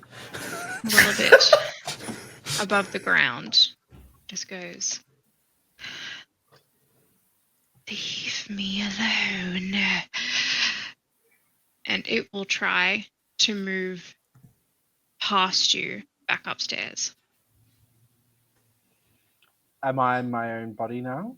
Yes, you have returned to consciousness. It's your turn next. Do you I'm going to try flash and at it stop as it's going up. Make an attack roll for me. 5 plus 8, 13. Not hit. As you kind of swing your axe towards her, she dissipates and then reforms. And then she turns to look at you and her eyes glow red.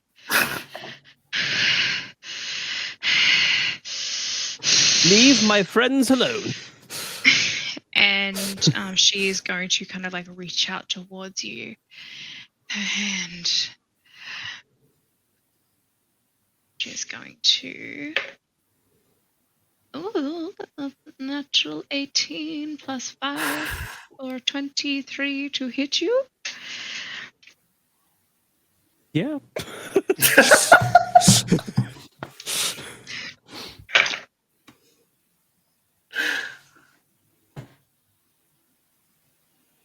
Mm-hmm. 16 points of necrotic damage as her hand, you can feel the fingers scraping down over your face as she claws at your face.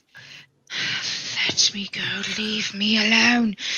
You're not supposed to be here. And that is her turn. Pitch, you're up.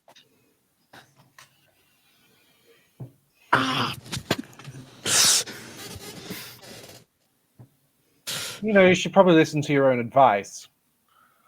And I shoot 3 Eldritch Blasts directly at her. Mhm.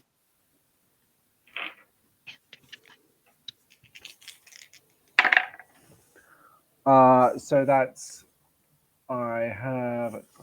so that's a 17, an 18, and 12. So 17, 18 hit. Brilliant. See her eyes glowing red and kind of illuminating the sunken hollows of her face. And you see Pitch furious. She Pitch is back, baby. Missed you, Pitch. just livid. And so so those 2 shots gives 6 force damage right now. Mm-hmm. Yeah. See it strike through her body. You see this kind of like resounding energy kind of rippling across her visage. No, the sphere's not here. Hey, sphere we're just thinking that the sphere was cancelled upstairs. Yes. Yeah. In the Right. spidery room. Yep. And then I'm going to.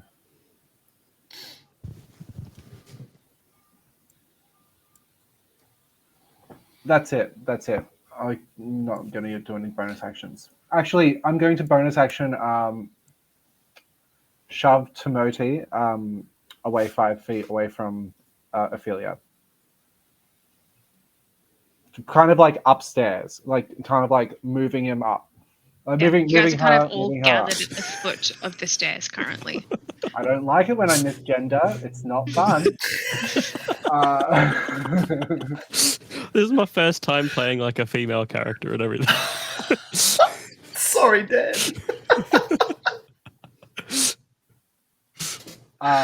Yeah, so I've moved her up 5 feet to kind of like out of combat kind of thing.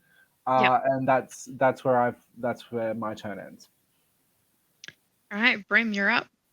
And you can see now as you kind of come around the corner, you can see Timothy standing in front of you, and then Pitch, and then this kind of tall, langly, skeletal-looking visage kind of floating in the air. Like you can see like spiders like dripping off of her. She's floating there. Oh, that doesn't look good. I'll put my components back in a pouch somewhere and put it back, and I'll start to do the floss. And I'll do enthralling performance, and she needs to make a wisdom saving. Be charmed at me. I just released my face that just got clawed, and in front of me is just this turtle doing the floss. With the squeaky shoes. Yes. I thought you were just joking, and then enthralling performance came out of that. Oh my God. That is a 6. That is a failure. I So can't believe that works. she is. Why? Why does your character work so well? I love it so much. Nothing to Timothy. They just head dive straight into the ghost. So it's charmed by me I'm saving my for friend. 1 minute. It's charmed by me for an hour, sorry. Or until it takes any damage.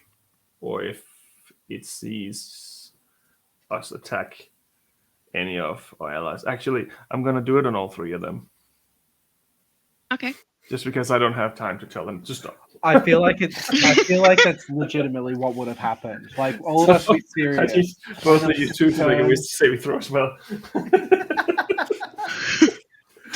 I got a fucking 6. I got a 6 as well. 6 gang.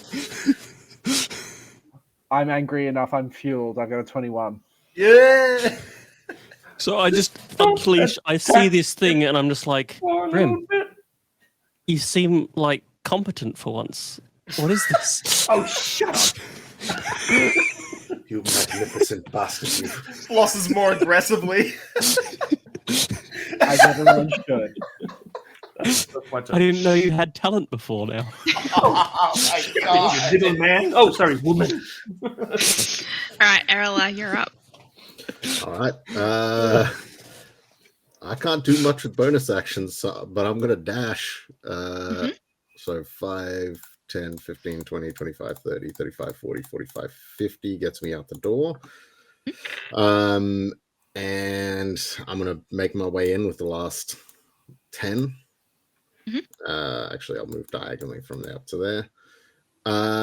And yeah, I mean, action-wise, the only thing I can do is charge a smite, but I don't think that would prove well.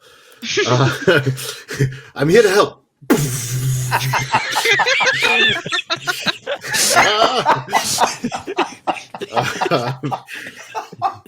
So just sort of make my way in. Gonna sort of, Panjita, calm down. What's going on? I think you need to just come with us, stop this running, and whatever you're doing. And I'm using a much sterner voice in the hopes of being more intimidating now rather than calming. Just being like, hey, you gotta fucking listen right now. There's shit going down. All right, make an intimidation check for me. Sweet. Fuck, I'm rolling like shit tonight. Fuck. I got real good. DM's curse. Intim. Well. 19. Yeah, she rolled a straight 9. So you just see her, and on her turn, she will just kind of stand there and just looking at you, and then just kind of sink to the floor on her knees in front of you. Not moving. Staying Good. right here.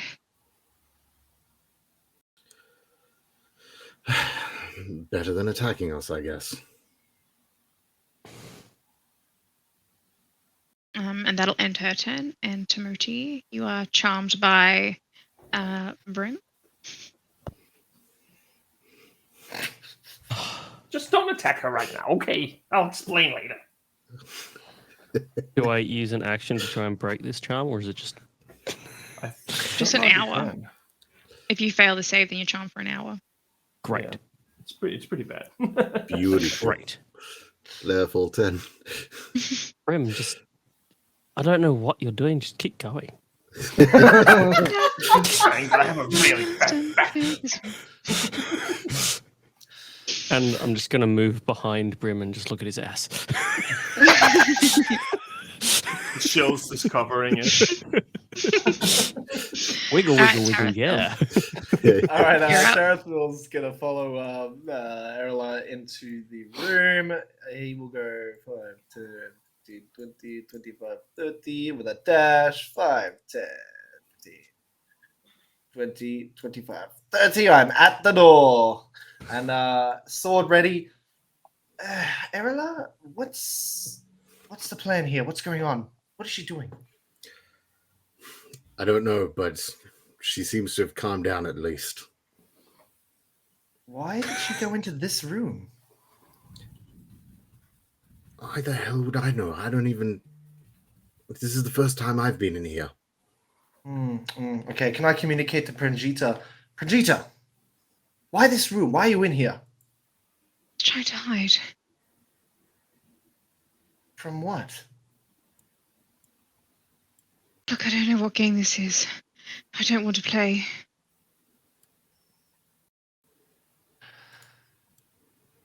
Did you see something that we didn't see? I think I saw a lot of things that you didn't see.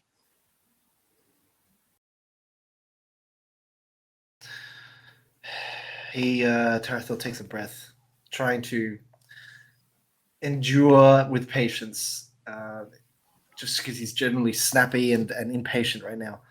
Pranjita, what did you see that made you turn and run? Didn't see anything. I heard it. He looked at Erla before looking back. What did you hear? I didn't hear anything. Kill. Was it a woman's voice? It wasn't a voice. It was a feeling. But I heard it.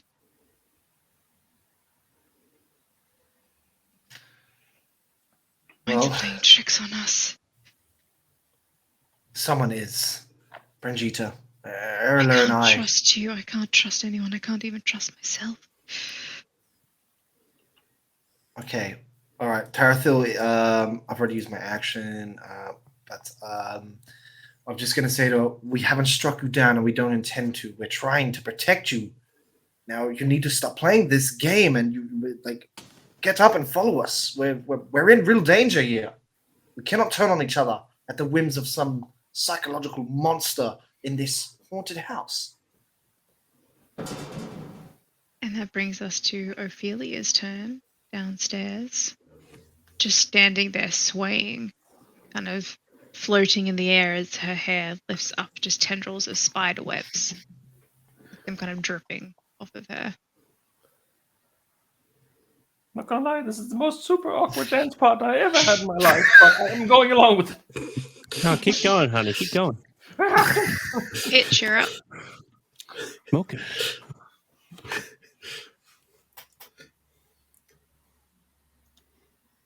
Yeah, logic's out the window right now for a second. And Why is Timoti just flicking gold coins? yeah, anyone hearing like The coins from 6 silver I found in that other room. Yeah.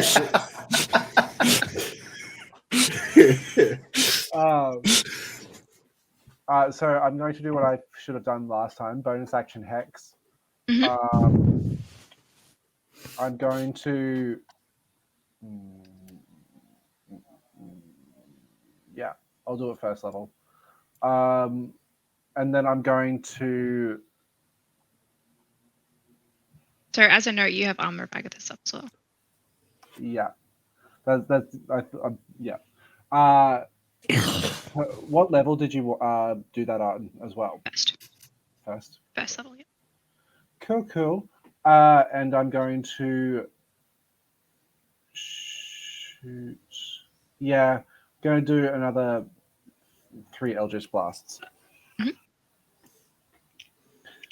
I was going to get flashy, but everyone's in the way. I don't know. Brim's getting pretty flashy. Yeah, well, let's wait until he takes the shell off. All right, so that's I've got 115. I've got one of them that's 22, and then I've got a natural 20. All 3 hits. Roll that double damage. Oh, 5th natural 20. I'll do All this. hail the Bow to the master. gods. I swear. I hope that me accepting all these bad rolls as well is showing that I'm being. Dice No, cam. I've been rolling shit all night, so obviously you're just getting the good rolls. Yeah. Okay. So each of it. So I'm doing the 2 that aren't crits first. So both of them also have a D6 to them. Yep. For Because the of hex. Yep.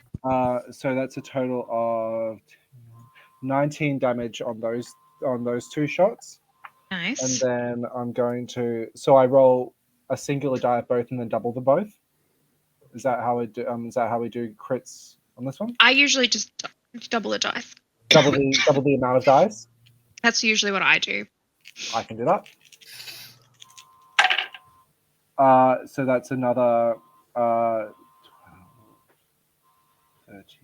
That's another 18. Nice.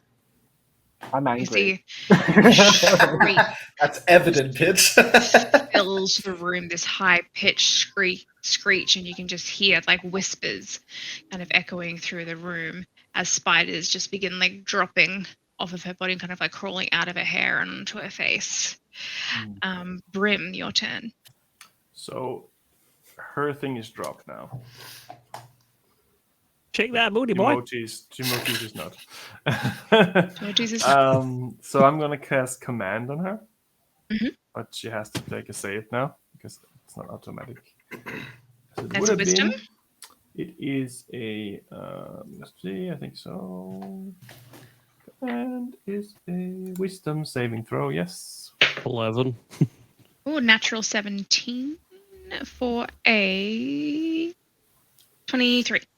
Ooh, She passes. should have taken silvery barbs.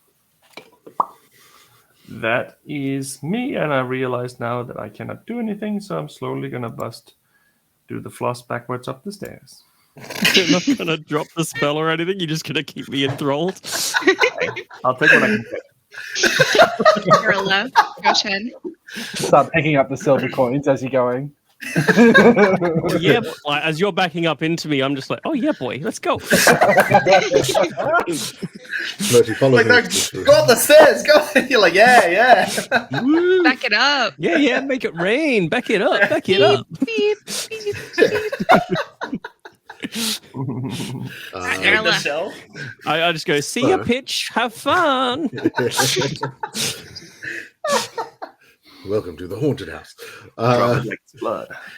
So Errol is going to turn to Taralith. Tarathil, sorry. Carolyn. What's going on with Pitch? Have you figured it out? Last I saw her, she was headed for downstairs. I sense that she's leading them somewhere to some answer. I'm sure they're handling the situation very well. But she came, actually, and I point to the room behind me. It looks like Pitch came from there. Oh, these constant shifts and changes. Pranjita, are you staying here or are you coming with us? Stay here.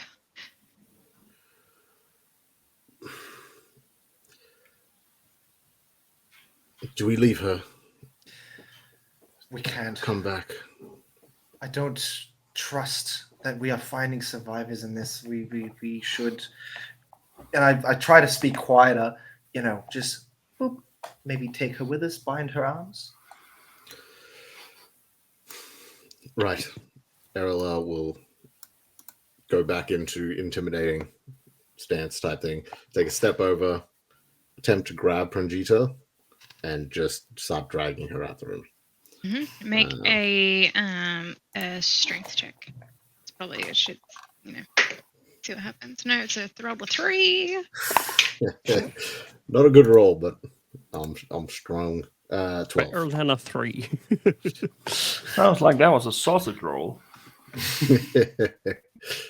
Oh, you've got a bit of a sausage roll there, baby. Yeah. That's my tail, you pervert. It's been great, guys. Thank you so much. Yeah. And that's it, guys. This is how we normally play. That's not enough. So I've already used 5 feet of my movement. If I am dragging, it's half speed to drag someone, right? Yep. All right. 5, 10. Probably be able to get to there. I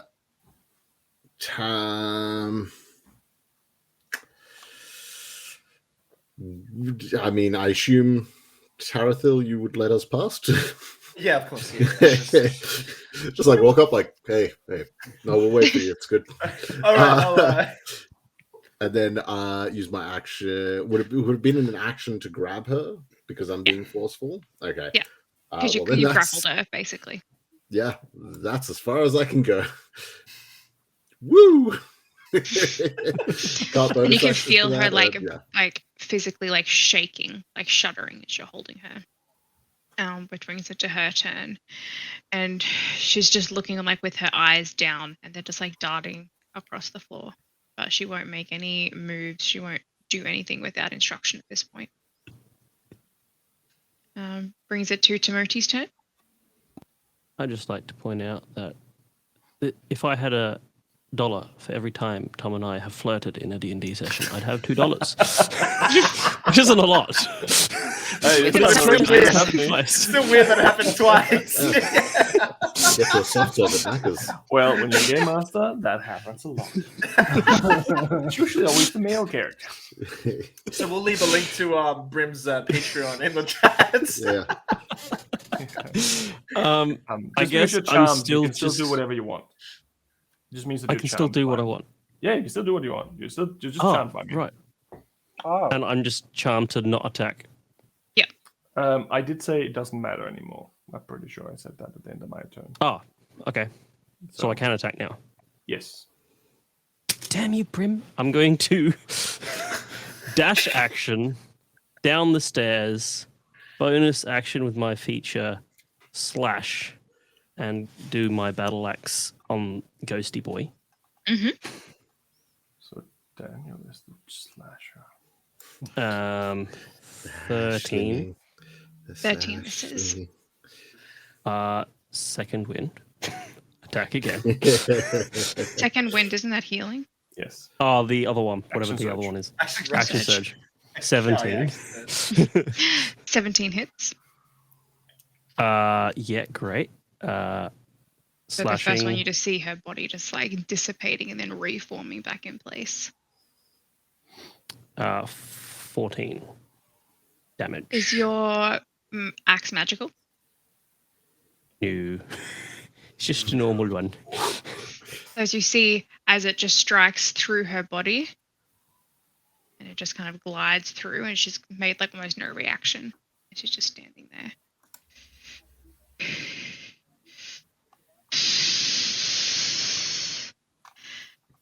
Great.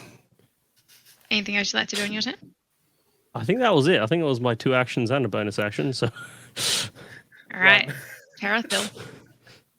I will. Tarathil's going to go 5, 10, 15, 20, 25, 30, and then I will dash into this room. 10, 15, oh.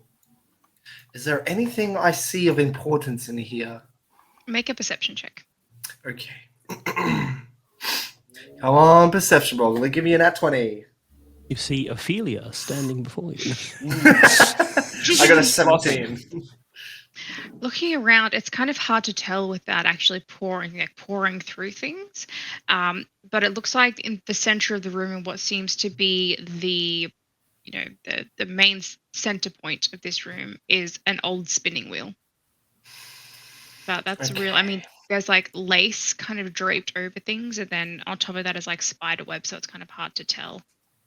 There's also burnt, like singed area, wouldn't there, as well? Or unless that was all complete illusion, I don't know, DM. There would be kind of like singed, like blackened spot on the back of the room, kind of where this window is. Oh, Like here. Sorry, GM, I didn't realize my cunning action also accounted to take a dash, so I still would have, and that's a bonus action. So could I still have a main action? That would have been your perception check. Oh, Kind of standing there, like looking around. I'm glad that you're on top of that, man. Damn it. Okay. Good DM. Yeah. no, that's fine. That's fine. I'm gonna yell to Erla and say, Erla, bring Pranjita into the room. There's a spinning wheel there, and I think maybe we should break it. All right. Why? If there was some sort of cursed item in here with Pitch, perhaps we can break it and free Pitch by smashing it. I guess at this point. All right, that your turn? That's my turn. All right, so downstairs, and Timoti, Ophelia kind of like starts rising up in the air, her head hanging. You can see she lifts up her long, spindly fingers, and spider webs are clinging to the end of them, and climbing up her fingernails. You see spiders coming up as her mouth starts opening wide, her jaw going slack. Just this dark hollow where her mouth should be. As her hair starts raising up. I need both Pitch and Timoti to make a wisdom saving throw for me, please. Not a wisdom saving throw, anything but a 13? 13. That's all right. Still not enough, but 13. That is 16 on the die for a dirty 20. So, Timoti, as you're standing there, kind of looking up at this fig with the glowing red eyes and spiders starting to like crawl out of her mouth, you get the same sense of dread that you had when you first walked up these stairs. And as you kind of take a half stumbled step backwards, Pitch, you kind of feel this cold wash over you, but you kind of shake it off and you look over towards Timoti and you just see wrinkles start appearing on her face. Her hands are a little bit withered. See streaks of grey in her hair. Timoti, you are now frightened for the next minute. And you cannot willingly be within 30 feet of Ophelia at this point. But that is her turn, and that brings it to Pitch. Cool. So I'm going to. We don't really have a range of where we are. Like, how's Timoti in relation to Ophelia? So what we can do, we can pull you back down here. So if I just remove these guys. Be gone. So if we say Timothy's here Oh, sorry. at the foot of the stairs, Mm-hmm. and then we have Ophelia, who I was imagining would be somewhere around here. Right. And then Yeah, you, from what I understand, were originally like between them because you were pushing her back. Yeah. But she's just attacked. So to be around this sort of formation. All right. So I'm going to. Yeah, I'm going to move this way while casting Flaming Sphere. But what I'm going to do this time is I'm going to pull out 2 cards, and one's going to cross over the other, and she's going to throw it. And that Flaming Sphere is actually going to become lightning. So it's going to be a lightning sphere. This crackle of electricity. Is that a dex saving throw? Yes, please. Do I have to make it too? No, because I'm doing it on this side of Ophelia. Okay. That is a 15. Dex save is 16. So you get all 3 d6s. Oh wait, no, all 2 d6s. I'm doing it at 2nd level. She's also hexed. I don't know if that counts in a dex save, does it? Oh, is it only an attack? I can't remember. I thought it was any time they took damage, but I haven't. Oh, I hit it. So any until the spell ends, I deal an extra d6 necrotic damage to the target whenever I hit it with an attack. Yeah. So that means that it's no hex on this one.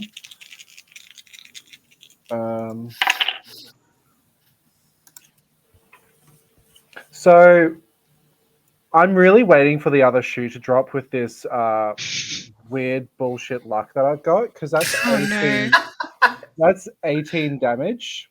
Oh fuck! Do you max roll? I got max d6s. Incredible. I don't like this. Buy a lottery The ticket calm before before the it's over. storm. Yeah. It's literally just the big. tidal wave effect. So I've just been like, what? Well, I mean, This this bitch crackling did ball. possess you, so. Of electricity starts forming, and then you just see it start rippling across her body. And because she's translucent, it looks like there's been a storm awakened inside of her. It just crackles of lightning kind of shooting through her arms and her face and kind of up her neck.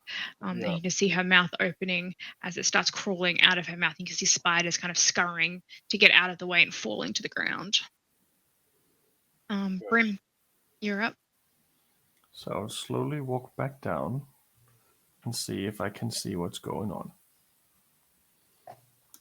So is she still up? Yeah, she's still did up. Okay.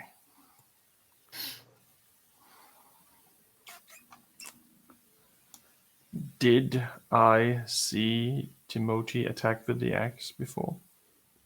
You're upstairs. Okay. Okay, I am going to... Where's my spell? I am going to point at her and I'm going to say, I don't need to be psychic to say that you are dead awful to look at. And cast Vicious Mockery. And that's a wisdom save? Wisdom saving throw, yes, please. Oh, fuck. It's a natural 4. Okay, so Or a it's 10. not too bad, I think. She takes 3 points of psychic damage. And she has disadvantage on attack rolls. On the next attack roll. Before the end of its next turn. Nice. And I will pop into my shell. And a little fist will stick out. Erla. Alrighty. Erla will, as bizarre as it sounds, but the rest of the night's been, she's going to continue as well. She's going to look at Pranjita and then look over at the door and look back at her and go, "Don't move." I'm going to release her because otherwise we'll not be able to get there and do anything really.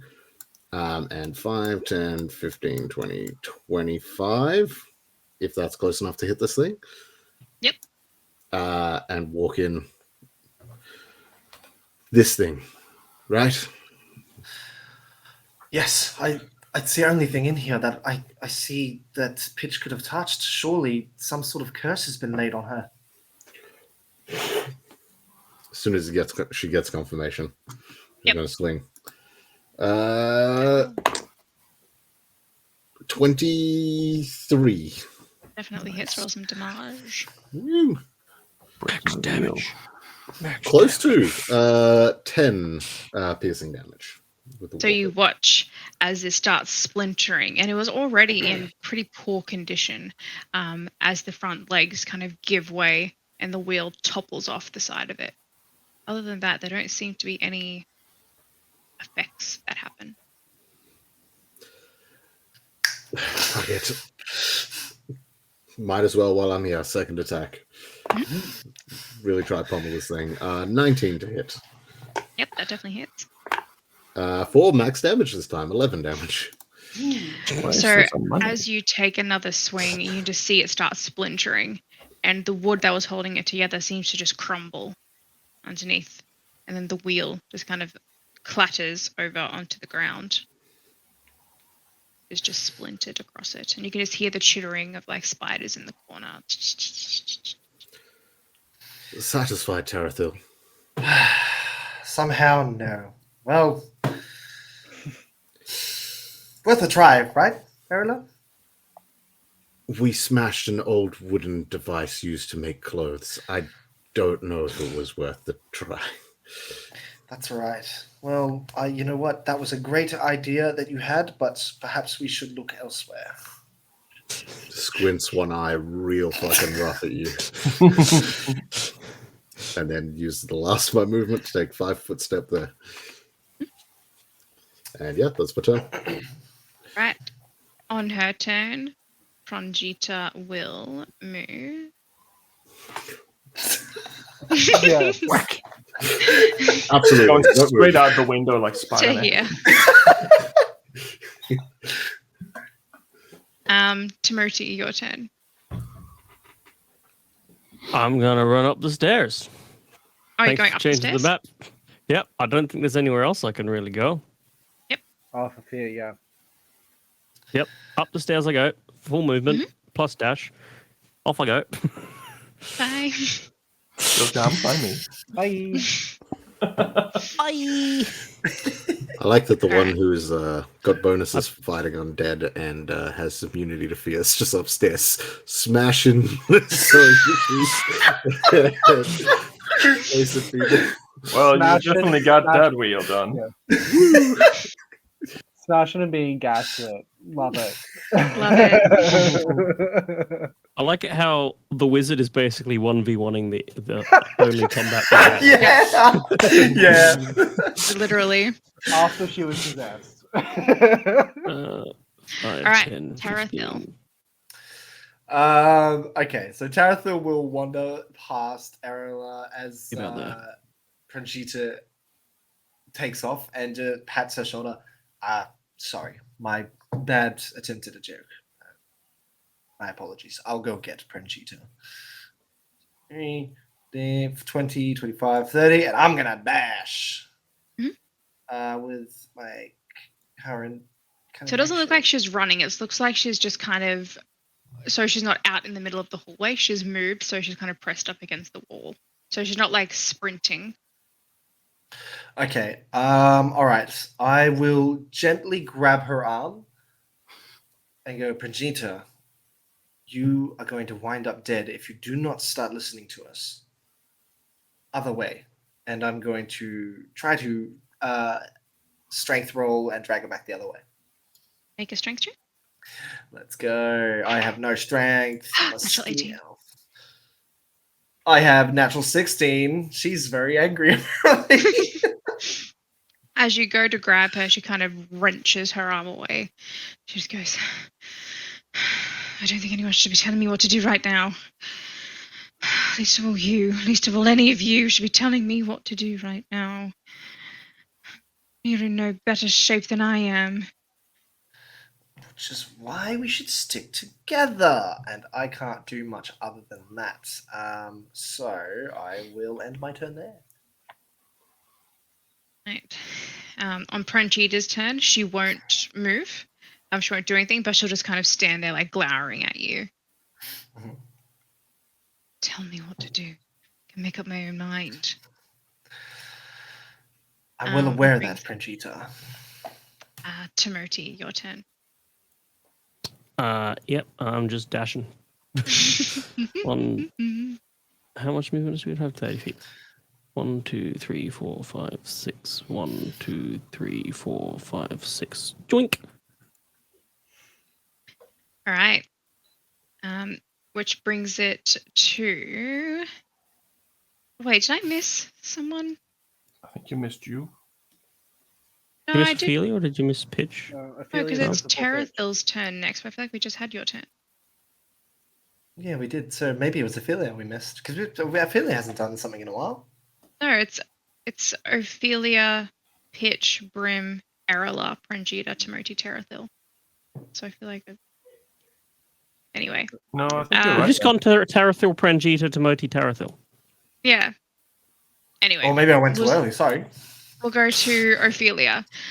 So as she is kind of standing there glowering at you, you can see her hair kind of standing up on end. And then she looks up. Then she looks back at you. And then she vanishes. Should she do a deck save beforehand? Because she started her turn. Yeah. She fails and dies. That is a natural 17. Yeah, she succeeds in that. So also, I realized that I rolled 3 die instead of 2 when I said I was doing a second level flaming sphere. So either we want to dock that down to 12 or make me do a third level swap. That's right. It's all good. Cool. So that's two lightning damage. All right. Yeah. You just see as she disappears, just this like crackling energy, this like electricity shooting out as if it's chasing her before she vanishes from sight. And it's your turn.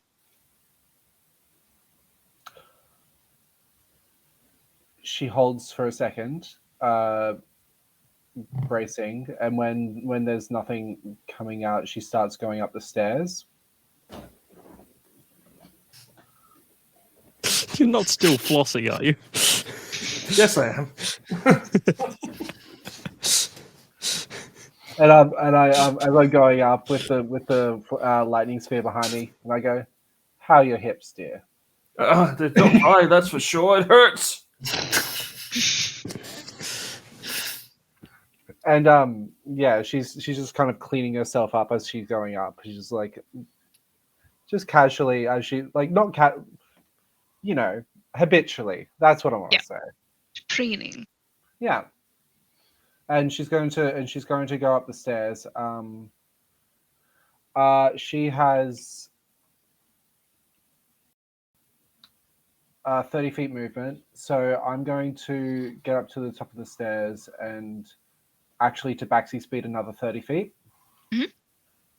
So I'm thinking that I want to be around this door. So that's 5, 10, 15, 20, 25, 30, right about there.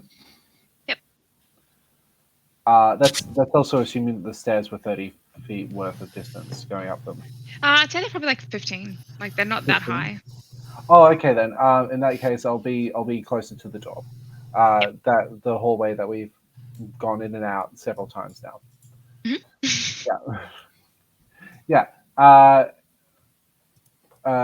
Sphere's going to be with me, so that's bonus action. Do I see anything up here? Do I notice any? Do I notice? You can Ophelia? hear the sound of running, like running in the hallway, and the sound of like murmuring voices, but you don't see anything of note. Yeah. All right, that's where Pitch will enter turn. Erla. Okay. Oh, Erla- sorry. Oh, Sorry, it's Brim's turn. I miss Brim. yeah, Sorry. all good, all good, all good. Oh, my I was turn's still pretty figuring easy. out my turn anyway, so. I will stop flossing and realize how much my hips hurt. I'll cast Healing Word on my hips and I will walk up the stairs. I'll cast it at first level. All right, is that your turn? That's my turn. All right, Erla. Okay. Erla is going to step out 5, 10, and upon seeing Timoti coming down, just go, well, what's happened with with I was about to call you Bright. That's not what I want. Pitch, the complete opposite. Yeah. What happened with Pitch? Took me a second of brain for me to go, what? Oh, wait. All night I've had to second guess the name. I constantly, for some reason, I'm like, Blight. And I'm like, it's not Blight, it's the other thing, Bright. No, fuck, damn it. It's neither. Yeah, exactly. Completely Sounds wrong. like you have mole brain. Yep. Emoji, you just what's happening with My- Pitch? my eyes are darting, and I've visibly just been freaked out by something. It was like Pitch was possessed. There was a ghost came out, but I don't know. It did something, and I had to run. I couldn't stay anymore. Look frustratedly at Pranjito. Good, I was here. And then continue. 5, 10, 15, 20, 25, 30, dash, 35, 40, 45, 50, 55, 60. And yeah, that's my turn. So at this point, there is no immediate threat to anyone. So we'll drop out of initiative and I think have a quick 10-minute break. Yes. See if we can wrap this up after break. There's Oh, only one save more door to make go sense. through that I can see.